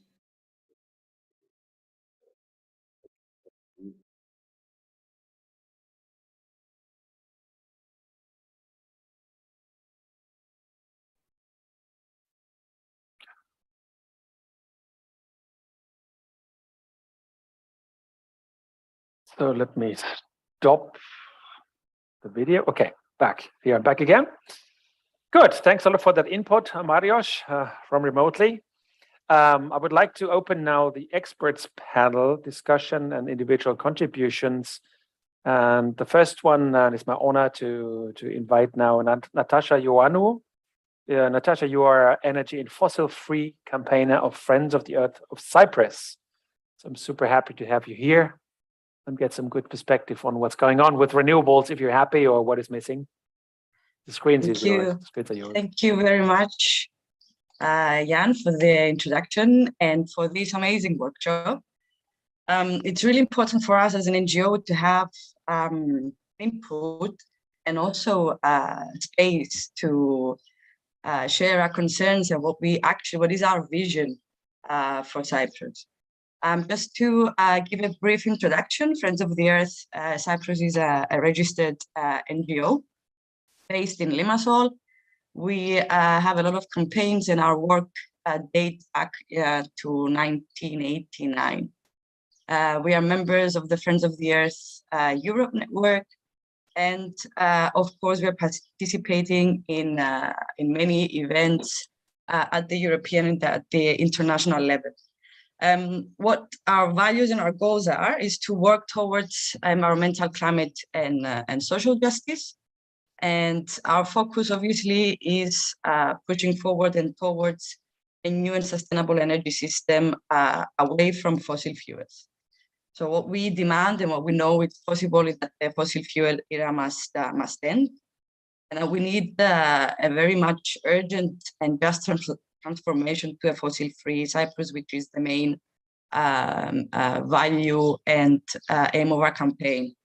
There is a massive global movement that emerged in order to phase out fossil fuels from our energy systems, to promote all whatever the previous speakers have said, just, safe, renewable alternatives to energy. And what we aim and what we promote as an NGO is that we cannot keep using all these last centuries fossil fuels in order to power our future.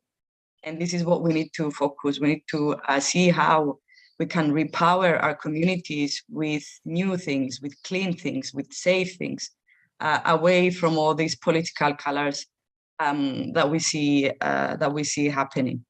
And what we want to promote is that the just transition to renewable energy cannot happen and must hand in hand with stopping all fossil fuel projects, including the fossil fuel projects that have been promoted in Cyprus, that we must keep fossil fuels in the ground. This is not just for promoting energy, renewable energy. It's not just to reach our targets as a nation, but it's also very important for us to stop and end the climate crisis. So we must stop all this new infrastructure. And with climate crisis, I mean, Cyprus is going to be affected a lot, and there's a lot of effects that we are already experiencing. So this is not, for us, it's not just a simple ticking the box.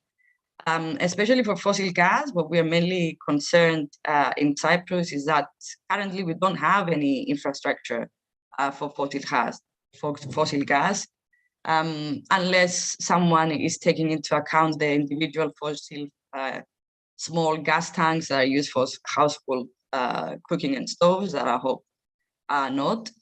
And we have already reached 2022, so the narrative and the solution to using fossil gas as a transition fuel perhaps was feasible 10 years ago or 5 years ago, if I may be more optimistic, but times now have changed. Technology in the renewable sector is been raising with huge speeds, and we don't see, and there is no reports or data that can justify any economic, environmentally, or social point to put our hopes as a nation into fossil gas. And our main concern as well, another concern, is that by financing all these fossil fuel projects, it shifts away all the financial support and the effort on all the renewable projects that we need to see. For us, hydrogen is also a risky endeavor for the island.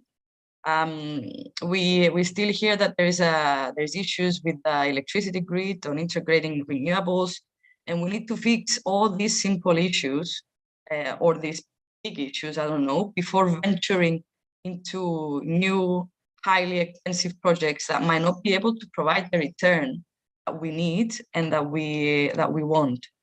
What we also need to see, and we also demand, is we need more finance and we need more effort and focus on storage, especially batteries.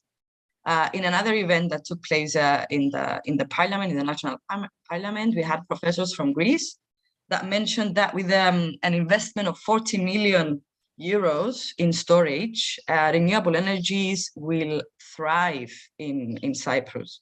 And I'm not even considering or referring to the minimal percentages we already have.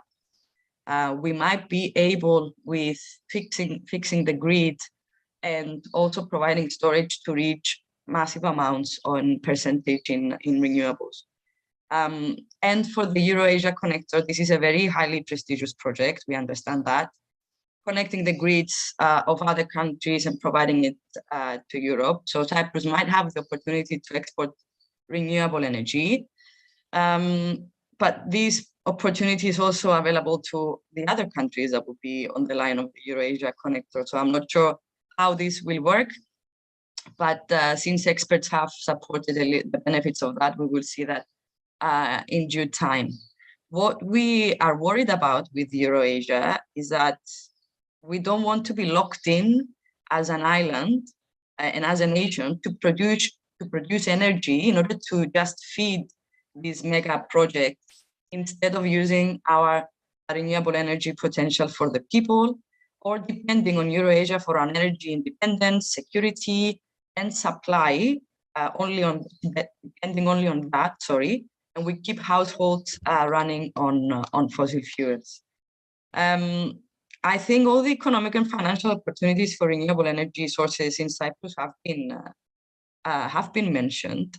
There's also a lot of data and reports that have shown that by promoting more renewables, especially solar PVs, will alleviate energy poverty in the island, will create more than 12,000 jobs, perhaps. And we want to see solar PVs in public schools, in buildings, in municipalities, in local councils, in ministries, in all public services, all of them. And then when we have these efforts there, and when we have this construction and infrastructure, then we can rediscuss our future goals in renewables, and then we will see a massive input and increase in our targets. Also, these small little projects will also help with storage. Energy communities is basically our vision for the island. Imagine having a school that its rooftop is built with a solar PV, and it would provide energy for the nearby neighborhood community or city. So we are waiting to see the regulatory authority to draft regulations and way of implementing renewable energy communities. But there are a lot of examples around the world from islands and from European islands that energy communities have been running so successfully that any other policy, any other measure looks so small and pointless if compared to that. So the dynamics, the capabilities that we could have are a part of the solution in having an increased target in the grid and also in storage. Also for us, I mean, as Friends of River Cyprus, energy communities is a democratic solution to provide more efficient integration into our grid and providing safe energy for citizens away from the geopolitics and away from this risk that we have now. We do understand the challenges of an isolated system, but these issues have been presented to us, the same challenges have been presented for the last decade, and somehow we cannot reach and get out of this loop that we put ourselves in. But there are solutions, again, from other energy isolated systems, again, from other islands. We need to replace conventional fossil fuels and generate fossil fuels, and also improving our system efficiency, see how can storage work, and then we need to tackle all these isolation problems one by one. This is what I had to say. I think I don't want to take up much of the time, and thank you very much, Jan. So thanks a lot, Natasha. That's very, very helpful. And I have questions for that afterwards, but I would like to bring in the other speakers. Venizelos Efthimiou. Venizelos, you are the chairman of the Research Center for Sustainable Energy at the Cyprus University. So what's your experience from your work, Venizelos. Yeah, thank you very much for having me in on this panel today. It's a real pleasure to be with you to discuss the energy issues of Cyprus. Natasha has already indicated many of the issues that are affecting us here in Cyprus. We are an island, we are an isolated place. Energy is critical for us. But at the same time, we are blessed. We are blessed because it is the first time that we have an energy resource that is going to take us out of these expensive imports of fuels. We are blessed because technologies have evolved in such a direction that make this possible today and make it possible at a lower cost overall if we take life cost into consideration when we put the targets for 2050 in front of us. Is an issue. I think the government, the policymakers in Cyprus are following what Europe is trying to push forward as a energy need, as an energy transition towards a system that is low carbon and helping the environment. And these days, of course, also repowering. Europe is an issue that it falls totally in line with what I was saying before, in the sense that we, as an island, we can be self-sufficient through our own resources, and hence repowering is within our framework of meeting it 100%. Now, there is a lot of questions put forward whether this is cost effective and whether this can take us to lower cost energy than compared to what we have now.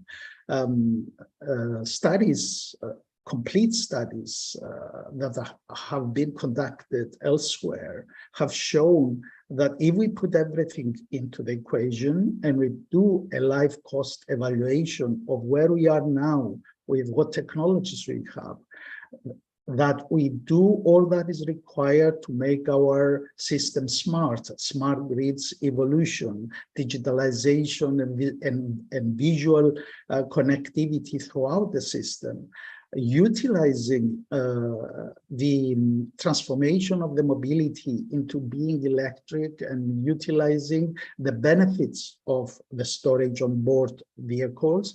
And all that is implying that we maximize the benefit of flexibility, availability on networks, and we do a holistic development of the system, looking at the complete system. And I think this is what is lacking from the government policies. Everything is there. We are talking about all these things, but what we lack, I think, is a coordinated effort, holistic strategy that can take us there, utilizing what we have now and making a transition that will go smoothly from where we are now to what is expected in the years ahead, utilizing the resources that we have to the maximum degree possible.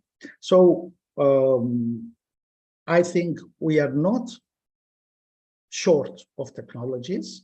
We are not short of systems and solutions. What we are short is of a holistic strategy from the country and the policy and regulatory will to implement solutions that can take us there, implement solutions that incentivize this transition and not penalize it because it's a bit more expensive today. If we put the whole cost into the equation, the overall cost till 2050, we will find that it is convincingly in favor of these technologies being implemented and actually in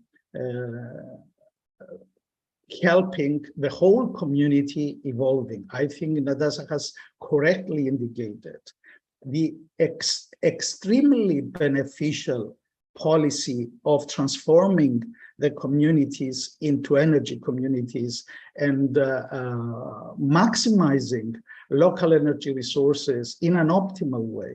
And you know, today, and I think this is accepted by all thinking around this, is that we are at the stage where the current market rules are not serving anymore the requirements of the new technologies.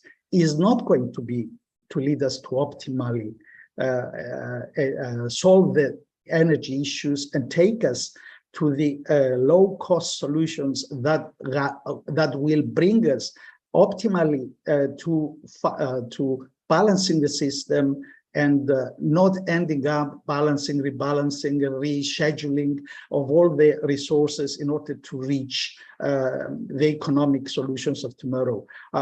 We have to look at the market rules as being market rules for central systems, for big systems, for the solutions that we're aiming to do a centrally optimal dispatching system. Nowadays, I think we should move to a multi-vector optimal evaluation of the system that will bring into the perspective what we call the nodal optimization. In other words, energy communities fall within this nodal optimization because they know much better how to optimize local resources. Not only know, but they have the means to optimize it at the right point, utilizing the right resources and the right data to do it. And through that, we can achieve a much more optimal solution that can take us to the zero emission area with the low cost solutions. I think this is what I wanted to say just as an introductory intervention to this.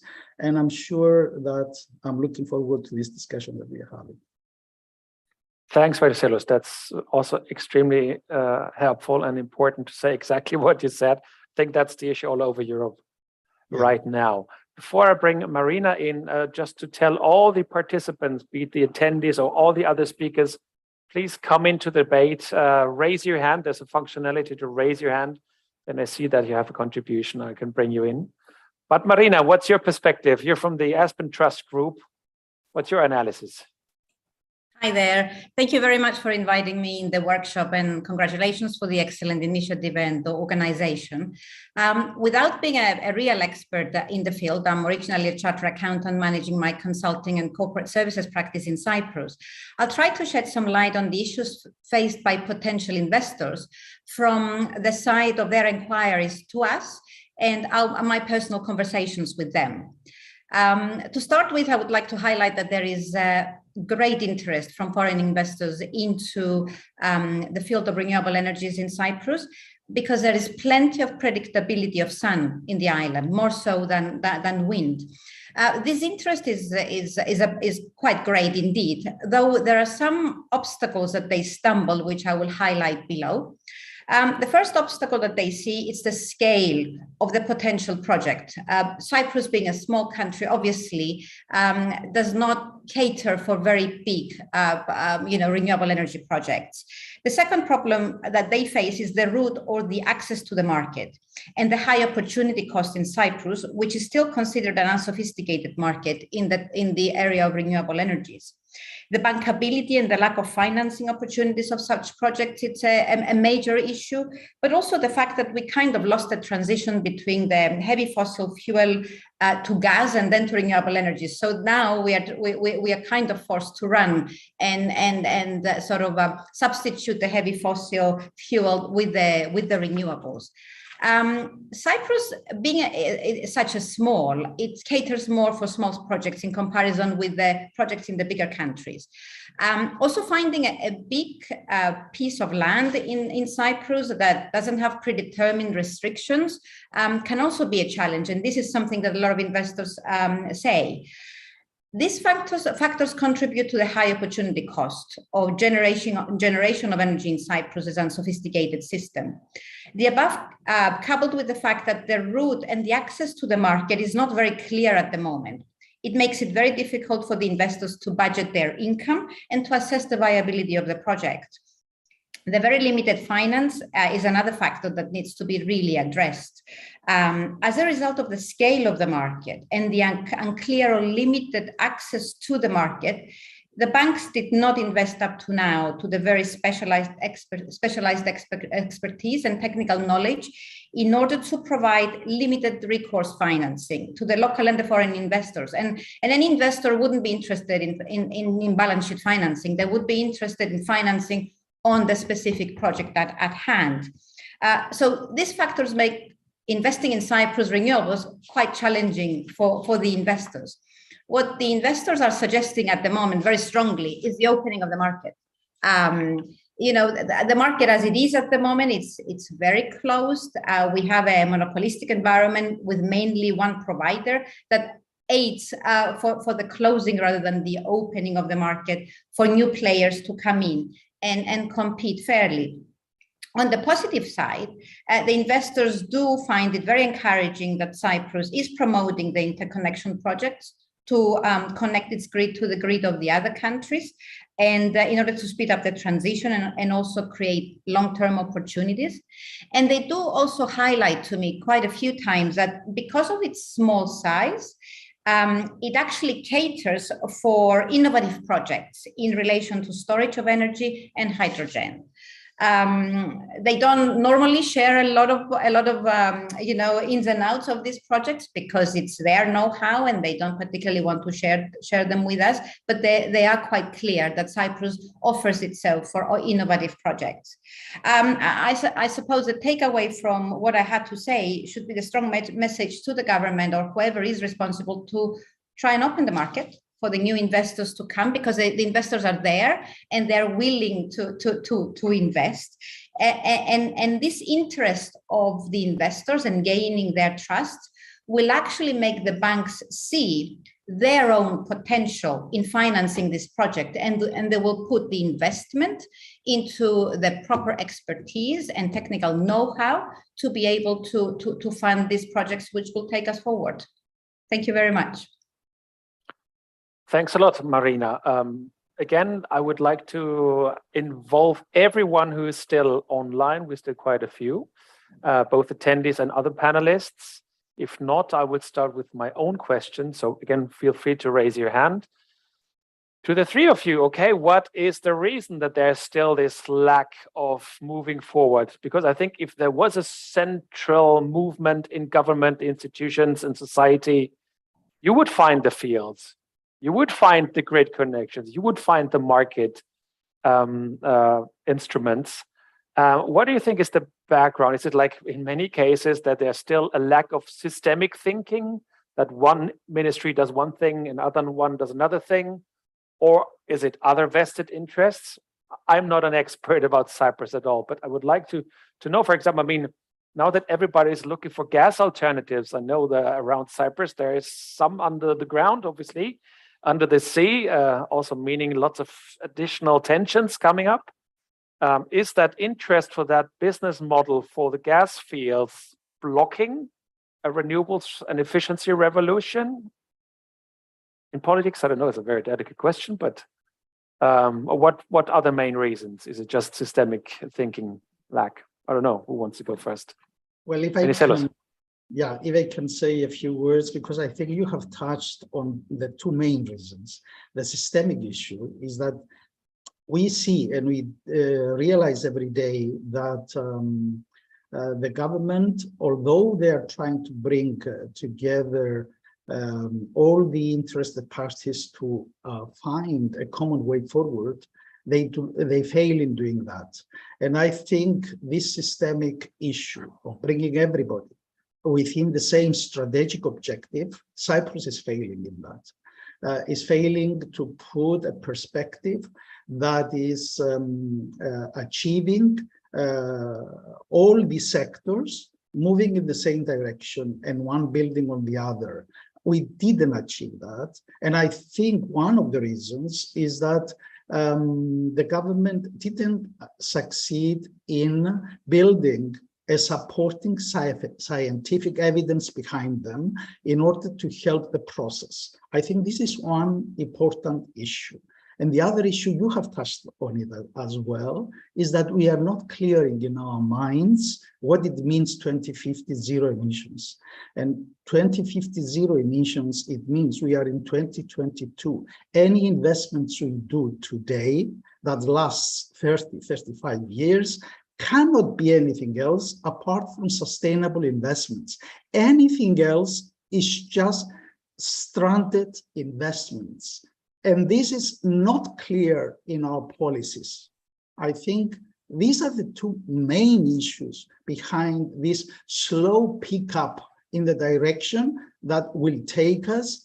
And I strongly believe that if we take the route, the green route, this is going to be the lowest cost route. No, Natasha, you want to come in?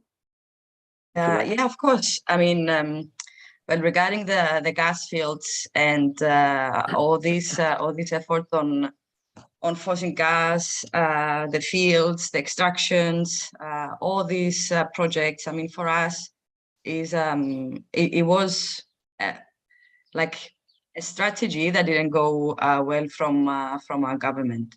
Investing in these huge projects, in East Med pipeline, on the LNG terminals, is we didn't have any infrastructure to begin with, and pushing forward these unsustainable polluting projects that are also very highly political.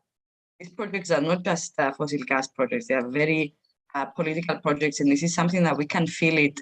I mean, in Cyprus, we can see these projects being discussed in negotiations. We see them used as tools to push and have conflict between the communities. It is something that we do not want. And this is something that will not give us energy independency or energy security. And plus, we are not sure if these projects, even if they happen and if they completed by 2023, this is what we have as an information for the LNG gas and the East Med pipeline. If it's completed by 2025, as Venizelos mentioned, we do not know if they will bring any economic benefit to any communities, basically, other than just extracting the gas. So is this project still viable in 2022? And if these projects are not viable, so why are we continuing to push for them when they're already fueling conflict in the region? And region is not just Cyprus. I mean, we have other countries around us that are very much happily to take on the conflict on that. So we our targets and our focus should be shifted. There was effort for fossil gas, but that time is long gone. And we need to stop being dinosaurs. We need to see into the future and find a safe place for everyone, especially in energy security. So maybe, I mean, if you spoke about the island situation of Cyprus, I mean, we've talked to many friends also in Greece about the islands and so on. I mean, you have tons of solar radiation. You could do a massive rollout of PV and in the same time use these new power pack storage solutions that you see in some countries all over the planet, which are kind of balancing out the PV of the day and so on. And I don't know, of course, you have to go into economics, but of course, everybody's hungry for gas right now, but also everybody talks about a hydrogen strategy. So I don't know, probably one day, if you have surplus left, that you kind of start producing real green hydrogen and start also selling that stuff. I mean, if we talk about gas infrastructure and so on, and new markets and new business models, I mean, again, why is gas so powerful? Because it's also one of the resources that you can sell for lots of money. And especially through the Ukraine crisis, there's huge interest to go into that, which is, of course, for the climate crisis, a nightmare, you know. But in the same time, the exploding costs for electricity, for energy imports, because of the Ukraine crisis and climate change and everything, might give right now the right push. Probably we should see it like this. The different ministries are like pieces of coal, and the pressure of the situation forces them together to create a diamond. You know what I mean? Coal converted to diamond. That is to develop this future strategy to make you also one of the first big leading 100% renewables islands. So that's what I dream of. It might be naive, but it's somehow, if you stand in front of a big gate, but it's not only Cyprus, it's everywhere the same, all over Europe, in most countries.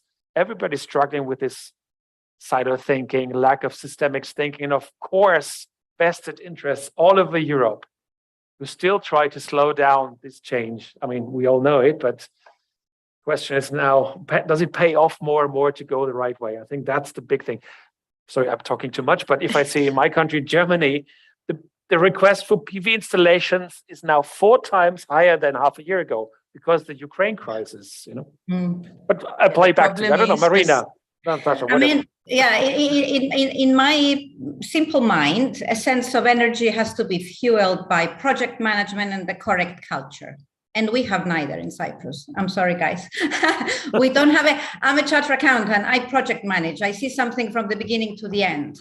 When I hear that, you know, the ministries, every ministry does their own thing. They don't coordinate. They don't even, you know, there is not even the sense of commitment with each other to make sure that we all go for the same goal. Then, you know, this is kind of disheartening. Plus, the culture, the knowledge, the commitment that this is a one-way road. You know, you guys are the specialists, and you know, you say it, and you've been saying it for so many years. Now it's about time for all the bureaucrats and all the technical persons and all the accountants and lawyers like myself to just follow, not debate. And for me, you know, I think this is what we should keep repeating to all these people. They need to change their culture, and they need to have the sense of urgency and the project management that we've seen in the pandemic, for example. I mean, with the pandemic, we've literally seen the whole of the world coming together and gradually coming out of it in a very you know, in a way that was dignified for everyone. And we need to make sure that we do repeat this all the time. Need to change the culture and need to project manage it, and then we can do it. And all the vested interests, all the other things that you've discussed, they will come out of this. Obviously there is interest. Obviously there is politics. Obviously there's so many other things. So in my opinion, having the sense of urgency at the moment, it's kind of a blessing in disguise. It just has to be more of an urgency. Yeah. I would agree with Marina with what she's saying, and also I would say that Jan, what you said, you're not naive. I think we are and we should be a symbol of an island going green. And you are perfectly right that because we have a lot of sun and because we will generate more during the day, and we have to balance our generation with demand, yes, we can produce green hydrogen and we can make it available for other uses. It can be for mobility, it can be for mixing with natural gas in other countries, it can be many uses that we will find for it. Hydrogen is a very important commodity because it's easily stored and it lasts forever. If you see what I mean, it's storage that can be used anytime you really need it. Now, of course, the fuel cells are a bit expensive, and it's expensive to get back electricity from it. But things will change. We know science is working very hard to make these changes, and we are going to see these changes coming. It's a question of putting together, as Marina said, a holistic policy forward that will bring you to 2050 with the lowest cost solutions. It's a project in its own self, and it's a question of building the correct culture for it. Thank you. And again, there's also hope. I mean, since I started here in Brussels some 15 years ago or so, if you see how much cheaper PV, the renewables technologies have become, because the technology market that is getting cheaper and cheaper and smarter because of scales of economics of scale, whilst the fossils are getting more expensive, and especially in such a crisis, it's incredibly fast, but it gets more expensive. So there are luckily incentives for it's not just a mission to save the planet in 100 years. It's really, it hurts today, to pay your energy bill. And suddenly people start thinking much more about their use and waste of energy, but also how to replace it with reliable and long-term reliable solutions. To round up things a little bit with another direction, if you see the discussion in Cyprus, you're all experts about this, but what would you say should come from Brussels that would be supporting your case? Is there, not only a workshop like this, we will not change Cyprus with one workshop, of course, but what is the feedback that you would like Brussels to hear, your experience? Would it be to force the finance ministers to be more systemic, or just an idea, to make the foreign ministers talk more about the implication of geostrategic tensions of energy, stuff like this? Or is it more technical, really, to say, please, DG Energy, be even more ambitious, give us more technical expertise or more funding? Yeah. I was going to say, Jan, that you have touched on an issue that you cannot import into a country a policy. You can put your legislation where it is, and you can push for member states to adapt and align and whatever. I think what will help a lot is to push the scientific evidence that will convince governments to take the correct decisions. Since we are not doing it internally, at least let Brussels to bring the scientific evidence of what is the correct thing to do. I think this will help a lot. Okay. Natasha, how are you? Yeah, Marina, the directives and all of the policies that come from and regulations that come from Brussels, these are something that we are helpful and we really need to follow. So this is something that can be applied in any member state. But as Venizelos said, the technology is going to be massive and helpful on that. But my main point in this is especially connected with the previous discussion on the terms of urgency, is that we would like to ask Brussels not to move the one crisis from one country into another, just to getting the gas fields. That is something that we need to be really, really careful on the balances and making sure that running to deal with one crisis and fixing one crisis doesn't create another crisis, especially in energy and in conflict. Marina, you wanted to go? I would say keep doing what you're doing, like pushing the governments, obviously, to comply, and putting a little bit extra pressure doesn't always harm. In our country, I can see that whatever comes from the European Union is taken into consideration a lot. It's the consistency of solving the problem, which is the issue. It's not necessarily, taking it seriously, but also what I would personally think that it would be very good is to assist the banks in Cyprus gain the knowledge and the technical expertise to provide limited recourse finance. If the banks can have that and can have the knowledge and be able to give this financing, I think it will be much easier for the investors to consider this project. And when we have a lot of demand, it can also work the other way around. The demand can put pressure on the government to actually get their act together, because I sometimes feel that the private sector plays a very big role in how things are done. We shouldn't always wait for the government to take care of it all. So I think Jan, Marina has raised an issue which is very interesting and very important, is that there is a risk element in these investments. That is a market that is not mature, is a new way of doing things, and this risk element, usually the banks do not take the decision of investment. And I think Brussels has learned a lot in that direction, and so if they absorb the risk element somehow, this will help a lot. because the investors keep telling me, but ABCD bank in ABCD country, they are financing our projects in Poland and Italy and Morocco. And, why can't I have this in Cyprus? So for me, I find it an incredible obstacle for those people who want to get involved into Cyprus, because they want to be here. They want to bring their investments here. I find it very limiting, the fact that we don't have this in hand. And if I talk to the banks and Bank of Cyprus and all the other banks, they're telling me, oh, these are not viable projects.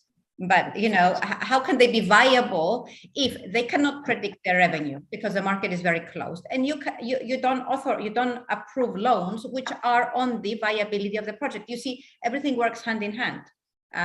So if Brussels can help on this, I think that would be a different way than pushing the politicians. But also, Marina, I mean, what is more predictable than a PV installation in Cyprus compared to fossil gas fluctuations on the markets, So I think it's rather it's not the problem of the technology, it's a lack of knowledge. But I think that's why, for example, we have this huge debate here in Brussels, how to get more and more with the European Investment Bank and other banks into real green investments. And I don't know if we followed what happened to the taxonomy this week, that the European Parliament refused to label nuclear and gas as green sources. I'm getting ticklish when I hear this. I hope they can stop this to stop this greenwashing of the wrong energies. But you see the stuff happening. If I see, for example, I mean, I'm just a humble servant of the gods, as I always say, but our bosses in European Parliament, like Kieran Cuff this morning, and EUFORES is a cross-party group. So all democratic political groups are in EUFORES, from conservatives, liberals, socialists, and Greens. They come together, they're friends of the energy transition, to move things. And our presidents, our bosses in EUFORES, they are the rapporteur on the efficiency directive, on the buildings and performance directive. They are shadows on the renewables directive. They are close with the commission, like with Hans van Steen. We have Frans Timmermans, our climate commissioner and Green Deal commissioner, with us regularly in Strasbourg. Kadri Simpson, there is this debate, absolutely. They are fully aware that these things are happening, but I'm really happy that this becomes more and more mainstream thinking. If I remember 15, 20 years ago, it was kind of a green huggers topic still. But now if the big banks start discussing it, I think the streams of money are going into the right direction step by step. But still, again, there's still a lot of vested interests who want to slow this down. And this is the biggest issue. It's not technologies. It's not the natural resources that we have that are the limits. Not even the social acceptance. It's still the wrong thinking in the brain. So I think, but again, one day that the investors see the outcome of it, that these investments are much more secure, and probably also this risk premium is disappearing by itself. Because again, I mean, if you want to invest into nuclear, forget it. There's no real market enabling this. If you want to go into fossils nowadays, you see what happens on the markets. It's crazy to go there. And as you said, Natasha, it's stranded investments. And as you rightly say so, I think citizens are requesting it more and more. The young people are requesting it more and more, that this has to stop. And I think the business case for fossil cars is done. The business case for gas is soon done. Anyways, coal is out of business sooner or later anyways. And then hopefully ETS is helping on the other side as well. So I think, again, probably this picture to the pressure from all sides brings us to a moment that everything then suddenly is like a how do you call this spontaneous, disruptive innovation moment that even mainstream politicians say, okay, that's the way to go, and everything else is just crazy. So, okay, I'm getting really emotional with you here, but it's a great discussion, really a very good discussion, a very honest one. So do you have other questions or ideas that we could bring up, or all the other participants? We're still 30 people in the room. Do you have other contributions? There's someone. Yes, Charalambos, please come on stage, of course, our host. Hi. I think what is needed is we need to train our decision makers. It's not easy to implement policies that you don't understand the significance of them. So I need I think it's very important to actually train decision makers to make them understand what is there. And the other thing is that not a lot of people in government understand what's coming with the Fit for 55, for instance, policies that the EU is discussing. And they just keep doing what they were doing before. Business as usual is standard practice here on the island. So we need to train them to get them to focus on these issues. Thank you. Absolutely. And I think Haralambe, focus is one issue, and if they don't understand them, at least to have the scientific evidence to convince decisions forward. I think this is critical importance. Okay, any further comments? I see no other hands. Then I would close our workshop today, and I'm extremely happy about the high level of contributions today. Really, I learned a lot, and I promise really next time we come to Nicosia, and I want to go for a lovely dinner afterwards with you and lots of wine, please. Oh yes, we would be glad to have you here. Also, by the way, to let you know, if you want, EUFORES is also not organizing stuff on the European level. We organize these national workshops like today, but also we organize annual interparliamentary meetings where you have members of parliament from all over Europe coming to one of the national parliaments to discuss the latest state together with MEPs, with commission and so on. And that's for us a very important platform for exchange, exactly of good practice, a learning exchange, you know. So I hope we can also seduce the members of parliament in Cyprus to travel to the next one. We will definitely keep you in the loop. Okay, everyone. So let's close down the official discussions. And I would like to thank again Charalambos Theopremtou for organizing this with us. And again, for the contributions. It was amazing. And I will push Commissioner MEPs again to have a look at the video recording, because the debates were really excellent. And well, before we go, I would like to invite everyone again to come on stage on video, this time also all the staff.